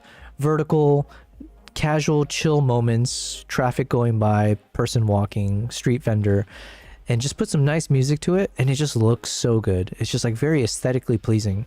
And I feel like Siegfried, the stuff you were sharing on your Instagram recently, that's the kind of stuff, you know? It's like just very soothing, but very nice ambience. Kristen says, I had to turn my volume all the way up to here. Yeah, I think with that little dead cat thing, makes the cat harder to hear. Who knew? But yeah, I love how much she talks to you. Dude, she is like nonstop. She will not ever stop talking, which is like kind of ironic coming from me, but it is funny still. It's like, geez. Yeah, she's got a lot to say. She's more talkative than Kimbap. Yeah. Kimbap, he only gets he gets talkative when food is involved. The moment I like share or show a little bit of food, then he goes crazy. Like, so yeah. But he does have the deeper purrs. Yeah. Kimbap has like deep. He's got that manly purr. So it sounds better on the microphone. Secret says, how are you doing, sir? The mic just now. Thank you so much. High praise from me. Yeah, I think the account you're thinking about is Cosneo. Yes, Cosneo. That's the one on Instagram. So good. But yeah, no, I'm doing very well. Thank you very much. Thanks for being here. We're back to streaming, basically aiming for like 4 to 5 days a week. Should be more. It just depends on whatever's on my schedule. I do have like some random film shoots here and there that's popping up. But other than that, oh yeah, I forgot. Oh my God, it's the 26th of Jan. I think the exposure event is basically 1 week from now. So I need to spend some time to create my workshop material because I'll be doing like an 1.5-hour workshop at this event. And I don't have any of the content ready. So I think I was going to spend an 1.5 hours just talking about how I made my first short film. I think that's what I was gonna go with, and I would just basically break down this entire the Chimpanzee Island film that I have, and just show the step by step of like, because like I'll be sharing from the knowledge of someone who's never made a short film before. So I'll be like saying like, here are the things I learned. Here's how I started, like from the pitch to like the how I was trying to create the shot list. I don't know. I have to think about this.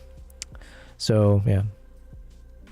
You said, been missing your streams, man. Oh no, all good. I haven't been streaming consistently, so you haven't like, yeah, it's, don't worry about it. I've just been, my mom was in town for 2 to 3 weeks. I had a friend who stayed with me for a couple weeks before that, and then I had a tattoo, and so like there's a few things there.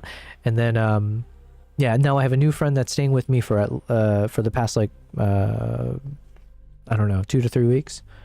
So it's just been a little bit hectic here and there in terms of like consistency. But we're back in it. We're back in the grind. So right now I'm just looking at some of the footage of the baby chimps. So I was mentioning we've got like so much of this. And I'm trying to see if I can trim this down to like 5 minutes. I don't know. Ideally, you can make this the duration of a single soundtrack, right? So if you get a song that's like 4.5 minutes, hopefully I have clips that are 4.5 minutes. And so when the song ends, so does the video. Yeah, I think that's maybe the way I should look at this. So what I'll do tomorrow most likely is I'll spend some time trying to find the right music that's decently long in duration, that fits the mood, and then we'll start putting all this together. Siegfried says, the focus swap there was nice. Oh, I think I know the one you're talking about.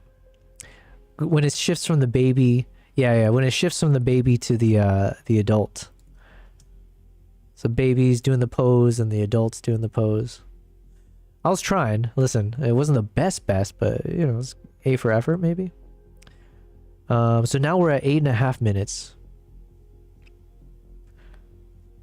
And I am still planning to publish I have 5 hours of footage.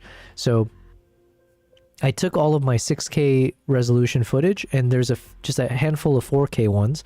I upscaled them, exported it at 8K, and I was waiting to publish it onto YouTube. So I'm going to publish it to YouTube at some point, but it's like 5 hours of all of the chimp footage that I captured in slow motion and all that. So you could watch it in its entirety. It's freaking 5 hours, but it's 8K resolution of like slow motion cinematic chimpanzees. So, oh, we got another barrel roll. Nice.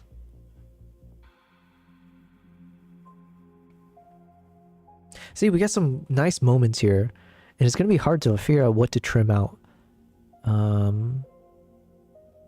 Yeah, well, I guess I'll keep watching and then just try to figure out, because those moments were nice. This stuff we can probably cut out. Camera's a bit oh wait, maybe not. Yo, they're fighting. Okay, maybe I do keep this part.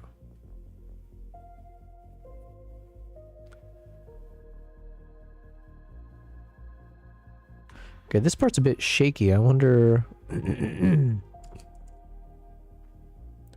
there anything weird going on here? Or is it just the speed? Huh.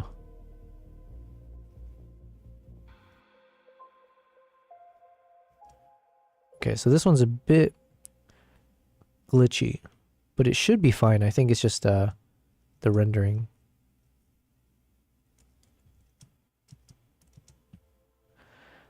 DTK says in Discord, I have to go, man. I posted in Discord. Oh, yeah. If you have to head out, let's go ahead and see if I can check it out very quickly.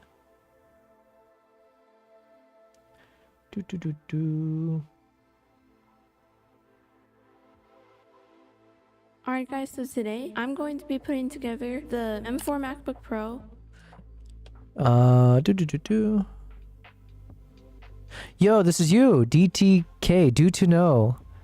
Alright, well now that we know, I was due to know that this was you. Let me make sure to subscribe, my friend.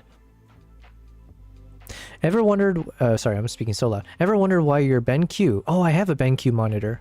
Maybe not the same one. Does not display the colors the same as your MacBook Pro. In this video, I'm showing a step-by-step tutorial to accomplish the best settings for color accuracy. Oh, nice. Man, is this you?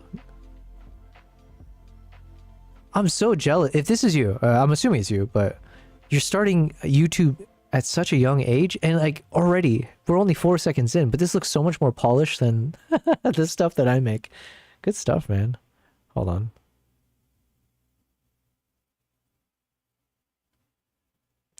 Wow. I'm like, this is crazy, man. Like in a good way. That's impressive. It's like, how are you're doing this at however old you are, you don't have to say, but like doing it when you're in your teens. And here I am struggling, and I'm in my freaking 30s now. Alright guys, so today I'm going to be putting together the M4 MacBook Pro and the BenQ MA32OU and showing you the best settings for color accurate grading and the best configuration in the settings. And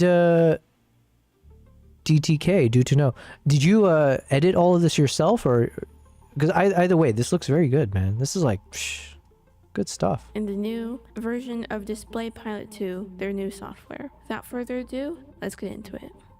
Okay, so the first thing I want to show you is how to download the software Display Pilot 2. So let's do that right now. Wow, you're doing all that masking stuff. Step one, download This is how to it. find the right website and page to download the software.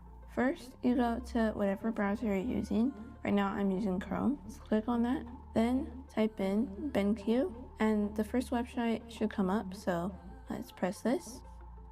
Now we should have the website come up. So let's go to this tab called Search, and we can search for the Display Pilot 2 software. So let's type that in, Display Pilot 2, and go under Products and push Display Pilot 2. Go to the page called Download Now, and you should be good to go after that. Alright, so the first thing you want to do is go over to whichever computer you have. So if you have Windows, which you might and you might not, but usually this is built for MacBooks. So if you have a Mac, then you click this one for Mac. So let's push download. So it's downloading. After that, I'll show you the best settings for color accurateness and... Man, this is like well done, man. This is putting me to shame. I'm like, wow, and here I am spending so much time trying to figure out how to edit these things properly, and you're basically doing all of it in this video. So means a lot. 13. Wow, dang, that's crazy. Kristen says, awesome. I have a 14-year-old stepson and 13-year-old daughter. Man, Kristen, you should show them this and be like, if they're not doing it, just be like, why can't you do this? You know. I recently just got a new monitor as well. I almost bought that monitor. Oh, this one in particular. Nice. Yeah, I've had this, I have a BenQ monitor that I bought like, dang, I think I bought it like 10 years ago, and I still use it. It works just fine. I did not do the best job on this one. I would disagree, because like, you know, obviously you're going to be your largest critic or whatever, but the fact that you're 13 years old and you've made this yourself, or let's say you didn't even make this yourself, you're still, because I don't know, right? But whatever, the fact that you're in front of this camera, the fact that you found some topic and you did it, audio is clean, you've got some nice like sound effects, the transitions are great, it takes you right to like, it's informative. I'm like, man, what am I, this is inspiring me in a way of like being like, why can't I do the same thing? So this is great. Resolution as well. They also have this new feature where you can do desktop proportion. So I can't wait to show you all these features after this download. And were you asking to look at the color grading of the entirety, or is there a section here? What I want to do after downloading is unzip the file. So let's unzip it. So now we're going to... Because like, if you're asking about the color grading from what I've seen so far, I think this looks great. I think your home setup here, it's nice. Like the colors pop. It's like, it feels like could be your style, right? And I like this light source in the back here. It's got a nice glow to it. Yeah, everything about this feels nice and peachy, I guess, in a good way. Yeah. And listen, you're only 13 years old, so I think you have the benefit of people having little to no expectations, which you should be aware of and use it to your advantage, right? I think if you try to make things, I don't know, don't take my advice on this, right? Because I'm too old now for this. But I feel like if I see a young kid trying too hard in their video, like trying to do like all the splashy stuff and this and that, I mean, it could be nice, but it could also look like you're just chasing after the same thing everyone else is. So if you go with a more calm, like I feel like you're very calm in this video. You're very like, I have some knowledge and I want to share it. And to me, I think this vibe just feels a lot more, it feels good. It feels professional. Like it's like, this is the kind of video you expect an adult to make, right? It's like the kind of video you expect any proper YouTuber who's in their, whatever, an adulthood should be doing. But you're doing it and you're doing it very seriously and without any of the childlike things, in my opinion. So I think this is fantastic, man. You said I did edit it myself. Dang. What do you use to edit? Is it DaVinci? I feel like I need to pay you for lessons. Kristen says, great lighting. Yeah. No shadows on your face. Oh, I didn't even think about that. Yeah, I mean, everything just looks polished. The best settings for this to have the best color accurateness to the MacBook Pro so that the screen can almost perfectly match. Let's go. You said step 3, best software settings for color accuracy. I like how you do these things too, where you kind of blur the background and you bring in the titles. One thing that's interesting, and I don't think it's a bad thing, by the way, is you're not using any soundtracks in the background. And I feel like I've noticed that is a trend from some YouTubers where they're now doing these like informative YouTube videos without any soundtrack. It's just their voice. So maybe I should try the same thing. I don't know. I've been thinking about it. I kind of like having soundtracks, but it's a different vibe. It's a bit more personal, right? Because you're not hiding yourself with like anything else. It's just you. It's a more intimate conversation. Siegfried says you post more consistently than I do, and that is effort right there. I don't know if you're talking about me or him, because I feel like I haven't been consistent. Kristen says, if you're able to expand your mic, I would, but that would be my only critique. Expanding, oh yeah. Thank you, nice. I use DaVinci. No shadows on your face is a good thing. And the elbow of the mic stand is a lot visually in the frame, but if you can extend it, it's not a big deal, just a thought to improve it. So the first setting you want to do is make sure that the color mode... Yeah, see, I think there's two minds about this. Some people, I feel like they want a lot of this kind of microphone stuff, and other people try to hide it, right? And I think I play kind of right in the middle. I don't know if I like having the mic. I would prefer no mic. I would prefer like a boom mic or a shotgun thing, right? I would love to test this shotgun mic in a bit, because this gets in the way. But it's like a stylistic thing, you know? Like, it makes you real, because the moment you see someone with like a mic arm like this and the microphone, you have a certain mentality, you have like a picture of who this person is. Oh, it's like, oh, this is like a YouTuber, or this guy, that kind of like streamer person. So then it helps the audience kind of know who you are or what you're trying to do. So it can serve a purpose. Because like, let's say if DTK is here and he has no mic, like if all of this mic arm is not there, it would look cleaner, yes. But given like, I think right now, DTK, your room is already very clean, right? You don't have anything on the walls. It's just splashes of light everywhere. I don't think it's the worst thing to have like this mic arm be the one thing that's kind of like in the foreground alongside you. It could also look nice if none of that's there and it's just you, but it could also look too empty if you don't have the microphone arm. I'm not sure. There's like a little bit of like imperfection can be good, right? And especially, like I said, since you're only 13 years old, you have the extra allowance and leverage that you should use to your advantage to kind of add a lot of imperfections. I say, imperfections, but add these things that are more quirky, that people will forgive because they don't expect you to have perfect. It's like, yeah, you use your age to your advantage. For the device color sync, so this is very important. So put it on that, and now we've got our first setting locked in. Next thing is that if you want the display brightness to match, you can put that. You can link them by pushing this button, and now when you put them up and down, both displays will go up, and that is a very good feature. Next, we're going to go down I'm just gonna skip along. I won't watch the full thing. I just want to kind of get a sense. For if you have both displays like mirroring, like if this is mirroring this.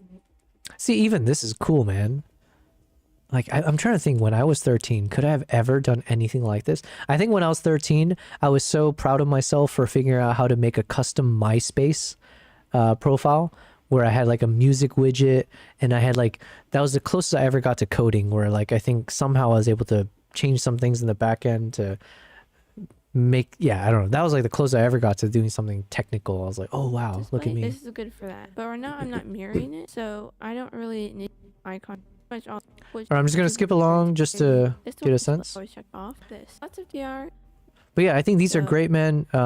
Also, I'm just noticing, I guess you did like the widescreen view, which I think is cool. I've been really enjoying doing that kind of like, I don't know what you call it. What's the word for this? Where like the output display or the ratio is like a 2:3:9 aspect ratio or something like that. But yeah, there's like kind of a super wide angle view. It just looks nice. I don't know. So the fact that you're doing all of this at 13 years old, man, I have no excuses. So you're just like, basically you're just letterbox. See, even I'm learning from you, man. This is so embarrassing. Yeah, I'm feeling motivated to do a better job and like do more content stuff. Step 4.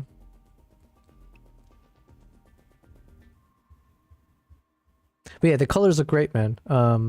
Like I said, I'm not the best person to go to. Even stuff like this, it looks nice. Hold on. Yeah, I'm not the best person to go to when it comes to like proper color grading because I'm still learning. But no, this looks fantastic. DDK says bye. I have to go. No worries. Yeah. Thanks very much for sharing. Thanks for being part of the community. And then yeah, we'll see you guys next time. Yeah. The power port, which the power comes in to power the monitor. Second one, I usually plug the MacBook in. But that's, you know what? I'm gonna now. Basically, I should just send this to my current editor, and to any. Let's say if I need to find a new editor, let's just say, I should just send this to them and be like, a 13-year-old did this. This needs to be. This should be like the floor of your abilities, okay? If I'm gonna pay you money, Mr. Editor, Mrs. Editor, this is what a 13-year-old did, okay? Still really good if you're charging like a web laptop. But I'm saying this as a compliment to him. Next to the monitor, use HDMI jack, and this. Honestly, my God, I feel like I wish I'd rather paid him over my previous editor. Oh, that's so sad.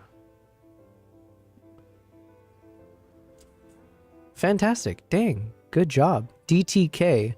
How do I share his stuff? Or I guess maybe I'll just share this link.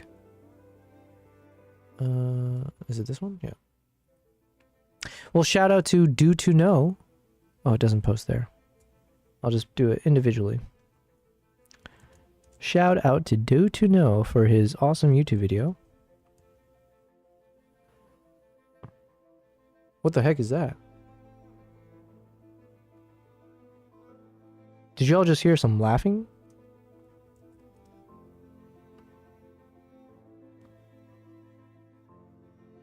I just heard some laughing track come through on my headphones. Where did that come from?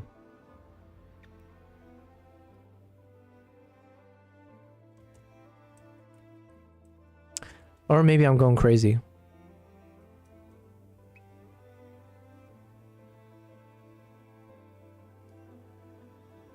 Oh man. Oh, was it from the TikTok side? See, I got this freaking thing happening again. Hold on. So TikTok now says gifting suspended and live visibility restricted. This behavior is not in line with our policies. Gifting is suspended in this live for 10 minutes. Reason: reproduced content. Learn more in live monetization guideline. Additionally, this live is restricted in recommendations and search results for this period. Learn more in TikTok live section under community guidelines.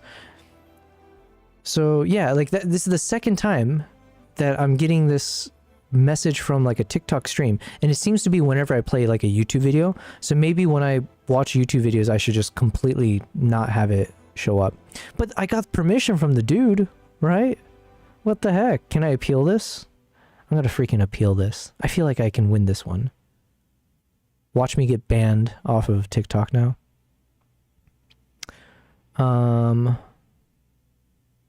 My live does not contain the content mentioned in the notice. I'm not sure why I got this notice, as a member in my chat sent me his own YouTube video to watch. Is this not allowed? Question mark. Even if he gave me explicit... I don't have enough space. I'm not sure why I got the note. As a member of my chat sent me this... He gave me permission. Is this not allowed? Question mark.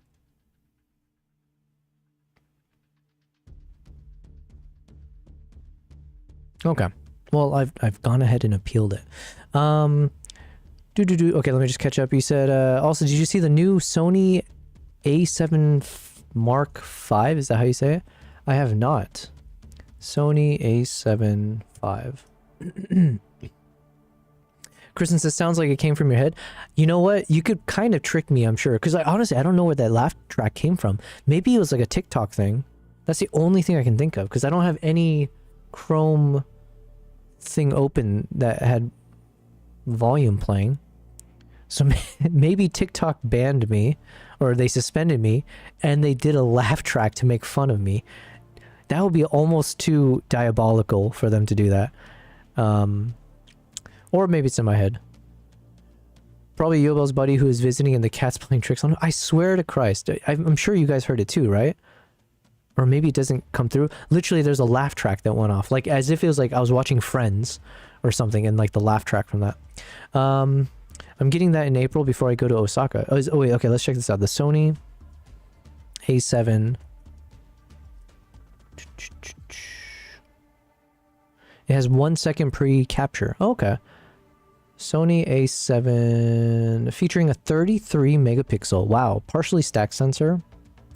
4K 120. Whatever this Bione Z XR2 processor with AI units. Advanced autofocus. Blackout free shooting up to 30 frames per second. That's impressive.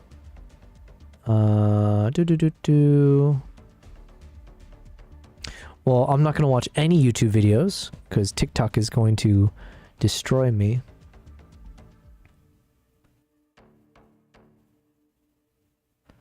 Okay, so it does 4K, internal 4K 60, no crop.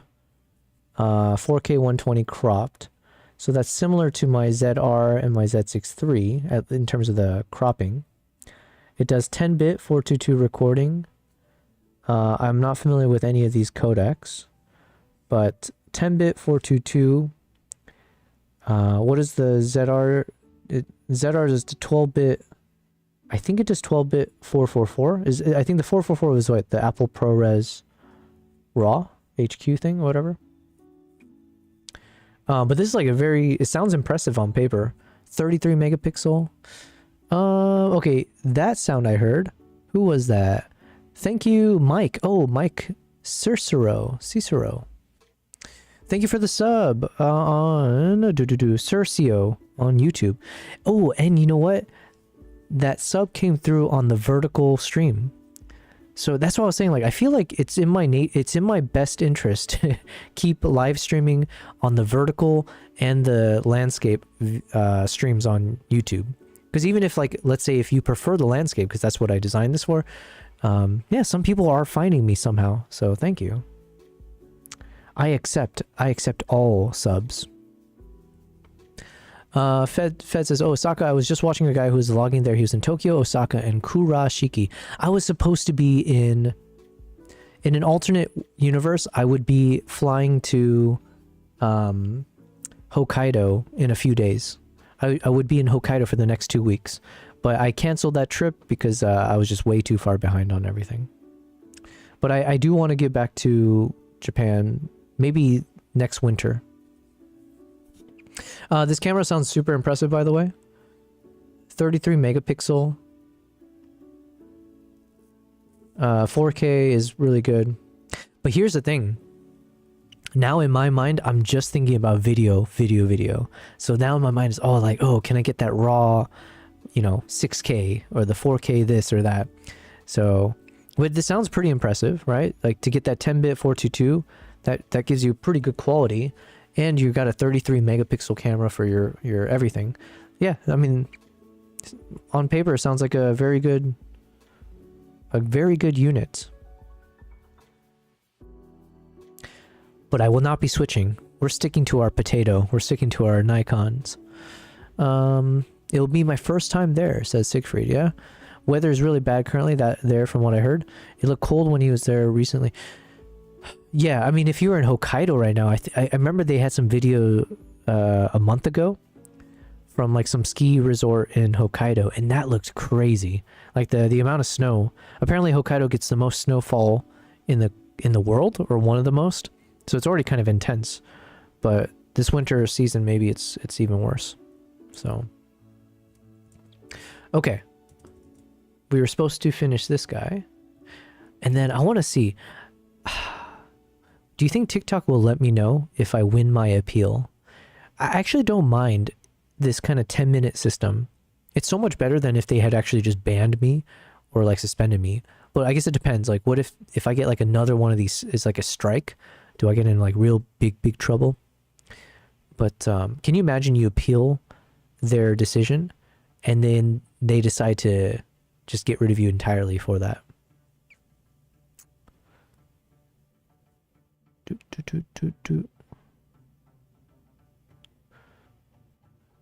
So yeah, hopefully TikTok's still okay.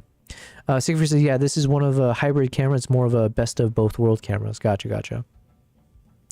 The Z6 III, I guess maybe that would be a good comparison. Although this one's got a 33 megapixel. The Z6 III is like 24.5 megapixel. But in my mind, I think of the Z6 III as like a nice best of both worlds at a affordable-ish cost. And then of course the ZR now is like, I would say maybe it's not like best of both worlds too much, because I still view it as like a 70% cinema camera and then like 30% for photos.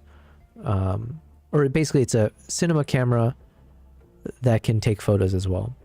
But it's like, it's got the same photo features as like the Z6 III. You just have fewer functional buttons to make it feel more usable for that. Okay, anyways, let's see if we can keep watching the rest of this, but oh yeah, we do want to keep this clip here, because you get the little shy, you got the bashful chimp coming through,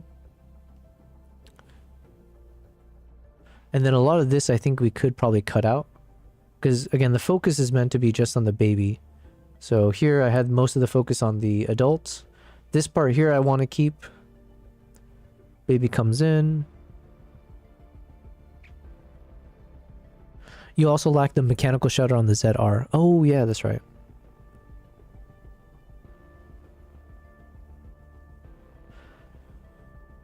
The footage seems a bit choppy, but I think it's just because it's the file size. It should be normal. So we want that clip there. A lot of this we probably don't need. Almost the same price too. Oh yeah, I didn't even look at the price of the new camera. But the ZR, we're talking $2,200. Are you saying the new Sony A7 IV is same price?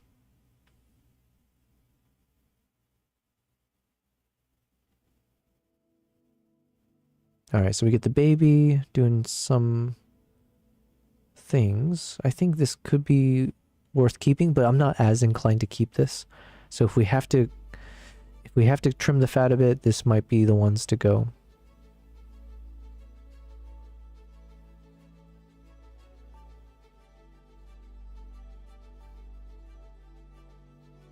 All right, we got another barrel roll.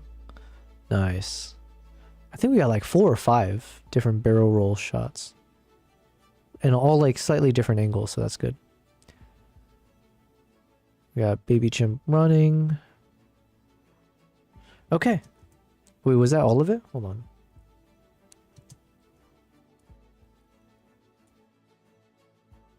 Oh yeah, and then we had some of these clips. So I think these ones we kind of had downvoted, or they're not as a priority. So right now we're looking at about 11.5 minutes of clips.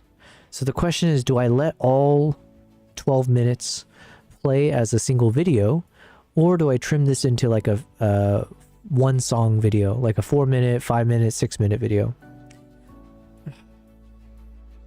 I could split this into 2 videos, but I feel like I'm milking it for too much at that point. I think it's just better to like do one, I think. Siegfried is slightly higher, I think. Isn't it more like 3,000 or 2,900? ZR is 2,190. And then I think the Z6 III might be... So if... Yeah, I think the Z6 III might be in the same territory as this Sony then. Because isn't the Z6 III like 20... It's closer to 3,000, I think. Siegfried says, milk it more on Reels. Oh my god, I need to do Reels. I have so many notes for myself. I need to clip up Mongolia episode 1. I need to clip up my prior trips, and I need to clip up some of the eagle flyings and then post them. But I need to do it as Reels. Or no, shorts. Shorts. More chimp shorts. Thank you, Siegfried. I absolutely... I should just kind of find a few of these moments and then just turn them into shorts. And you know what? Just because I'm feeling lazy with it, unless let's say if the editor can do this for me as part of like a package retainer deal, then maybe I'll ask Tim to do it better. But I think what I could do is just like literally play these out, but flip it and reverse it, right? Or just like flip it horizontal and just let it play like that. It's the lazy man way of doing it, but you know, it's cinematic enough, so we leave it. Or I guess I will do a try. I'll do a 3 cut. So we have a center shot, 1 shot above, 1 below, and just let it all play. I don't know. I gotta think about this. But my goal is like anything that I create for my YouTube shorts these days, I need it to be low effort.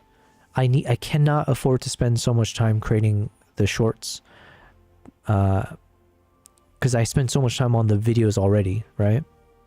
So Z6 III is Nikon's comparable camera, yeah.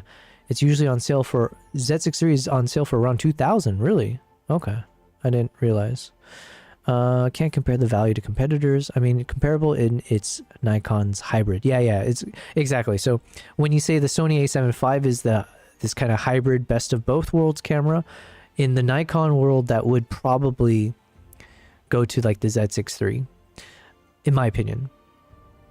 The Z8 would be, like, the powerhouse best of both worlds, but like at a higher price, right? But yeah, group shot, detail shot, and a single chimp shot. Yeah. Or I could do a whole series on just the barrel, all the rolling shots that we've got. Yeah, you know what, let me give it some thought. The point is, I think I just need to have a bunch that I can post one every day, and it'll all lead to other YouTube videos.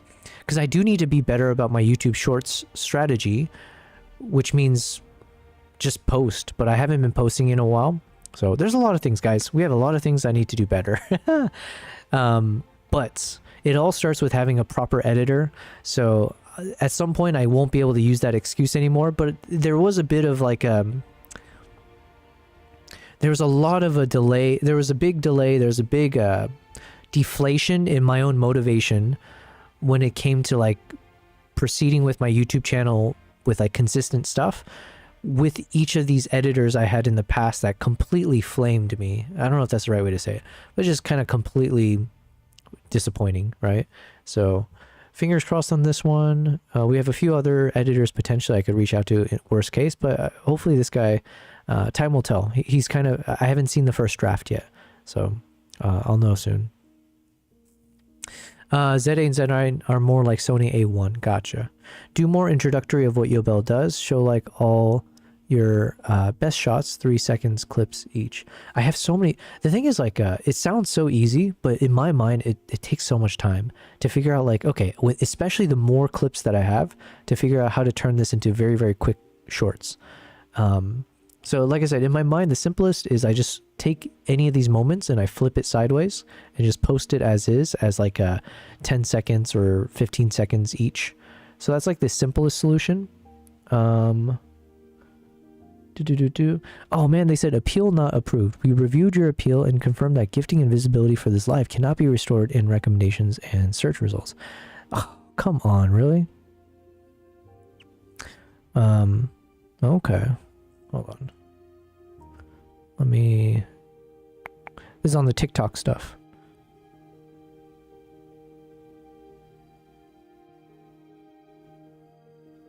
Alright, well... We'll see if that makes a difference at any point. Osaka looks insane. You're gonna have a lot of stuff to see, Siegfried. Huge place. Yeah, I'm jealous. You're gonna have some really cool shots. Do more, yeah. So yeah, my thought process is either I do that, or I'll do like the tri-split vertical shot, so that way I can still play each of these in landscape mode. And then just try to find some quick themes to it. But yeah, maybe I'll do one short for this. I can do one short for the chimps in the water. I'll do one short for the mother and the baby chimps together. And because I've done each of these as its own proper YouTube video, so it makes sense to have like at least one short for each of them that leads people to watch each of these clips. And then yeah, I can do one YouTube short from like the caregiving footage that I shared. Yeah, okay. Yo, we got a plan. So I'll work on this tomorrow. I might do it on stream, but maybe I'll just get this done on my own. So then on stream tomorrow, the hope is we're going to get back into... Where are you? We're going to get back into travel vlog mode. So I want to definitely try to finish out this Mongolia episode 2. And then we'll be done with Mongolia. We're going to move to the next country. I think it's Sri Lanka. And we'll also do some photo edits. So yeah, we're gonna do this. Oh, okay, let's take a look at this again. It's been a while.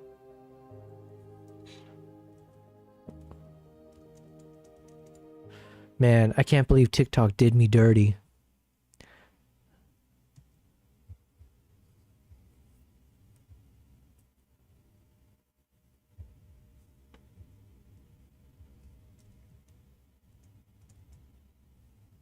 Oops.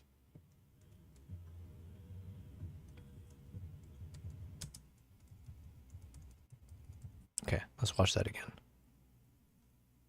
Also, I realized I don't start the clip until later. Let's see. So we have all this dead space.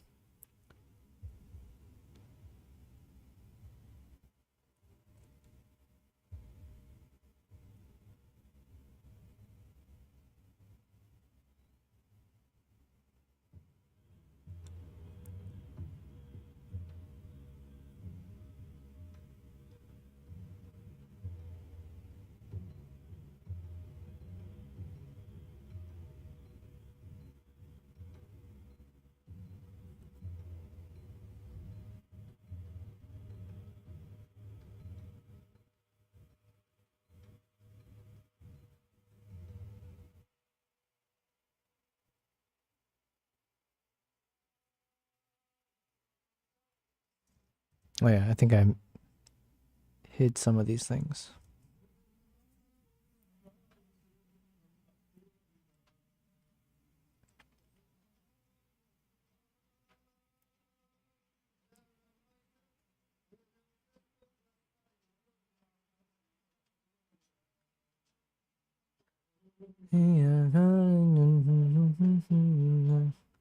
Man, my goal is that I've listened to this so many times, I should know all the lyrics to whatever they're saying. Yo, we got Beatty in the chat. Beatty says, good day, people.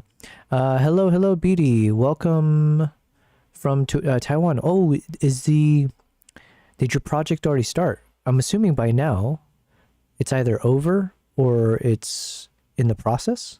Either way, hopefully all has gone well. I don't know if you're still in Taiwan. King says, we are into 2026 content creating with Sensei. Man, I'm so far behind. I'm so far behind. So that's what I'm saying. I need to be better. So the goal is not to overly perfect this video. I just want to get this out there in a place where I feel comfortable and happy with it, obviously. And then we're going to just get into the next one and the next one. Yeah. We got so much to go through, man. Oh my God. We got 100 terabytes. Siegfried says, still one of my favorite ones. Oh, what'd you say? You could cap cut They have a lot of templates. Yeah, that's true. That's true. I have no excuse, but I was hoping I could find an editor who can just like, honestly, just do everything for me. You know, I'm not asking for much. Thank you, sir. I can't wait for Osaka, but I'm more excited on my new camera. Yeah, new cameras. Oh, what a feeling. BD says it is over in the last few hours in Taiwan. My flight is in about 8 hours. Nice, nice.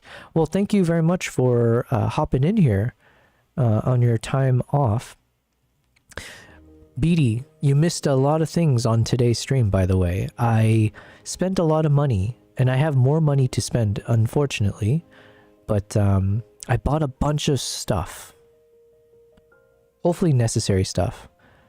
Some stuff that you don't approve of, because it's not as good quality as your pro gear that you've got. But I did end up buying the Hollyland Pyro H. So I'm going to test it in tomorrow. So tomorrow I'm going to, for tomorrow's live stream, I'm going to test a second camera, another camera, that's going to use the Pyro H wireless transmitter to connect. So hopefully that works out well. And I think I'm going to use the overhead shot. So I'm going to set up one of my cameras up on the C-stand, and I'm going to finally do that overhead shot of my cats and me. So that we bought. I bought the Rodecaster Video. So I'm also tomorrow going to be testing out doing the video and audio switching from the Rodecaster connected to my Mac Studio. Instead of using my Scarlett Focusrite and the 3 Elgato cam links, we're going to try to see if I can convert everything into the Rodecaster and see. Well, I'm going to see what works, what doesn't. BD said, trying to pack and figure out how to offload stuff that I don't necessarily wish to take with me. Gotcha, gotcha. AKA clothes. Yeah, that's always the worst. What else did we get? So I purchased the 35mm f1.2 lens from Nikon, which is now set up on my Z9 here. So hello, hello. Probably doesn't look that much different if I'm being honest. I'm shooting this at 6.3 aperture. So nothing noticeable that I can tell compared to when I had the 2470 f2.8. But not that that's a bad thing. But yeah, I finally have the 35 1.2 lens. I also purchased the MED10 shotgun mic for the ZR. So I'm very excited to continue testing that out for various shoots. I also bought this Hollyland Lark Max 2 wireless mic system. So this one I was going to use as a backup microphone system because I'm going to get the Rode wireless mics. But then also I figured I'll make a review video on this one as well. Because I like how hidden the actual microphones are. So I might end up using this more than the others. And it's like a 32-bit float and all that fun, fancy stuff. I got a polarizer plus variable ND filter from Freewell. So they provided to me so I can do a review. So that one I do need to kind of do a proper review and testing and all that fun stuff. And then a bunch of other boring things like batteries and stuff like that. So yeah, we did some proper purchases today.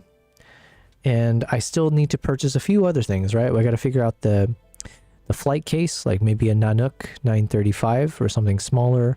I need to, oh yeah, anyways, you get the point. BD says, nice, sounds like you had a productive day of spending. I had a productive day of spending, not a productive day. Because I ended up spending, like the store that I went to is very far away from where I live. So it's like, imagine like 2 hours of just commute. And then I think I might have spent like 2 to 3 hours at the shop. Probably not that long, but I spent a couple hours.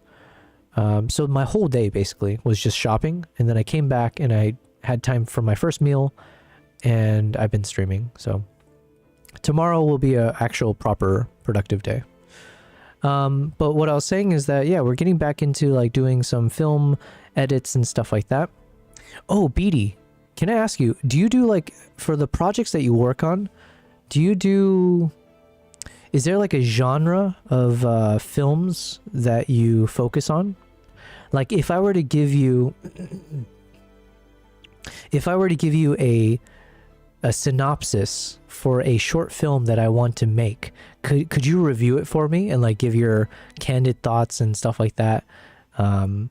Because like basically it's at a point where I just need someone to help me do the screenwriting, right? And there are some local people here. One of them I reached out to, but either way, I'm curious to like get this to someone who's in the film world to kind of let me know. It's like, oh, great idea. Oh, nobody's ever thought of this before. Or like, oh man, you and every other person has done this for the past 10 years. Like, didn't you know? So I'll DM you, but in case that's in your wheelhouse, if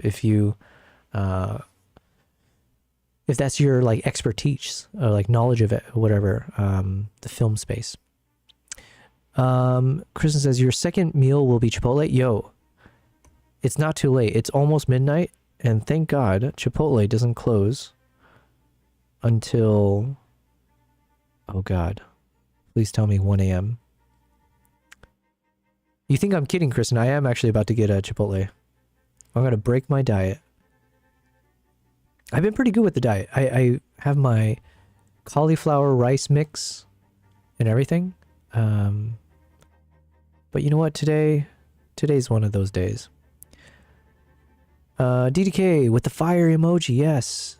I think you may need to get Chipotle as a sponsor. I would love that. I don't know why I paused there. I think I paused because I felt guilty because I think Hot Cheetos is the one that I really want to be my sponsor.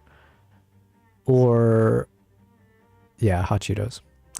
BD says production got pushed 24 hours from the original start due to weather conditions, but I feel like it prepared the whole crew quite a lot more. It got pushed 24 hours. As I'm assuming that means it got pushed I sometimes get confused when people say pushed. As in like, did it get pushed forward or backwards, you know? So I'm assuming you're saying it gave you guys 24 more extra hours to kind of prepare. It was a very high-risk endeavor for everyone involved, so it was helpful. Okay, yeah, okay, yeah. 1 day later, yeah. Chipotle is still healthy? Oh, not the way I order. The way I order? Whoo. I get like extra portions of that rice, the guac, this extra spicy stuff. I usually do the burrito bowl, but I'm craving the tortilla right now. Like an extra second, like when they do a double wrapping of the tortilla. Ooh, this is gonna be bad. King's asking, are you excited with the 35 1.2? Yes. This 35 1.2, I kept talking about it for months now, and I just didn't actually end up purchasing it. So now I finally have it, and it seems like as I'm starting, like I mentioned, we got some filmmakers and some other people that I met recently, and it sounds like in a few days we'll be doing like a film shoot, just like a fun project, right? Like one of them has a screenplay, so I'll be there as a camera guy. And so yeah, and like I feel like the 35 millimeter is one of those lenses that seems to work well for a lot of film shoots, because you get the person nicely shot with enough of the environment and stuff like that. So I think it'll be fun. I get to test it out there. Yeah, we'll see. BD says, oh wait, sorry. Fed says you need to demand Chipotle make a dish using cauliflower rice. No, I would refuse. If Chipotle did that on my behalf, I would disown Chipotle.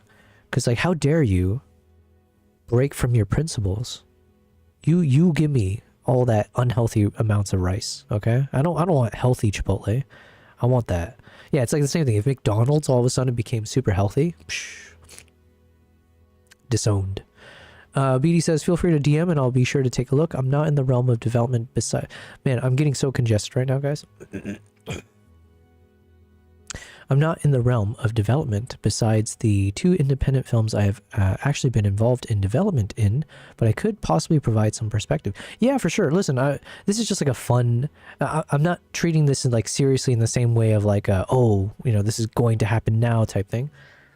But in the name of like trying to put myself in the mindset of like a professional filmmaker, I'm trying to treat myself that way a bit more. And this just is like a very, very random film idea. I think Fed, I forget who else was there when I was like talking about it on stream a few days ago, whatever. But you guys already got the synopsis. But I did take the time to put it into like a PDF format or something. So yeah, I prefer all kinds of feedback and just like thoughts, because I have no idea what's the first step when it comes to like making these things. So yeah, you shouldn't eat after midnight. Haven't you seen Gremlins?